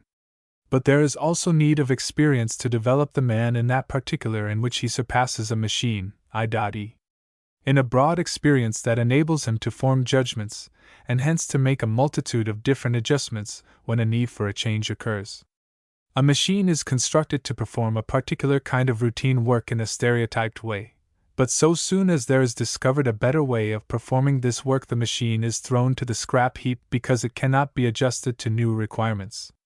Experience which renders human activity machine-like is a form of experience that increases the probability that the possessor will be discarded and his work accomplished by the introduction of some new tool or some new method of work. Experience, therefore, which merely increases the skill of action without increasing the width P258 of horizon is necessary, but it is inadequate. In addition to skill in routine work, the man should secure the broader experience that will enable him to adjust himself to changed conditions in his occupation, and that will develop the judgment necessary to enable him to adjust his vocation to new demands. Every form of occupation has many possibilities, a few of which are from time to time discovered to be significant. Advance in any sphere of work depends upon the discovery of these possibilities which the untrained eye of inexperience does not detect. Although a broad experience may enable the man to grasp the possibilities of his occupation, it fails to secure skill in the particulars that have already been found to be important. While a broad experience leaves a man incapable of present competition, the narrow experience jeopardizes his future. The most valuable experience is therefore one that equips the man to compete with the skillful in the present, and to comprehend his task so that he may from time to time adjust P259 it to new relationships. It emphasizes the formation of necessary habits, but does not neglect the development of the judgment.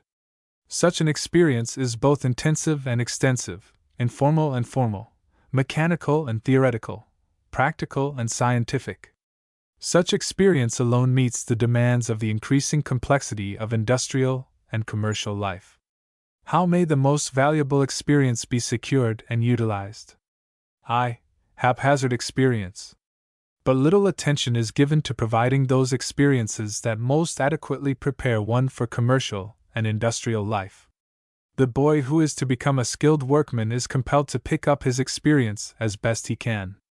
The same is true of the boy who aspires to a position as salesman, banker, or manufacturer. Every employer seeks only experienced men, and but few places are available where such experience can be economically and honorably secured.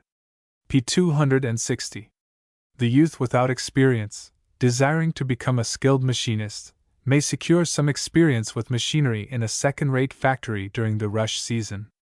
Because of his incapacity, he is laid off as soon as the rush is over.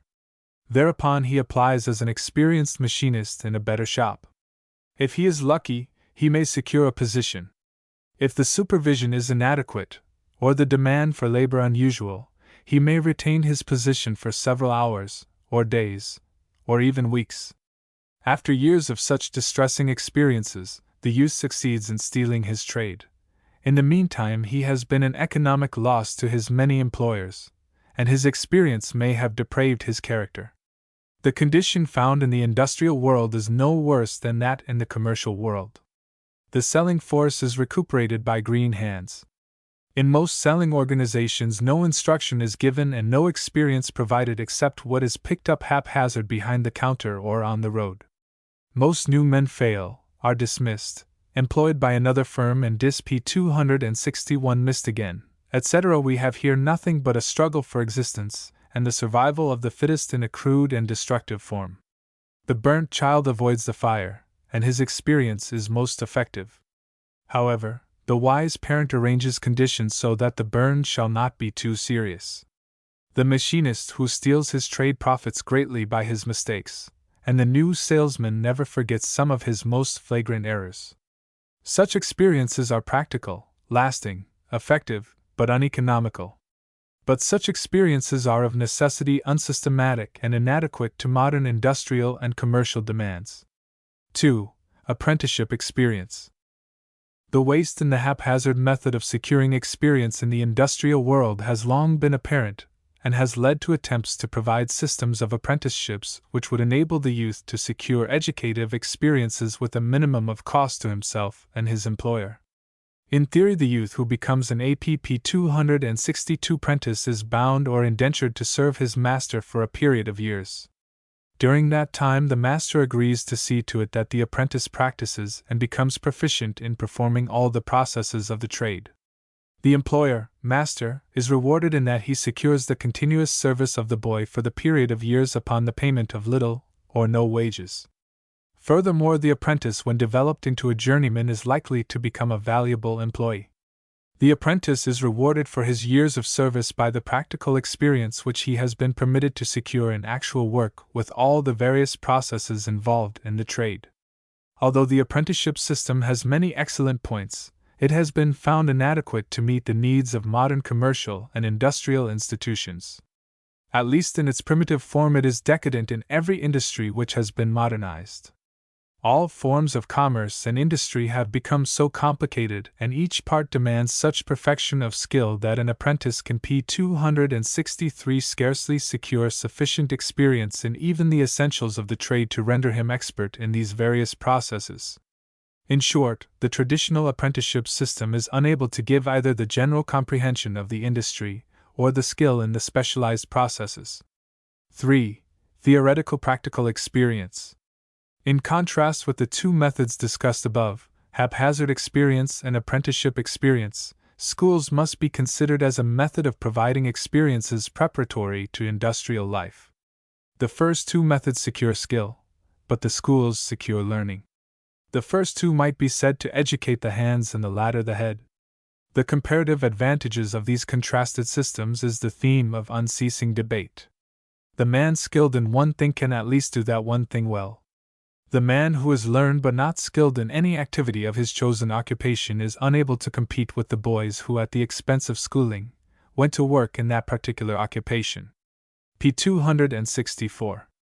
An advanced general school education has very distinct advantages.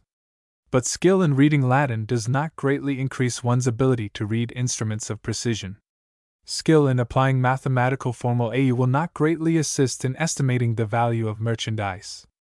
A knowledge of general psychology will not ensure ability in selecting employees. Even great proficiency in discoursing upon ethical theories does not protect one from the temptation to be dishonest in business. Skill in one thing does not ensure skill in other, and even in similar things. Learning in one field is not incompatible with gross ignorance in other, and related fields. We have discovered that skill and learning are largely specialized, and accordingly we see the necessity of acquiring skill and learning in the particular fields in which the skill and learning are desired. To meet these demands, various modifications in our schools have been made. To meet the needs of training for the industries, we have the manual training schools, industrial schools, trade schools, continuation P265 schools, correspondence schools, night schools, technological schools, etc. To provide the appropriate experiences for commercial life, we have commercial schools, business colleges, store schools, schools of commerce, etc. These schools have rendered invaluable service and are rapidly increasing in number, yet they do not provide either the skill or the learning which should be possessed by the employee. 4. Practical theoretical experience. The weakness of the haphazard and apprenticeship methods of securing experience is twofold. 1. They cease too early. So soon as the man really enters into his occupation, his education ceases. 2. They are too narrow. They fail to provide experiences that give proper perspective. They do not give adequate theoretical comprehension of the work being accomplished from day to day. They do not develop the judgment. The weakness with the theoretical practical method of providing experience resembles P266, the weakness of the haphazard and the apprenticeship methods, in that it ceases too early. It ceases before the individual begins his life work. It may have the special weakness of not being closely organized with the vocation for which it is assumed to be a preparation, hence of being impracticable. The practical theoretical form of providing experience is based on two assumptions. The first assumption is that the practical and the theoretical should be equally emphasized, that they should be closely organized, and that the theory should be deduced from the practice. The second assumption is that the educative processes should continue so long as the man is engaged in his occupation. A concrete illustration will make clear the difference between the 4 different methods of acquiring experience, as given above. During the present summer vacation, I have been spending a few weeks in a boarding house. Some previous boarder had bequeathed to the house an intricate Chinese block puzzle. During this summer, one lad in the house spent P267 8 hours in solving the puzzle. He worked by the haphazard method, trying blindly, till he just happened to get it right. The next attempt did not take so long, but it was many days before he could solve the problem rapidly. As soon as the lad had learned to solve the puzzle, my son watched him solve it many times, and kept trying to do it as he saw it done. My son learned to solve the puzzle in perhaps 2 hours by thus watching another, and then trying it himself. He was employing the apprenticeship method, and his education was accomplished in 1/4 the time required by the haphazard method. In the boarding house was an expert mechanical engineer. He took up the task of solving the problem and was most scientific in his procedure. He figured out the principles that he thought might be involved, tried them, and immediately abandoned methods that proved unsuccessful.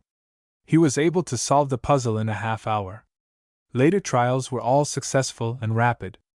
He knew just how he had solved the puzzle, and therefore P268 did not have to experiment or take chances on later trials. This engineer employed the theoretical practical method of learning. The engineer volunteered to instruct me in the problem. I took up the blocks and began trying to unite them. As one difficulty after another arose, I was given instruction in the principle for overcoming it. No principle was presented to me till I had faced a situation demanding that particular principle. The practice and the theory went together, and so far as the instruction was concerned, the practice preceded the theory step by step. I was therefore employing the practical theoretical method. As a result, I was enabled to solve the problem in 15 minutes. Furthermore, I knew just how I had done it, and could do it again, and could apply the same principles to other puzzles. A comparison of these results is most instructive. The lad who went at it blindly by the haphazard method required 8 hours, and even then did not analyze out the principles that would help him solve later prob P269 lems. My son, who employed the apprenticeship method, accomplished his task in 2 hours but discovered no principles. His work was blindly mechanical. The engineer worked according to the theoretical practical method, completed his task in 30 minutes, and understood perfectly what he had done. By employing the practical theoretical method, I was enabled to accomplish the task in 15 minutes, and to understand also how it was done. Whether I have in mind my own development, or that of my employees, if I am seeking to utilize the practical theoretical method of capitalizing experience, I am confronted with 2 problems. 1. How shall I secure or provide the requisite practical experiences? 2. How shall I secure or provide the appropriate theoretical interpretation of such experiences? During recent years in the educational, industrial, and commercial world, serious attempts have been made to answer these 2 questions, and the results are most significant. p. 270. The College of Engineering of the University of Cincinnati believes that it has solved the problem for certain fields of activity by cooperative courses. In these courses, the students spend 1 week in some manufacturing plant and the next week in the college. This weekly alternation of practical and theoretical is kept up for 6 years. The number of students in the college and the number of workers in the manufacturing plant is kept constant by dividing each group of students into 2 sections which alternate with each other, so that when one section is at the college, the other is at the shop. The college teaches the principles that are necessary for understanding and solving the problems arising from week to week in the shop. As the dean of the college expresses it, it aims to teach the theory underlying the work, to teach the intent of the work, to give such cultural subjects as will tend to make him a more intelligent civic unit. It is thought that such cooperative courses could be arranged by schools of different ranks of advancement, and p. 271 that the students could spend their alternate weeks in almost any class of industrial or commercial institution of importance. One of the most conspicuous attempts to provide practical theoretical experiences of an educative sort is that of the General Electric Company of West Lynn, Massachusetts. This institution has provided a corps of instructors and rooms devoted exclusively to instruction within the plant itself. The theoretical instruction is assumed to be perfectly coordinated with the practical. In fact, the young apprentice spends much of his time almost daily in constructing commercial articles and under the same conditions that will confront him in later years. His theoretical instruction is thus planned to help him to accomplish his practical task more quickly, perfectly, and with more perfect understanding. The training is so broad that the graduate is prepared to become an industrial foreman in any mechanical establishment. The John Wanamaker Commercial Institute of Philadelphia is a school conducted p. 272 within the store and for the benefit of the employees of the store. In this school, theoretical instruction is given that is designed to give the principles underlying commercial life. The results are said to be most gratifying both to the employer and the employees. The practical theoretical form of education is not limited to the apprentice or to the new employee but is equally valuable to the expert, the oldest employees, and the employer. This fact is taken advantage of most wisely by the National Cash Register Company. This company provides instruction suited to the needs of all its salesmen, whether they are new and inexperienced or whether they are the oldest, most efficient salesmen. By means of letters, books, demonstrations, and conventions, the salesmen are constantly provided with educative experiences and are kept from the narrowness and lack of progress so characteristic of men in the commercial life after they have become thoroughly established and relatively efficient in their work. In keeping with this modern tendency to p. 273 supplement practical experience with theoretical interpretation, we find a very pronounced increase in the utilization of all agencies that interpret and enrich the daily toil. Men who are fully employed, e.g., journeymen and salesmen, have realized the necessity of some form of theoretical instruction to enable them to profit by their daily practical experience. This fact is almost pathetically demonstrated by the multitudes who are seeking for such instruction through correspondence and evening schools. Every progressive engineer, teacher, physician, and lawyer keeps abreast of the best thought of the day by means of frequent conventions, conferences, books, and periodicals. The experience secured from such agencies is essential to progress. Only by such agencies can he learn the latest and most perfect interpretation of the experience of his professional life. Likewise, the non-professional man engaged in commerce or industry finds the modern world to be so complex that mere practical experience is no longer adequate to enable him to meet the demands made p. 274 upon him. The theoretical training of his youth, even though it include the college and the technical school, is totally inadequate to interpret for him the new relationships which arise from day to day. He needs a theory that grows out of his practical experience, and that enables him to understand and to improve upon his practical work. The most common means for providing him with such experience he finds in his conventions and informal conferences with his peers and in his trade journals and technical books. There is no warfare between theory and practice. The most valuable experience demands both, and the methods of procuring the most valuable experience in business and industry demand that the theory should supplement the practice and not precede it. The environment most conducive to securing and utilizing the most valuable experience is in the workaday world. But this is the very environment in which men become engulfed in the practical and neglect the theoretical. To the extent to which men thus neglect the p. 275 theoretical do they lower themselves and class themselves with mere machines, and so hasten the day when they shall be discarded. Whether we be apprentices or experts, employees or employers, we are all in a similar condition. In every case, advance is dependent upon the proper utilization of practical and theoretical experiences, upon the practical experience which is adequately interpreted. Chapter 12, Making Experience an Asset, Judgment Formation.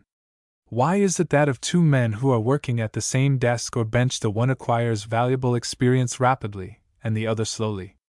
Why is it that of two houses each employing 1,000 men, the one sees its employees securing experiences that enhance their earning capacity rapidly, but the other house is compelled periodically to secure new blood by importing men from rival firms? Modern psychology teaches that experience is not merely the best teacher but the only possible teacher. All that any instructor can do is to select and to provide the conditions necessary for appropriate experiences and to stimulate the learner to make the most of them. The ignorant is changed into the learned p. 276 p. 277 by means of the utilization of profitable experiences. By the same method the novice is changed into the expert, the amateur into the professional, the inefficient into the efficient, and the errand boy into the manager.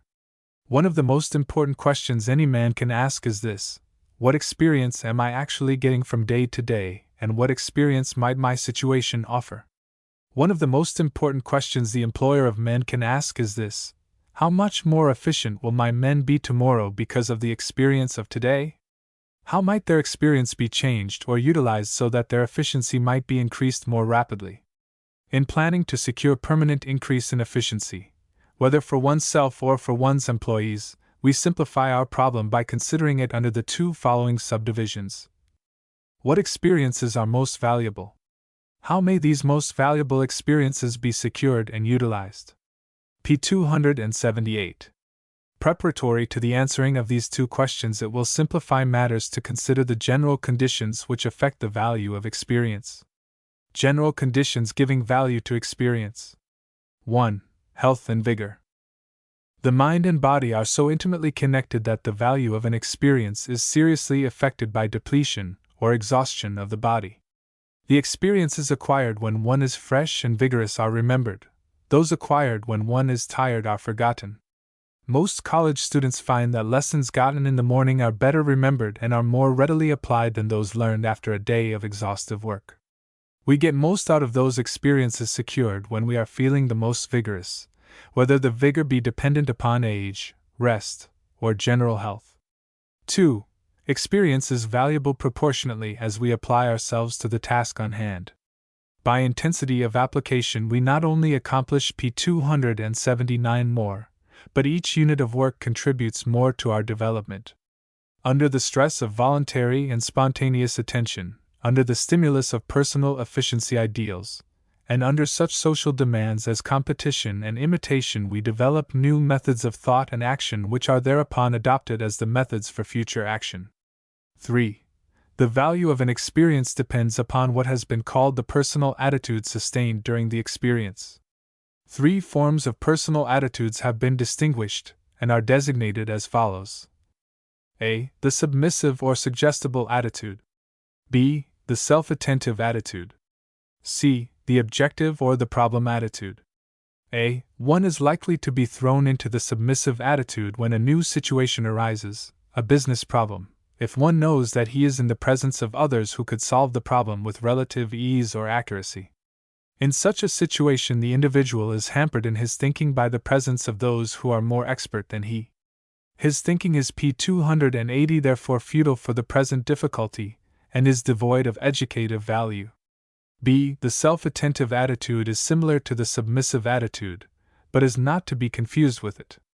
If when confronted with a difficult problem my attack upon it is weakened by the expectation of assistance from others, I am in a submissive attitude.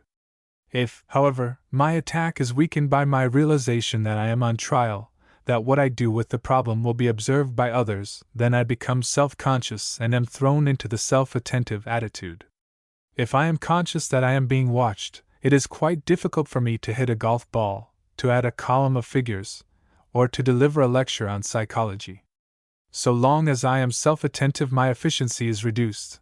I hit on no improved methods of thought or action, and my experience therefore has no permanent value. C. So soon as I can forget others and myself and can take the objective, or the problem attitude, the chances of efficient action are greatly increased. I find it relatively easy P281 to assume this attitude when I feel that I stand on my own responsibility, that the problem cannot possibly be referred to any higher authority, but that the solution depends upon me alone. My chances of solving the problem would be much reduced if it were proposed to me at a time when I felt domineered by a superior, or when I felt that he knew much more about it and could settle it much more easily and surely than I. If the problem demanded previous experience and the possession of knowledge which I did not possess, it would be likely to make me self-conscious and hence incapable of utilizing even the experience and the knowledge that I do possess. Past success, the possession of wide experience, and technical instruction keep me from assuming the self-attentive attitude and enable me to take the problem or objective attitude. This is the only attitude consistent with improved form of thought or action, and hence is the attitude essential for valuable experience. 4. That experience is the most valuable that is acquired in dealing with conditions similar P282 to those in connection with which improvement is sought. Experience in wood chopping makes one a better chopper but does not necessarily increase his skill in sawing wood. Experience in bookkeeping increases one's ability in that particular, but does not appreciably increase his ability to handle men. Speed and accuracy of judgment secured in inspecting one sort of goods cannot be depended upon, if a different sort of goods is to be inspected. The experience secured in responding to one situation will be valuable in responding to a similar situation because of the three following facts. A. Two similar conditions may secure identical factors in our activity. Thus, school life and the executive's work secure such identical activities as are involved in reading, in writing, or in arithmetic, and so forth, whether accomplished in the schoolroom or the office. B. The method developed in one experience may be applied equally well to another activity. In connection with a course in college, a student may acquire a scientific method of P283 procedure. At a later time he may, or he may not, apply this same method to the problems arising in his business or industrial life. C. Ideals developed in one experience may be projected into other experiences. If the ideals of promptness, neatness, accuracy, and honesty are developed in one relationship of life, the probabilities are somewhat increased that the same ideals will be applied to all experiences. Provided that the four general conditions discussed are secured, we then have the more specific and important question to ask. What experiences are the most valuable? Only those experiences are valuable that in an appreciable degree modify future action. One way in which an experience, or a series of experiences, modifies future action is in the formation of habits. Habit formation. Habit has a beneficial influence on future action in 5 particulars. P284. A. Habit reduces the necessary time of action. Repeating the 26 letters of the alphabet has become so habitual that I can repeat them forward in 2 seconds. To repeat them in any other than an habitual order, e.g. backwards, requires 60 seconds. B. Habit increases accuracy. I can repeat the alphabet forward without danger of error, but when I try to repeat it backward, I am extremely likely to go astray. C. Habit reduces the attendant exhaustion. Reading English is for me more habitual than reading French. Hence, the latter is the more exhausting process. D. Habit relieves the mind from the necessity of paying attention to the details of the successive steps of the act. When piano playing has been completely reduced to habit, the finger movement, the reading of the notes, etc., are all carried on successively with the minimum of thought. E. Habit gives a permanency to experience. For many years in playing tennis, I served the ball in a way that had become for me perfectly P283 habitual. For an interval of 3 years I played no tennis, but when I began again I found that I could serve as well as ever. If the manner of service had not been so perfectly reduced to habit, I would have found after an interval of 3 years that I was completely out of practice, i.e., that my previous experience did not have a permanent value. The subject of habit formation will be more completely presented in Chapter 13. A second form of experience that is capitalized and so predetermines a man's capacity to act and to think is the formation of what is known as practical judgments. Practical judgments. By a practical judgment is meant the conscious recall of a concrete past experience, and the determination of some action by means of this consciously recalled event. I find that it will be necessary for me to secure a new stenographer. I solved the problem by consciously recalling how I got one before. Upon the basis of that consciously recalled previous P286 experience, I decide how to act now. This is a practical judgment. In strictness, what is capitalized is not the practical judgment itself, but the original concrete experience that is recalled at a later time, and upon the basis of which a practical judgment is formed. Practical judgments cannot be more comprehensive than one's previous experience. The necessary condition for fertility in the formations of practical judgments is therefore richness of previous experience. Indeed, one's practical judgments are much more restricted than one's actual experiences. A practical judgment is dependent not merely upon having had the necessary experience, but upon the recall of it at the appropriate occasion. The key to a side door of my house was temporarily lost. After trying scores of keys, I found that a key to a room in the attic would also open the side door. This side door key was again carried off last week. After much vexation and after trying numerous keys, I again discovered that the key to the room in the attic would open the P287 side door.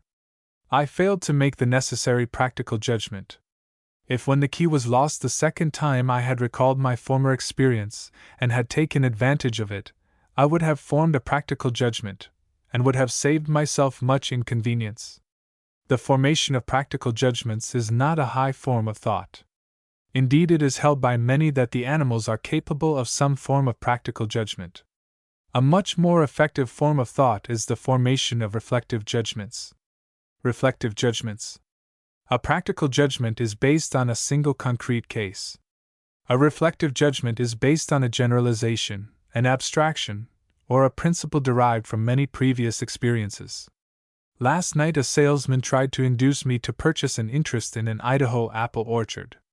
Thereupon I recalled an instance of a friend who a year ago had made such a purchase and had found it a profitable investment.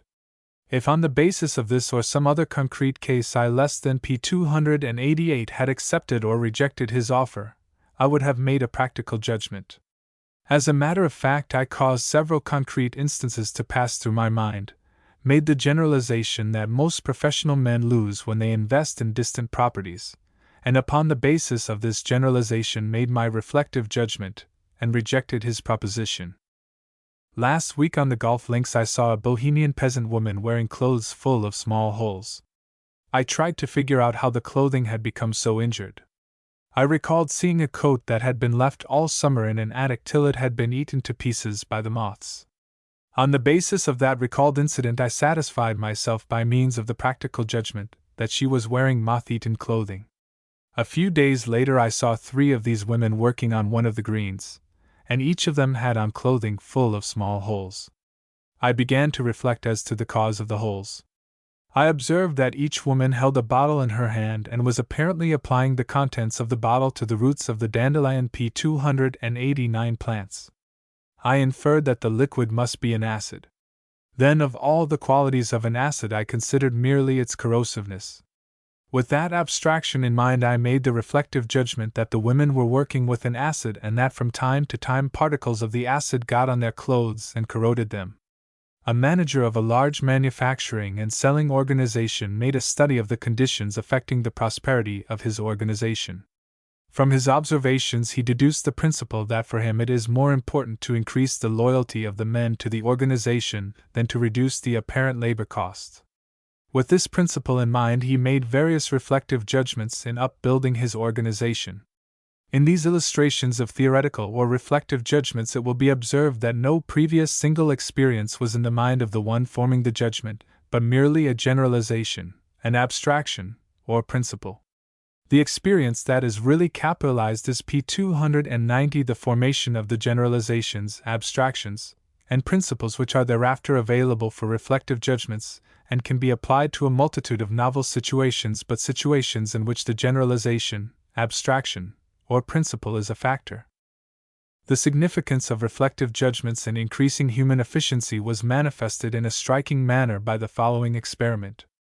A group of individuals were tested as to their ability to solve a number of mechanical puzzles. The time required for each individual was recorded. The subjects then described as completely as possible how they had solved the problem, worked the puzzle. In some instances, the subjects kept trying blindly, till by accident they hit upon the right method. In such cases, the second and third trials might take as long or even longer than the first trial. If, however, the subject had in mind the right principle or principles for solving the problems, the time required for succeeding attempts fell abruptly.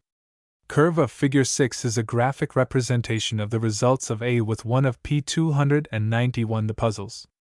To solve the problem the first time required 1,476 seconds. While solving it this first time, it discovered a principle upon which success depended.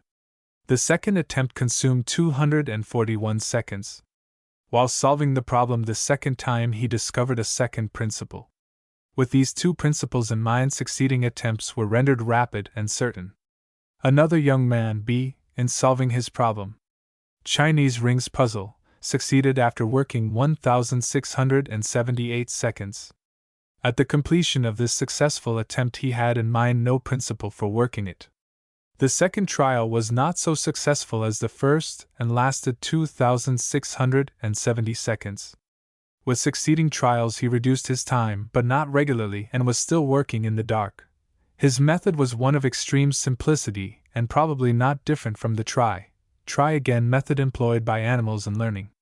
The results of his first 10 trials are graphically shown in Curve B of Figure 6. A comparison of Figure 6 with the 5. P292 Illust. Caption equals Figure 6. P293 figures of Chapter 10 will show how rapidly increase of efficiency is when dependent upon judgments as contrasted with improvement dependent upon habit. A judgment once having been made may be utilized again and again. The process of applying these preformed judgments is known as an intuitive, or perhaps better called an expert judgment. Expert judgments. Just as appropriate concrete experiences determine the nature and the range of practical judgments, and as the formation of generalizations, abstractions, and principles determine the possibilities of reflective judgments, so the actual formation of the practical and reflective judgments determine the nature and the range of the intuitive or expert judgments. Some years ago, I had a need for an attorney to perform for me a petty service. Just at that critical moment, I met a friend who was a lawyer. I employed him forthwith. At a later time, I needed a lawyer again, recalled my P294 former experience, and called up the same attorney. This employing him the second time was clearly a practical judgment. If I have frequent need for an attorney, I shall probably make use of my preformed practical judgment and employ this same attorney. This act will never become a habit, but it will approximate more and more a habitual action, and will seem to be performed intuitively, and will be an illustration of an expert judgment. This morning I was asked to find a cook and man of general utility for an outing camp. I had no preformed practical judgment which I could apply to the case, and did not even possess a remembrance of any experience upon which I might base a practical experience. In such a case, therefore, I am not only not an expert, but I do not possess the necessary preliminary experiences for developing such ability. During the last decade, I have given much thought to this question: does the efficiency of one's thinking depend at all upon the clearness and distinctness of the mental image used p. 295 in the thinking? I settled the question in the negative. The formation of this principle, clear thinking does not depend upon clear visual image, was an act of reflective judgment. But now the application of this preformed judgment has developed into an expert judgment. Recently I was given the manuscript of a course in psychology, and asked to appraise it. One of the chief points of the author was to advise all business men to develop clear visual images. In fact, he asserted that clearness of thinking was in proportion to clearness of the visual image with which the thinking is carried on. Without again weighing the evidence for my principle, I applied my preformed judgment, and by means of this expert judgment condemned the course. A man is expert only in those fields in which he has developed the appropriate habits, the necessary, practical, and reflective judgments, and has had some practice in applying these judgments. We find that 4 classes of experiences are valuable, i.e. such experiences as result in the p. 296 formation of habits, such as result in practical judgments, in reflective judgments, and in expert judgments. Our final task is to consider methods for increasing the probabilities that such experiences may be secured and utilized. Securing and utilizing these most valuable experiences. The conditions best adapted for procuring and utilizing one class of these most valuable experiences may not be the best for the other 3 classes. Our final problem must therefore be subdivided into 4 parts corresponding to the 4 classes of valuable experience. Special conditions favorable to habit formation. The essential condition for habit formation is repetition with intensity of application. The modern movement in the industrial world known as scientific management supplies this need for repetition by standardizing all activities so that they will be repeated over and p. 297 over in identical form, and it secures the intensity of application by means of the task and bonus system. By these means, the most valuable experiences for habit formation are secured and utilized. The working out of this fact is so admirably described in recent reports upon scientific management that further description here would be superfluous. Special conditions favorable to the formation of practical judgments. In addition to the 4 general conditions discussed on pages 278 to 283 at the special conditions most favorable to the formation of practical judgments are the 3 following. 1. The experiences most effective in arousing practical judgments are those that are most recent. A few days ago I purchased a piece of real estate and was asked how I wanted the property transferred. I replied immediately that I wanted a warranty deed and a guarantee policy. This was a practical judgment made upon the basis of a recent previous experience. p. 298. As a matter of fact, there are 3 distinct methods of transferring real estate, but until after my judgment had been made I was perfectly oblivious of the other methods, although I had had experience with them some years before. Thus I utilized only my recent experience in making my practical judgment. 2. Other things being equal, those experiences are most valuable in arousing practical judgments that have been the most frequent. I have seen burns dressed many times and in many ways, but most often they have been dressed with soda and water. When I was called upon recently to dress a burn, I recalled the method which I had seen most often and formed a practical judgment based thereupon, and was helped out of my difficulty. 3. Our most vivid and intense experiences are the ones most likely to be recalled and to be utilized in the formation of practical judgments. The mistakes that I have to pay for and the deed that secured my promotion are the experiences most fertile in the formation of practical judgments. p. 299. Special conditions favorable to the formation of reflective judgments. In addition to the general conditions mentioned on page 278 at the special conditions favorable for the formation of reflective judgments are as follows. 1. A theoretical education. Proverbially, schools teach generalizations, abstractions, and principles. The scholar and the student are compelled to practice in this most effective form of thinking. A justifiable criticism of the schools is that they are inclined to neglect the lower forms of thinking, the dealing with the concrete, in their zeal for the highest forms of thinking.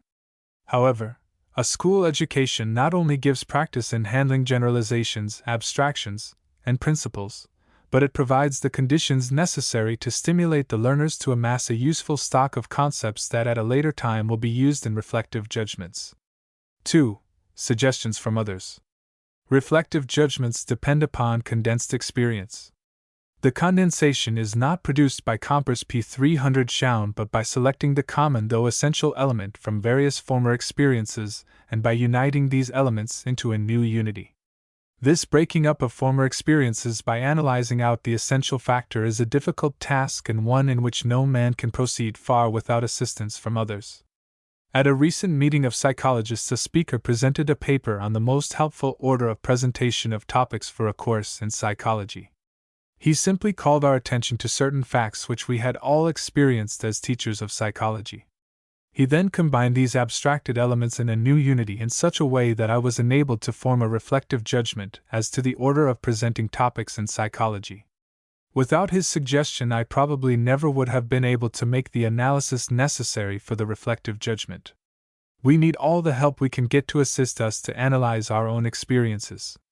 To this end, we employ with great profit such agencies as conferences with fellow workmen, conventions, P301 visitations, trade journals, and technical discussions upon our own problem, cf. Chapter 11. 3. Verbal expression. We cannot well unite factors of previous experience into a new whole unless we have some symbol to stand for the new unity. As such a symbol, a word is the most effective. Animals never carry on reflective judgments and never can, since they do not possess a language adequate to such demands. The attempt to express one's thought in words is in reality often a means for creating the thought as well as a means for its expression. A few years ago I prepared a paper on the subject, Making Psychology Practical. In my attempt to express myself, I clarified my thinking, formed new generalizations, and therefore was enabled to do with full consciousness, with reflective judgments, what previously I had done but blindly. It is a most helpful practice to attempt to express in words just what one is trying to accomplish. What are the conditions necessary for success? What the conditions that are lower P302 ing efficiency? And what are the possibilities of the work, etc.? The method of analysis and expression assists wonderfully in abstracting the aspects of one's experience necessary for the generalization, abstraction, and principle used in reflective judgments. Special conditions favorable to the formation of expert judgments. There are no clearly defined special conditions for increasing one's capacity to apply expert judgments. The general conditions discussed on page 278 at seem to cover the case. If I have provided, as an executive, for all these conditions for developing expert judgments: 1. If I have good vigorous health. 2. If I am working with enthusiastic application. 3. If I have the right attitude towards my work. 4. And finally, if I am having frequent experience in making practical and theoretical judgments, I am then fulfilling the conditions most favorable for the development of expert judgments. Chapter 13: Capitalizing Experience, Habit Formation. After spending 4 years in an Eastern college, a young graduate was put in charge of a group of day laborers. He assumed toward them the attitude of the athletic director and the coach combined. He set out to develop a winning team, one that could handle more cubic yards of dirt in a day than any other group on the job. He had no guidebook and no official records to direct him. He did not know what the best form was for shoveling dirt, and he did not know how much a good man could accomplish in an hour. With stopwatch and notebook in hand, he began to observe the movements of the man who seemed the best worker in the group. He counted the different movements made in handling a less than P303 P304 shovelful of dirt, and the exact time required for each of the movements. He then made similar observations upon other men. He found that the best man was making fewer movements and faster movements than his companions. But he also discovered that even this best workman was making movements which were not necessary, and that he was making some movements too slowly, and thus losing the advantage of the momentum which a higher speed would have produced, and which would have enabled him to accomplish the task with less effort. The young collegian then set about to standardize the necessary movements and the most economical speed for each movement required in the work of his group. He instructed his best man in the improved method of working, and offered him a handsome bonus if he would follow the specifications and accomplish the task in the estimated time.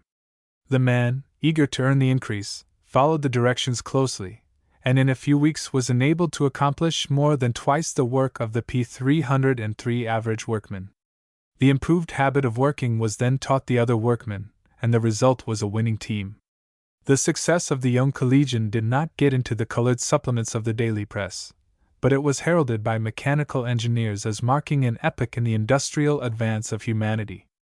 It made manifest the necessity of a study of habits, the elimination of the useless ones, and the acquisition of those most beneficial. The study of habit has not received from the practical business man the attention which it deserves because he has too often looked upon habit as something detrimental to efficiency. The possession of any and of all habits has at times been regarded as a misfortune. An employer of men for responsible positions recently made this inquiry concerning each applicant for a position: does he have any habits? If so, what are they? This employer confused all habits with such things as habits of intemperance, habits of slovenliness, habits of dishonesty, and habits of loafing. P306 Little did he suspect that the habits of the men were in reality their strongest recommendation. He did not realize that the capitalized experience of these men was funded in the masses of useful habits which they had acquired. Habits are but ways of thinking and of acting which by reason of frequent repetition have become more or less automatic. We are all creatures of habit. We all possess both good and bad habits. In performing an habitual act, we do not pay attention to the individual separate steps included in the act. So we are liable to think of our habitual acts as those done carelessly, and of other acts as those performed with caution and consideration. The folly of such a criticism of habit is made apparent by the study of any act which may be performed by one person as a habit, and by another person as an act, every step of which demands attention. A barber stropping his razor is a familiar illustration of the working of habit. An adult attempting to strop a razor for the first time and compelled to give attention to each step P307 in the process is a typical illustration of an act demanding attention in contrast with an habitual act which needs no such attention. We are also inclined to deprecate habits on the ground that the man in the grip of habit is hopelessly in the rut, that the man who has reduced his work to habit ceases to be original and is incapable of further improvement. On the contrary, the grip of habit is but a support. The editor could not write his trenchant editorials, and the advertiser could not write his compelling copy, unless in the act of writing each could turn over to habit the manipulation of the pen, the formation of the letters, and the spelling of the words. The attorney cannot make his most logical arguments, and the salesman cannot make the best presentation of his goods, unless they can depend upon habit for correct verbal expressions, unless their thoughts clothe themselves automatically in appropriate verbal forms. When we are in the grip of habit, if it be a good habit, we are not so much in a rut as on the steel rails where alone the greatest progress is P308 made possible. We are not enslaved by good habits, but rather might it be said that no man is truly free to advance and to make rapid progress till he has succeeded in establishing a mass of useful habits. How habits are formed. Modern physiological psychology has dealt with the problem of explaining the possibility of the formation and maintenance of habits. The explanation is found in the mutual development of the mind and the nervous system, and in the dependence of thought and action upon the nervous system, and particularly upon the brain.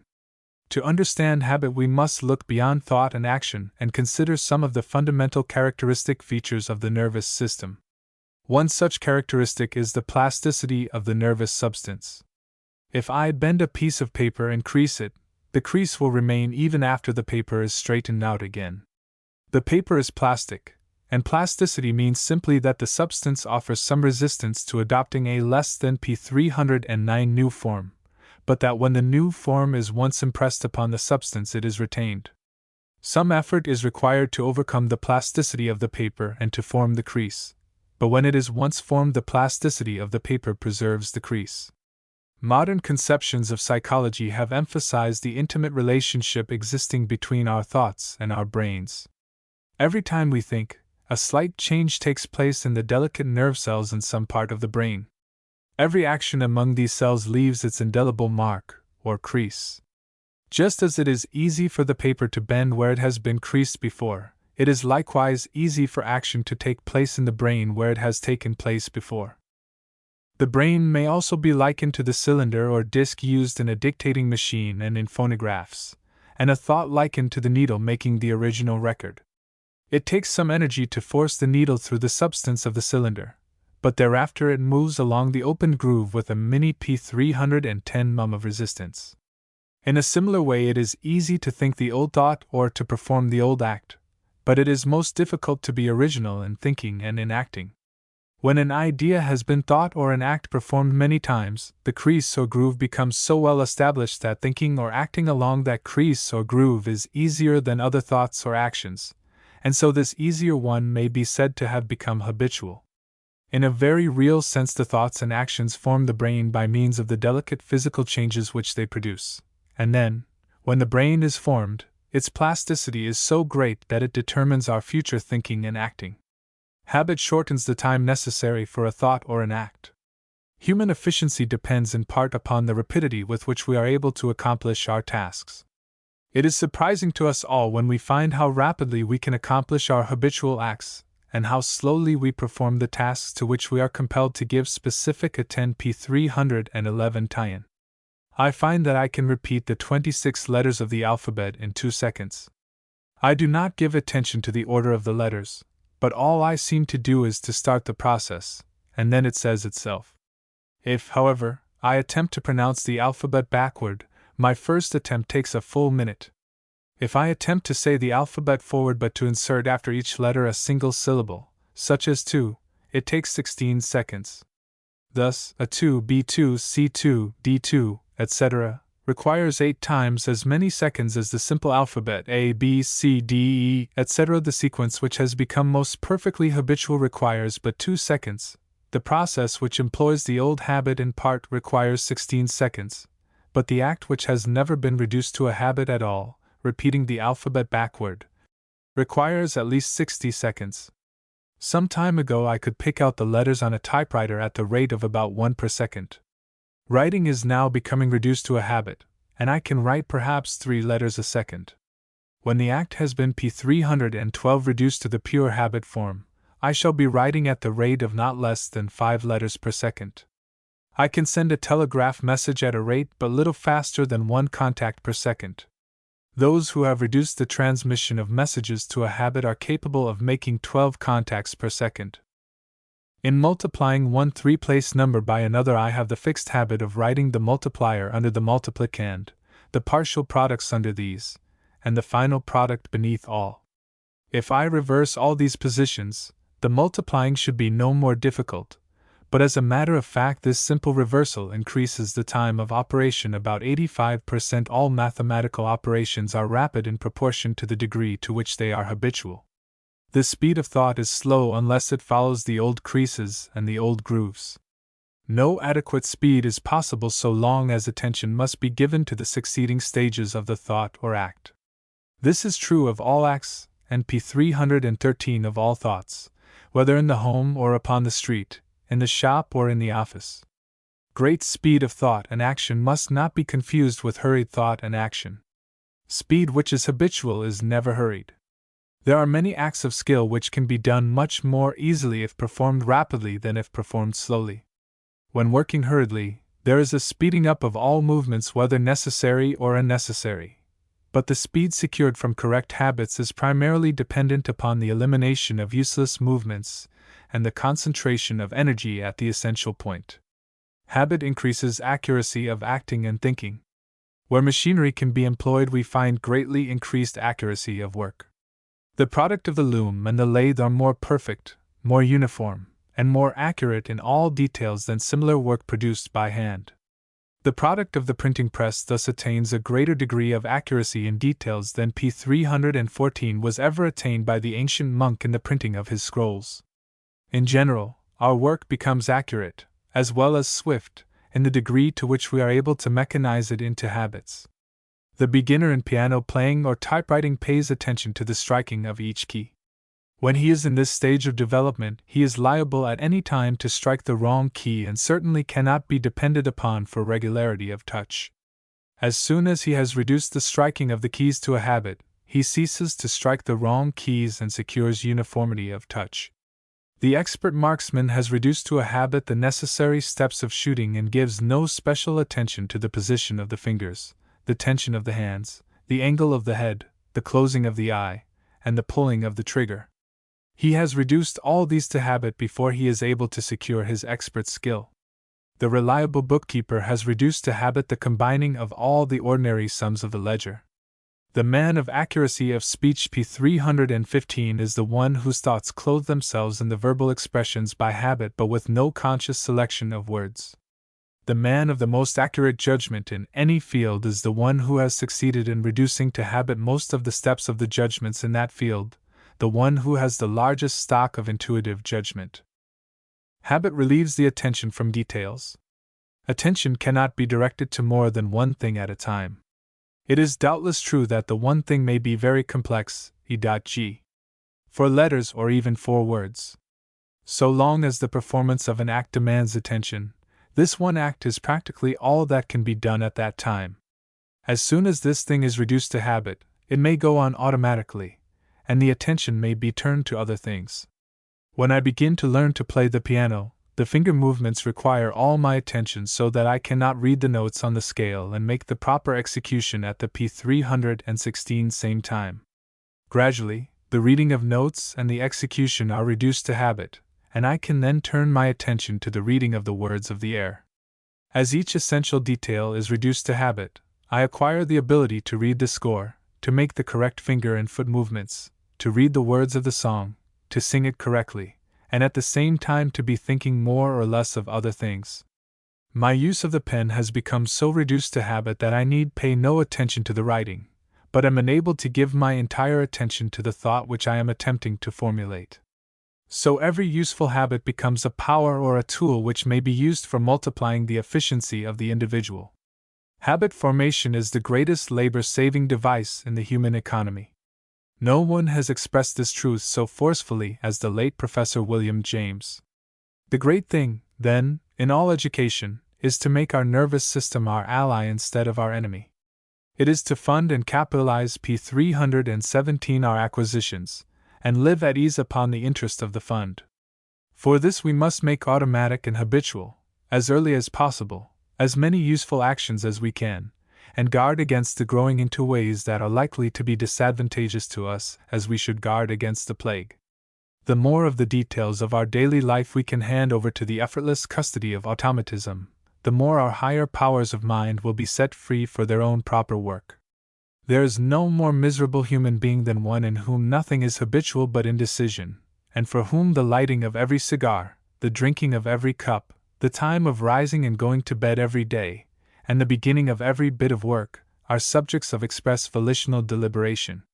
Full half the time of such a man goes to the deciding or regretting of matters which ought to be so ingrained in him as practically not to exist for his consciousness at all. If there be such daily duties not yet ingrained in any one of my readers, let him begin this very hour to set the matter right. p. 318 Habit reduces exhaustion. The various acts connected with my morning toilet have been reduced to sheerest habit. I do not think of the different acts as I perform them, they seem to perform themselves. The sequence of the various acts and the manner of performing them are not particularly good, but I do not seem inclined to change them. I put on my left shoe before my right sleeve before my left. I have the absurd habit of washing my teeth after I have washed my face. That my habits may execute themselves automatically, all the articles of my toilet must be in their proper places.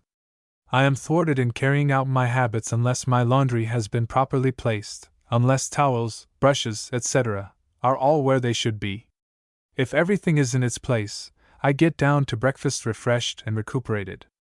If the toilet articles are so located that I am compelled to do consciously what I might have done subconsciously, I get down to breakfast irritated and nervously P319 depleted.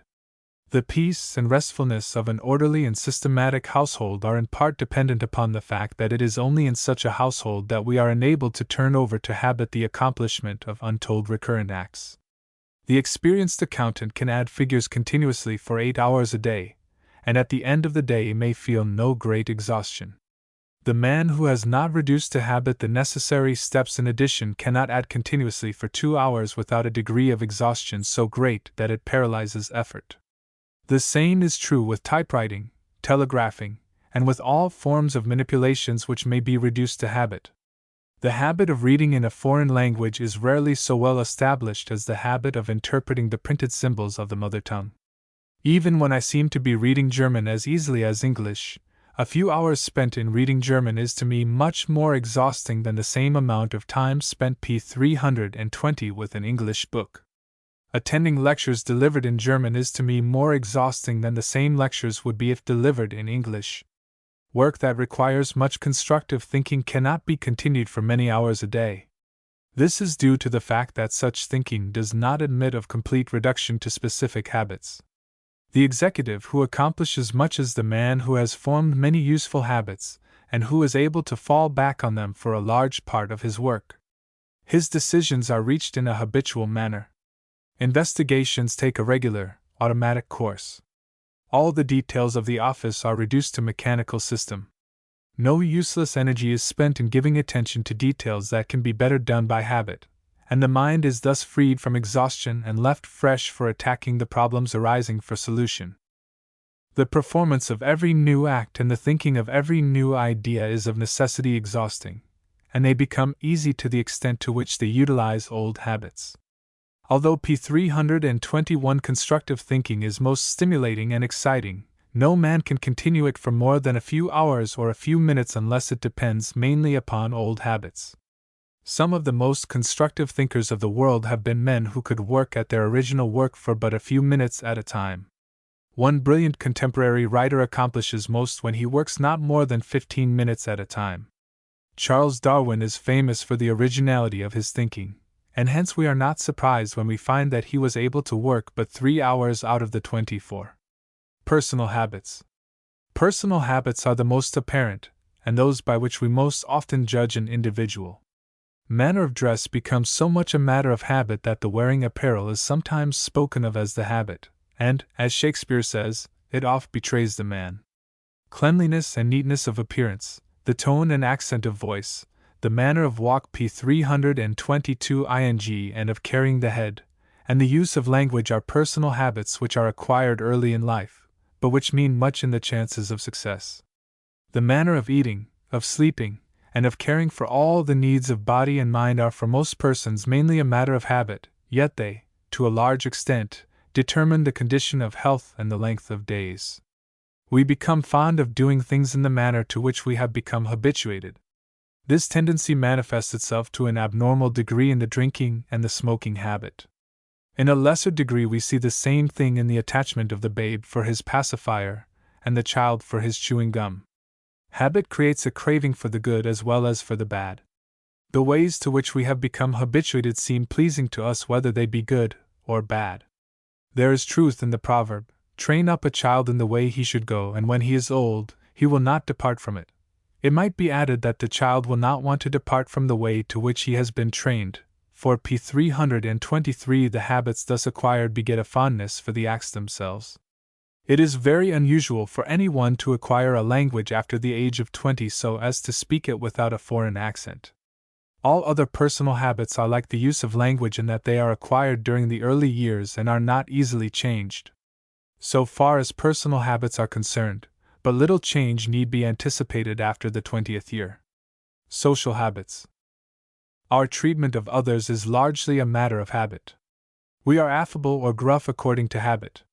Honesty and dishonesty in dealing with others is, in the main, a matter of habit. The honest man is the one who takes honesty for granted and acts honestly from habit. So soon as he begins to observe that he is an honest man, to call attention to the fact, and to be much impressed by the honor of his choices, at that moment suspicion of him should be entertained, for honesty has with him ceased to be a habit. p. 324. We classify individuals largely by means of their personal and social habits. By these the gentleman is recognized as surely as the boor. By means of them we select our friends and engage new employees. Efficiency in every life calling depends upon our success in dealing with people. Such success is largely dependent upon the social habits that we acquire. Occupation habits. Until the recent rise of interest in psychology, relatively little attention had been given to the study of those habits which are developed in business. When proper care is not given to the formation of these habits developed in connection with one's daily occupation, wrong habits are certain to appear. The mason makes 2 motions with his trowel where he should make but 1. The accountant substitutes short cuts in adding where all the operations should be taken in regular order and made as automatic as the few short cuts previously developed. The executive has the p. 325 habit of depending upon desultory memory where the logical should be developed. The salesman, in speaking to a critical customer, says he don't, instead of saying he doesn't, gents' goods instead of men's goods. Every investigation into the human actions and the human methods of thinking as involved in business reveals the presence of unfortunate habits such as the examples here cited. Therefore, one of the most noteworthy events in the business and industrial world of the last 20 years is the study of the occupation habits of the workmen, to which reference was made in the first paragraphs of this chapter. The research has been especially successful in dealing with the occupation habits of mechanics. The fundamental discovery was made that the workman's occupation habits are not such as enable him to accomplish his task in an economical and efficient manner.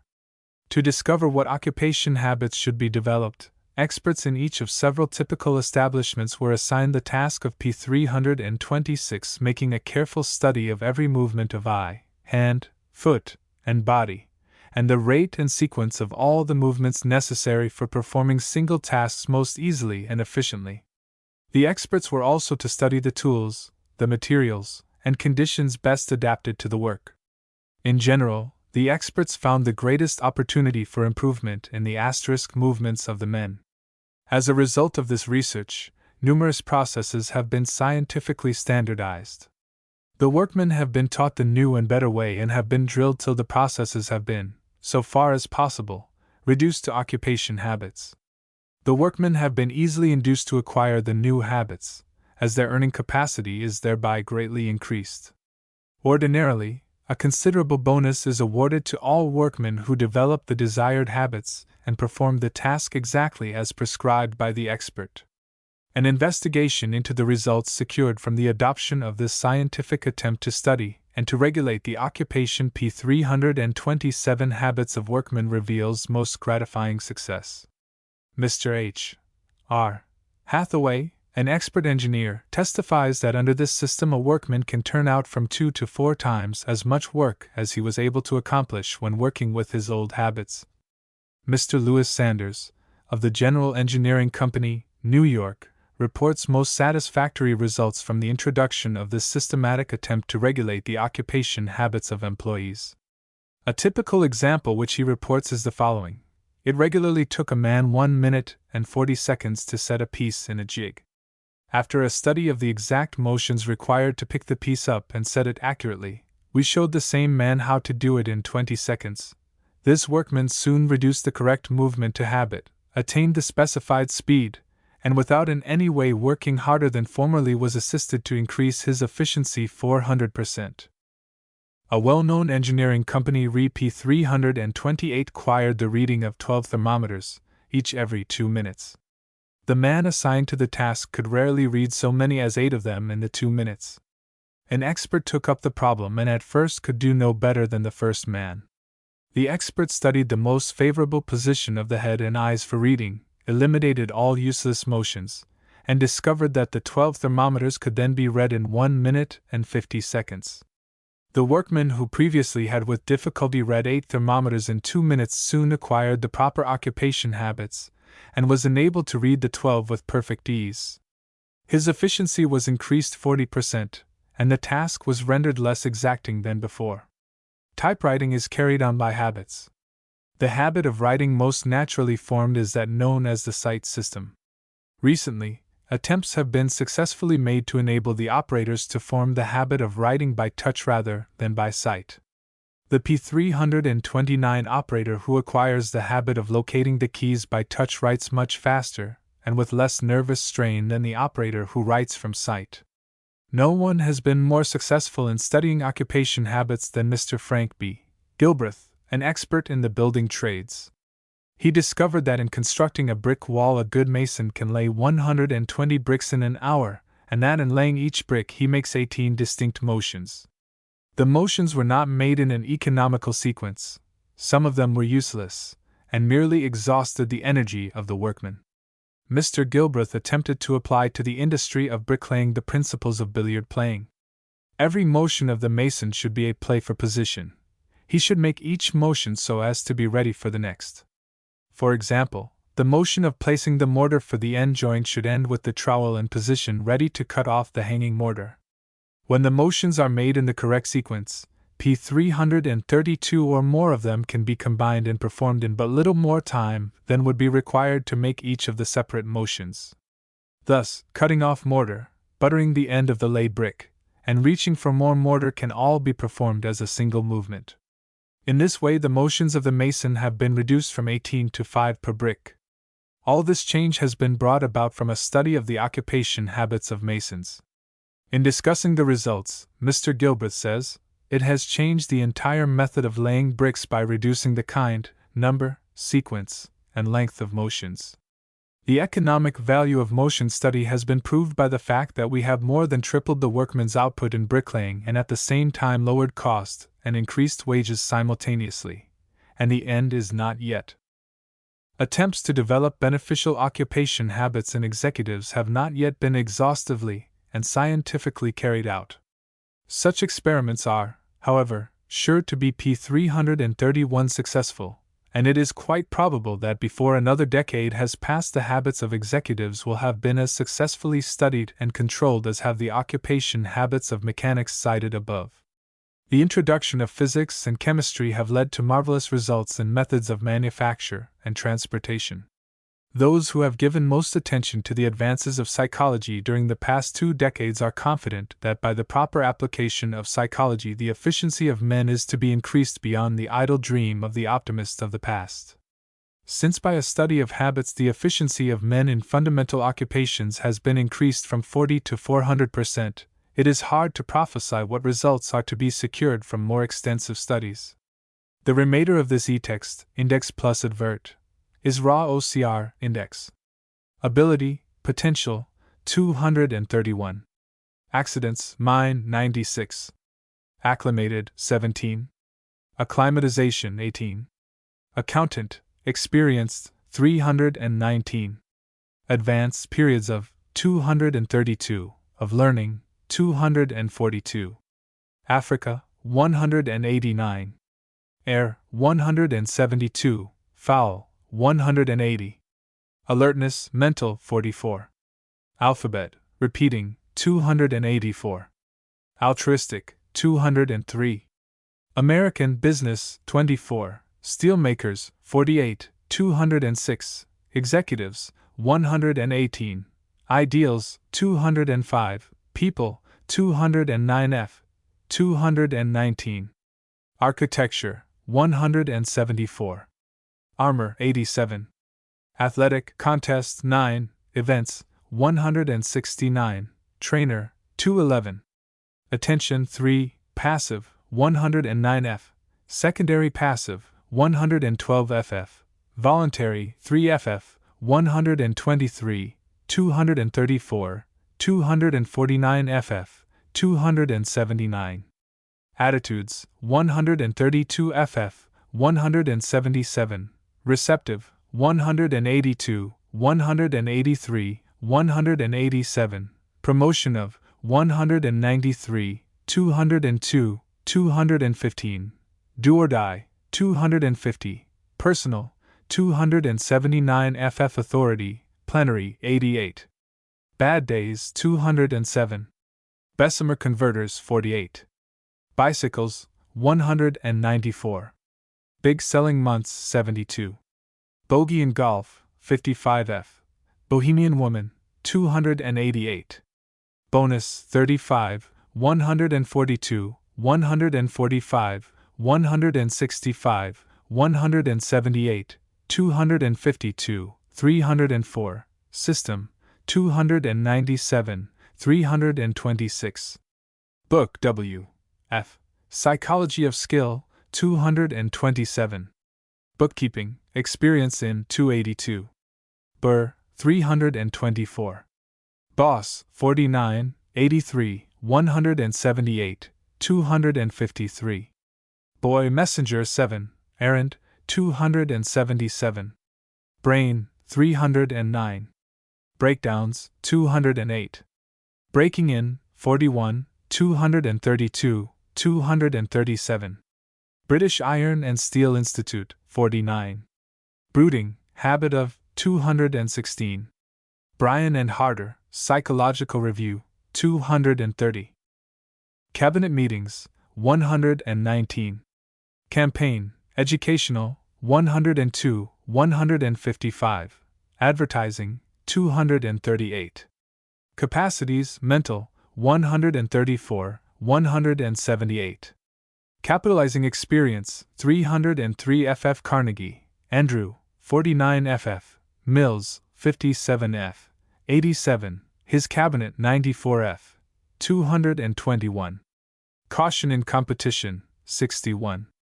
Cells Brain Muscle 172, 173. P333 P334 Chemistry 4 7, 331. Christ 85, 206. Clausdon, Dr. 206. Cleveland Grover 188. Clubs Local 220. Coach 9, 303. Coaching Effective 9 10. College Grades 16. Combustion 171. Commendation in Competition 62 F. 73. Competition 48 FF. Concentration 104 FF. Connection Body and Mind 121. Consciousness 172. Conservation of Individuality 94. Consumption Comparative 50, 172,173. Contest 68. Shooting Match 69. Balloon Race 70. Cooperation of Employees 80. Cost of Living 160. Courses Cooperative 270 F. In College 282. Automatic 320. Crane R. P. 20. Curve Practice 224 FF. Danger Signal 211. Darwin, Charles 22 FF. Devices Mechanical 170. Dickens C. 176. Discipline 11, 179. Discomfort 165, 177. Disparity 168. Dissipations 220. Distinction Social 141. Distribution 134. Doherty H. L. 217. Dragged out 08. Drill 3. Easy Improvements 246. Edison 14, 37.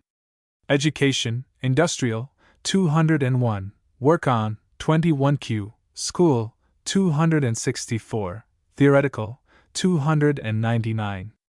Efficiency see Chapter 1 7a. Personal IO5 18O 186. Curve of 223, 251. High 240. Slumps in 253. Effort Voluntary 111, 124. Electric Fans YL 66. Lights 2. Employment IOI. Energies 16. Mental 20. Expenditure of 21. Engines Gas 2. Steam Turbine 2. English Ironmasters 48. 319. 320. Enthusiasm 186. 1187. 190. Environment Physical 2. 179 F. 180. Factors in, 253. Establishments, 49. 158. Successful, 175. European, 208. Exhaustion, A8. 172. 173. 284. Experience, see chaps. 11 to 12. Most valuable, 296. Expression, verbal, 3. February sale, 53. Field, Marshall, 87, 94, 193. Fluctuations, in learning, 232. Subject to, 249. Food, 172. Football, 9. P. 335. Forfeiture of bond, 75. French, reading, 284. Fulton, 37. Garden Cities, 122. General Electric Company, 271. Generations rising, 220. Geniuses, potential, T.9i. Business, e.g. German, 319, 320. Getting together, 198. Gilbreth, F. B. 329 F. Girls sewing 05. Gladstone, 113, 221. Golf, 54. Bogey, 194, 248. Go stale, 235, 251. Government, paternalistic, 80. Grant, 9R. Grasp, intellectual, 22. Great Lakes, 48. Greece, ancient, 219. Grip, maximum, 225 F. Guilds, industrial, 1197. Habit formation, see Chapter 13. Special conditions, 296 FF, 308. Social, 323. Personal, 321. Reduce exhaustion, 318. Handicaps, in competition, 61. Principle of, 61F. Handyman, 06, 253. Harriman, E. H. 17. Hathaway, H. R. 327. Health and Vigor, 278. Herculean, 14, 205. Hill, J. J. 20 hours, reasonable, 82. Of freedom, 219.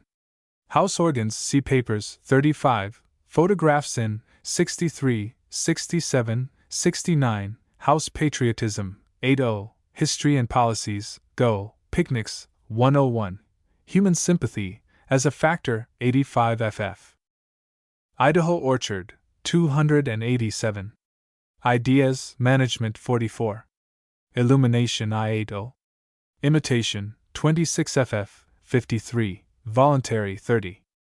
Improvements, periods of, 233. Incubation, periods of, 233, 247, 249, 253. Industrial towns, 122.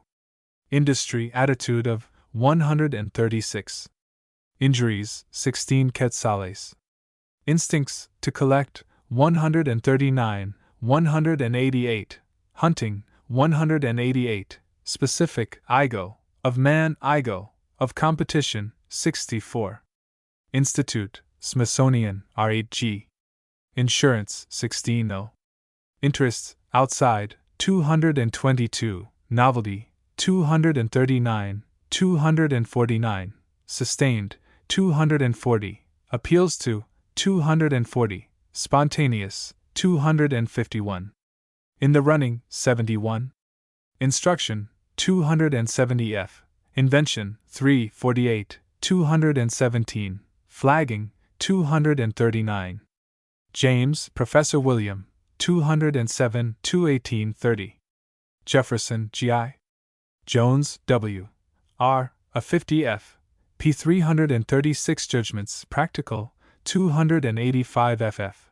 Reflective, 287 FF. Expert, 293 FF. Knowledge, Empirical, 244. Acquired, 243. Labor, Hand 3, 101. Intellectual, 168-70. Manual, R68. Dignity of, 19 quetzales. Law 7. Lawyers, 175. Learning rate of, 231. Lincoln 9R. Love of the game, 186 FF, classifying, 19.0, summarized, 192, social prestige, 194, 1195, ta stimulate, 97, developing, 202, loyalty, 75 FF. Lyons, Joseph, 208, 209. McCormick, C. H., 24. Machinist, skilled, 26.0. Magician, I. Making experience an asset, 276 FF. Making good, 71, 25T. Making psychology practical, 301. Manager, 6, 154. Successful, 143. Office, 244. Marketing, 3. Medium of competition, 64. Memory, desultory, 325. Methods, business, I. Specific, 25. Of training, IG. Improved, 181, 304. Acquisition of, 243, 266 FF. Millennium, 203. Miser, I40. Models, energetic, 233. Mood, mental, 218. Movements, prelimed, 246. Necessary, 303 FF. Muckraking, 195. National Cash Register Company, 272. Nature, laws of, 211. Need, 73. New blood, 156, 276. New York Herald, 210. Nourishment, 18. Nervous system, 12. Novice, 244, 277. Ohio Territory, 08. One Thing, 315. Organization Spirit, 8084. Ornamentation, unobtrusive, I80. Output, 158, 165, 167, 08. Overselling, 98. Overtension, 214. Pace, 2. Pacemaker, 52. Pain economy, 179. Palmer, Potter, 87. Papers, weekly or monthly, 35. Peers, rivalry between, 56. Perseverance, 16 Quetzales. Personal relations and loyalty, 83. Personal relationship with workers, 87 FF. Personality, 84, 87, 93 176. Philanthropy, 221 F. Physics, 7, 331. P 337. Piano playing, 284. Pickup, 259. Piecework, 142,143, 145, 162,178, 252. Plans, profit sharing, go. Plateau, 233 FF, 239, 243 FF. Pleasure, 165 FF. Policy, houses, 152, multiple tryout, 99. Population, British, 207. Pop-up, 127. Poverty, 179. Practice plus theory, 254 FF. Press printing, 2, punch, 3. Preventive, 16 Quetzales. Prizes in competition, 62, 67, 165. Production, instruments of, I. Profits, surrender of, 84. Promotions, 73, 101, 155, 156, 157. Prostrations, nervous, 21. Psychology, 6, 7. Law of, 25. Modem, 20. Work on, 132. Conception of, T34. Student of, X38. Research, IG. Course, 295, 300, 308 FF. Interest in, 324, 331. Public opinion, 75. Puzzle, Chinese block, 266 FF. Mechanical, 290. Results of, 291. Quarters, working, 82. Quota, 72. Rate of improvement in efficiency, 223 FF. Recognition, social, 148. Recreation, 174, hours of 221. Recruits, new, 46, 96. Regiments, 57. Relaxation, 204 FF. Necessity 4, 210. Power of 214. Gospel of 215. Complete, 216. Research, 14. Resistance, line of aisle. Reward, monetary, 139. Right way, 11,252. Rockefeller, 221. R6 OMs, work, 181. Lunch, 181.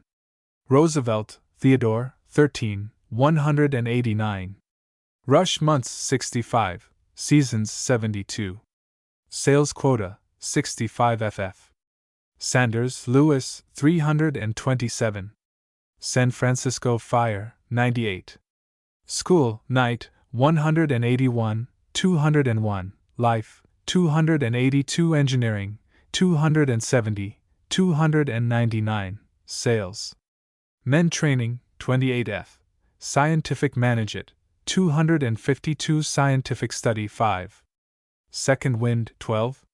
Self-preservation, means of 139, 139, 144. Instincts of 1141. Self-protection, methods of IJ. Selling, haphazard, 50. Settlement workers, 220. Shadwell, Arthur, 206. Ship's steam, 2. Showing how, 46. Sidelines, 26, 131Y154. Simmons E. C. 20. Sixth Sense, 6. Skill, special, 43. Acquisition of 246. Act of 256. In perform P338 ing, 256 FF. Perfection of 262, 264 F. Sleep, 14. Slowing down process, 32. Slump, summer, 165 F. General, 226. Profound, 247. Social, Y94. Prestige, 202. Demands, 279. Social approval, desire for, 72. Society, organized, 113. Whims of, 194. Speed extra, 83. Daily record for, 224. Average, 224. 282. Economical, 304. Speeding up, 34. 313. Spencer, Herbert, 219. Sporting editor, 69. 73. Square deal, 99. Stability native, 22F. Stagnation, periods of 233. Standard of artists, 197. Of capitalist, 197. Method, 252. Of efficiency, 253. Star Club, 67. Steady job, 154. Stealing his trade, 26 OFF Steel Corporation, 5 OFF Stevenson, 37. Stepping stones, 196. Stimulus, while 96. Personal efficiency ideals, 279. Storage battery, 174. Strength, muscular, 7, 183, 184. Physical, 226. Strike, 161. Students, 16, 133. Colleges, 278. Subordinate, 187. Success first to 39. Suggestible, 177. Suggestion, 177, 178, 183, 185. Sunday, 219. Swell, 196. Swift E. J. Mind in the Making, 231. System, Apprentice, 26, Suggestion, 44, Premium, 178. Talks to Teachers, 208, 219. Taylor F. W., 5FF, 24. Teachers College, 270. Teamwork, Go, 145. Telegraph 7, Operator, 226F. Telephone, 27. Temperature, 165. Tennis, 284F. Therapeutics, Mental, 214. Thompson, Edgar, Works SI. Torrid Zone, 17F. Traditions and Ideals, or Trifles I. Trips, Educational, 44FF. Tugboat, 213, 2x4. Union, Assemblers, 152. Union Pacific, 17. Vacation Camp Sioux. Vacations, 14. Ventilation, 179.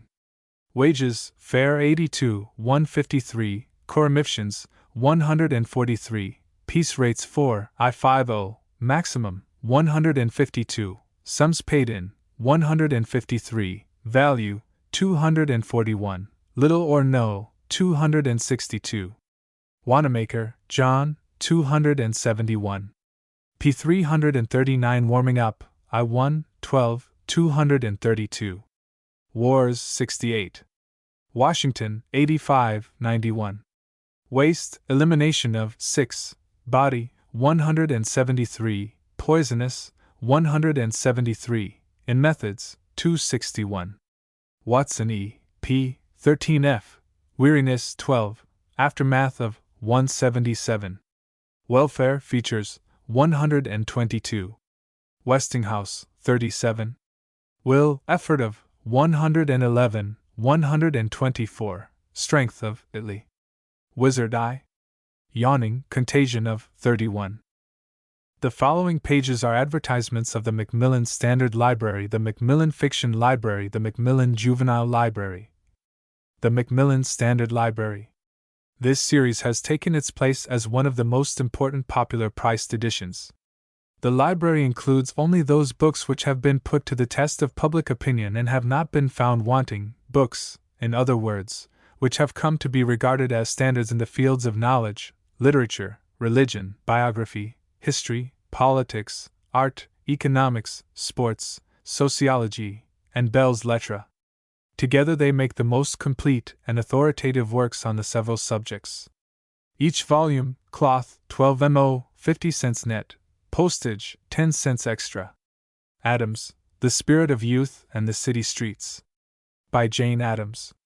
Shows such sanity, such breadth and tolerance of mind, and such penetration into the inner meanings of outward phenomena as to make it a book which no one can afford to miss.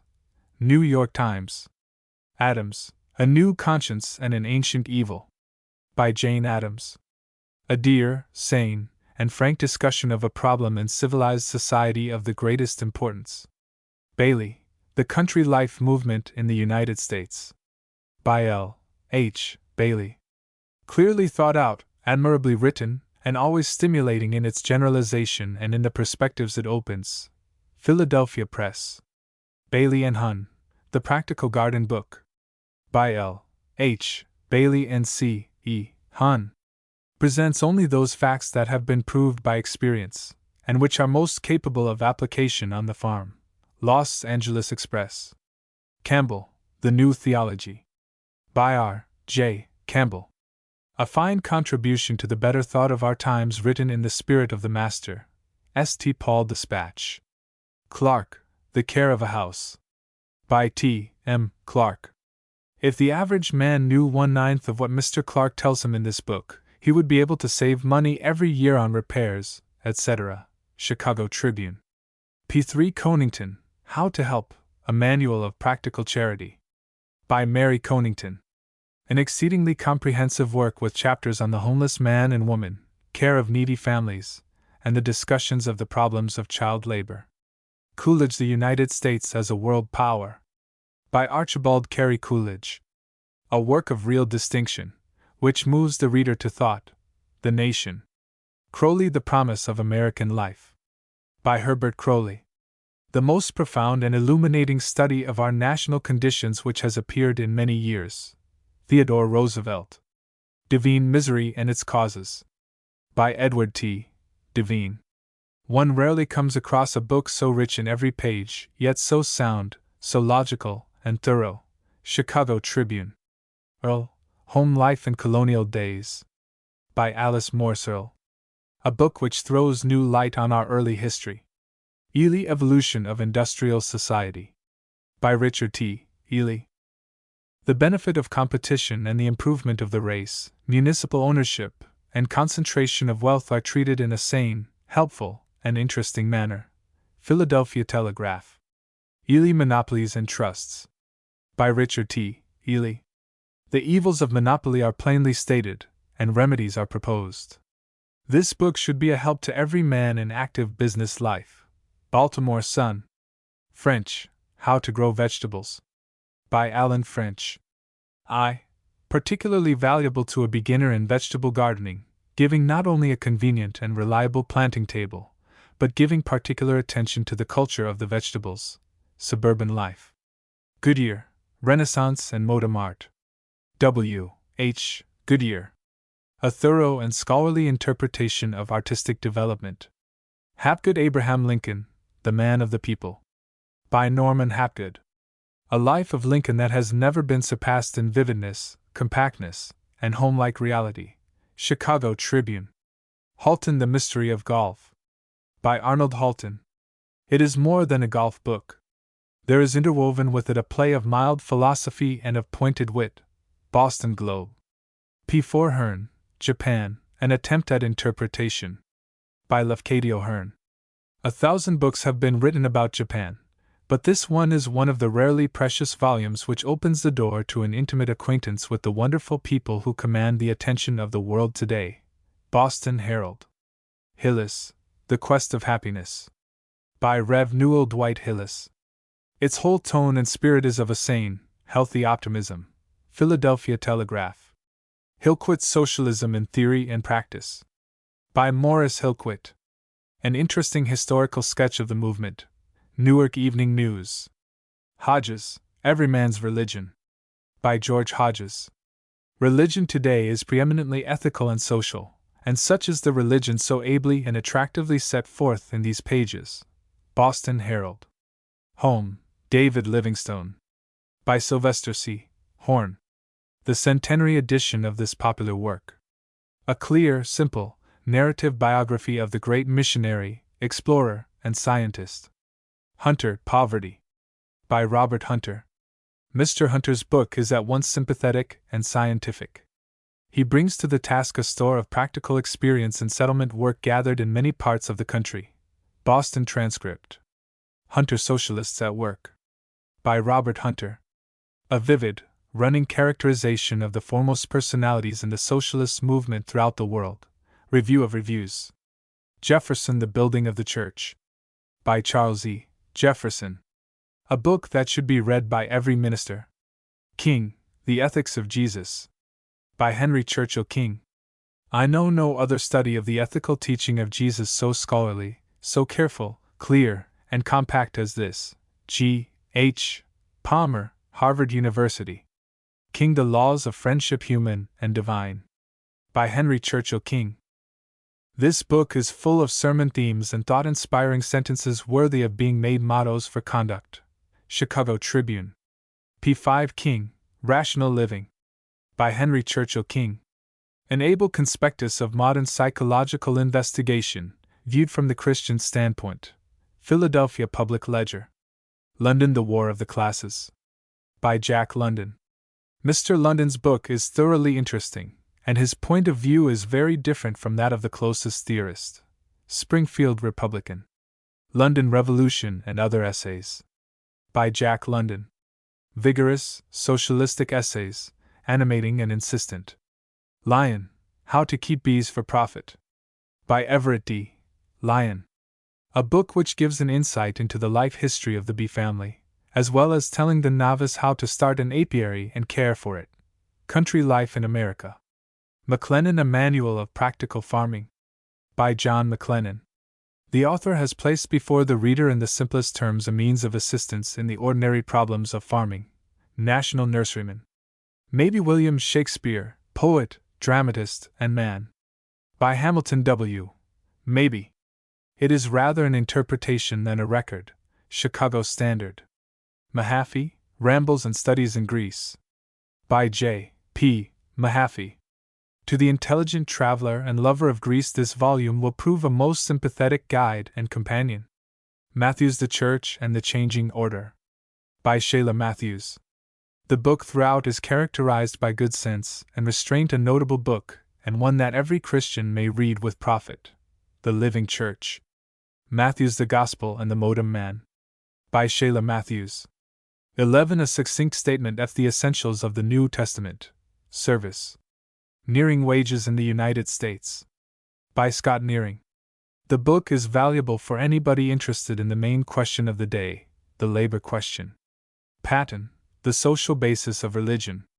By Simon N. Patton. A work of substantial value. Continent. P. 6 Peabody, The Approach to the Social Question. By Francis Greenwood Peabody. This book is at once the most delightful, persuasive, and sagacious contribution to the subject. Louisville Courier-Journal.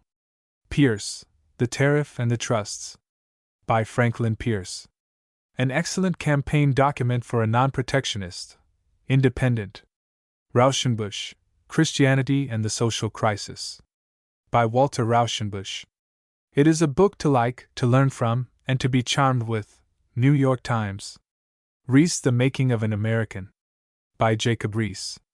Its romance and vivid incident make it as varied and delightful as any romance. Publishers Weekly. Rees, Theodore Roosevelt, The Citizen. By Jacob Rees. A refreshing and stimulating picture. New York Tribune. Ryan, A Living Wage, Its Ethical and Economic Aspects. By Rev. J. A. Ryan. It the most judicious and balanced discussion at the disposal of the general reader. World Today. Scott, Increasing Human Efficiency in Business. By Walter Dill Scott. It an important contribution to the literature of business psychology. The American Banker. S.T. Moore, The Earth's Bounty. By Kate V. S.T. Moore. Practical Ideas about the Farm and Garden. S.T. Moore, A Self-Supporting Home. By Kate V. S.T. Moore. Each chapter is the detailed account of all the work necessary for 1 month in the vegetable garden, among the small fruits, with the fowls, guineas, rabbits, and in every branch of husbandry to be met with on the small farm. Louisville Courier-Journal. Sherman, What is Shakespeare? By L. A. Sherman. Emphatically a work without which the library of the Shakespeare student will be incomplete. Daily Telegram.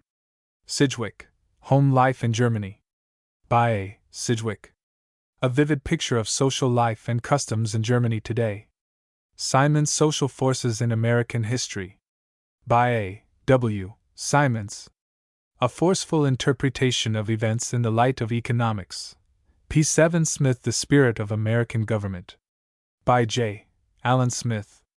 Not since Bryce's American Commonwealth has a book been produced which deals so searchingly with American political institutions and their history. New York Evening Telegram. Spargo, Socialism. By John Spargo. One of the ablest expositions of socialism that has ever been written. New York Evening Call. Tarbell, History of Greek Art. By T. B. Tarbell. A sympathetic and understanding conception of the golden age of art. Trask, In the Vanguard. By Katrina Trask. Katrina Trask has written a book, in many respects a wonderful book, a story that should take its place among the classics. Brooklyn Daily Eagle. Valentine, How to Keep Hens for Profit. By C. S. Valentine. Beginners and seasoned poultrymen will find in it much of value. Chicago Tribune. Van Dyke, The Gospel for a World of Sin. By Henry Van Dyke. One of the basic books of true Christian thought of today and of all times. Boston Courier. Van Dyke, The Spirit of America. By Henry Van Dyke. Undoubtedly the most notable interpretation in years of the Real America. It compares favorably with Bryce's American Commonwealth. Philadelphia Press. Veblen, The Theory of the Leisure Class. By Thorstein B. Veblen. The most valuable recent contribution to the elucidation of this subject. London Times. Vedder, Socialism and the Ethics of Jesus. By Henry C. Vedder. A timely discussion of a popular theme. New York Post. Walling, Socialism as It Is. By William English Walling. The best book on socialism by any American, if not the best book on socialism in the English language. Boston Herald. Wells, New Worlds for Old. By H. G. Wells. As a presentation of socialistic thought as it is working today, this is the most judicious and balanced discussion at the disposal of the general reader. World Today. P. 8 Whale, The New Democracy. By Walter E. Whale. The best and most comprehensive survey of the general social and political status and prospects that has been published of late years. White, The Old Order Changeth. By William Allen White. The Present Status of Society in America. An excellent antidote to the pessimism of modern writers on our social system. Baltimore Sun. An important addition to the Macmillan Fiction Library. The Waverley Novels. By Sir Walter Scott. The Portrait Edition. The authentic edition of Scott revised from the interleaved set of the Waverley Novels in which Sir Walter Scott noted corrections and improvements almost to the day of his death. The present edition has been collated with this set, and many inaccuracies, some of them ludicrous, corrected. The Portrait Edition is printed in clear, easy type on a high grade of paper, each volume with colored frontispiece, making it by far the best cheap edition of the Waverley Novels on the market. Each volume, decorated cloth, 12 mo, 50 cents per volume, each volume with colored frontispiece. Waverley, The Fortunes of Nigel Guy Mannering Peveril of the Peak, The Antiquary, Quintin Durward, Rob Roy, St. Ronan's Well, Old Mortality, Red Gauntlet, Montrose, and Black Dwarf, The Betrothed, etc., The Heart of Midlothian, The Talisman, The Bride of Lammermoor, Woodstock, Ivanhoe, The Fair Maid of Perth, The Monastery, and of Geierstein, The Abbot, Count Robert of Paris, Kenilworth, The Surgeon's Daughter, The Pirate. Complete sets, 25 volumes, $12 to $50.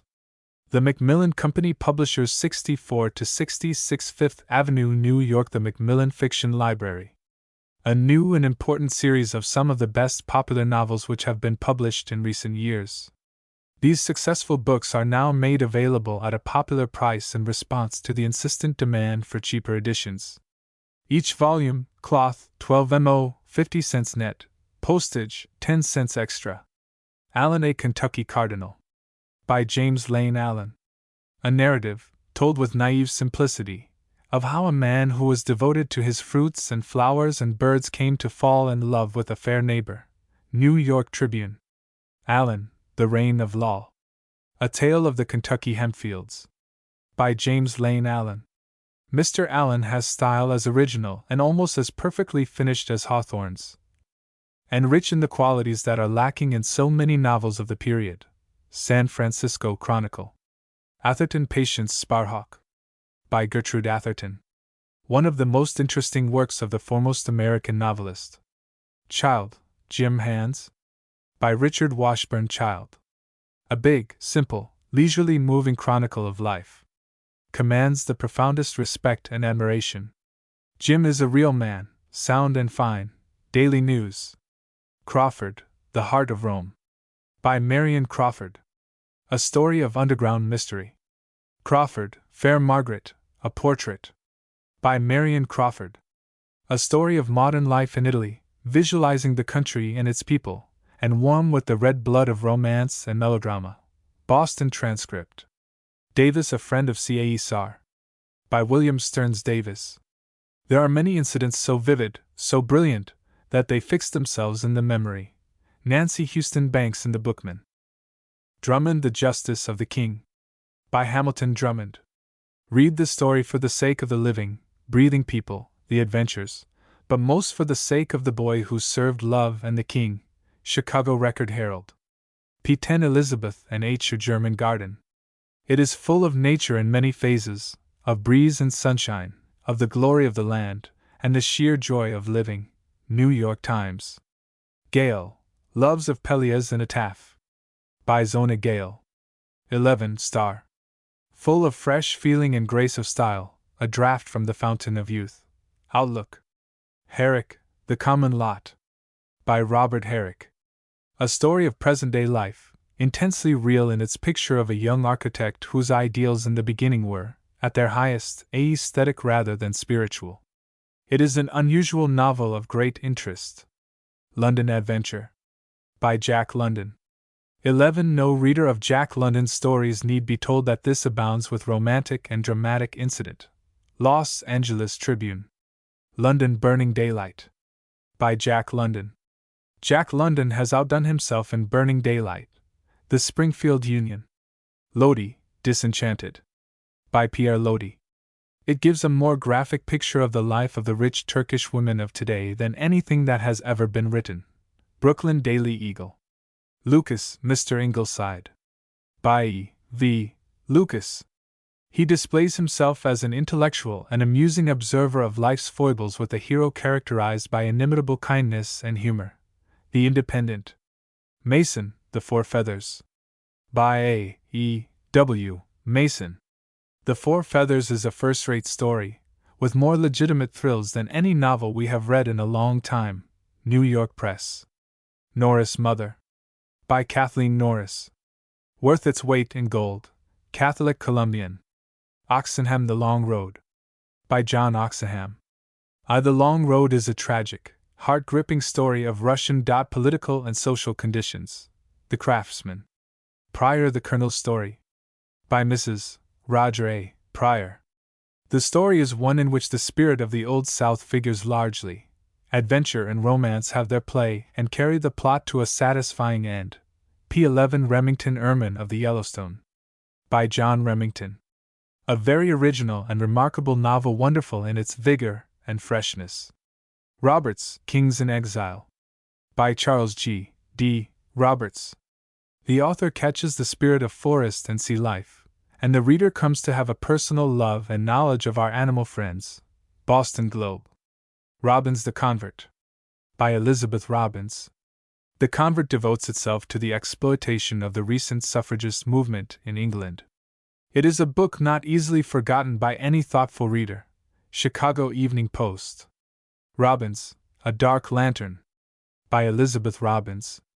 A powerful and striking novel, English in scene, which takes an essentially modern view of society and of certain dramatic situations.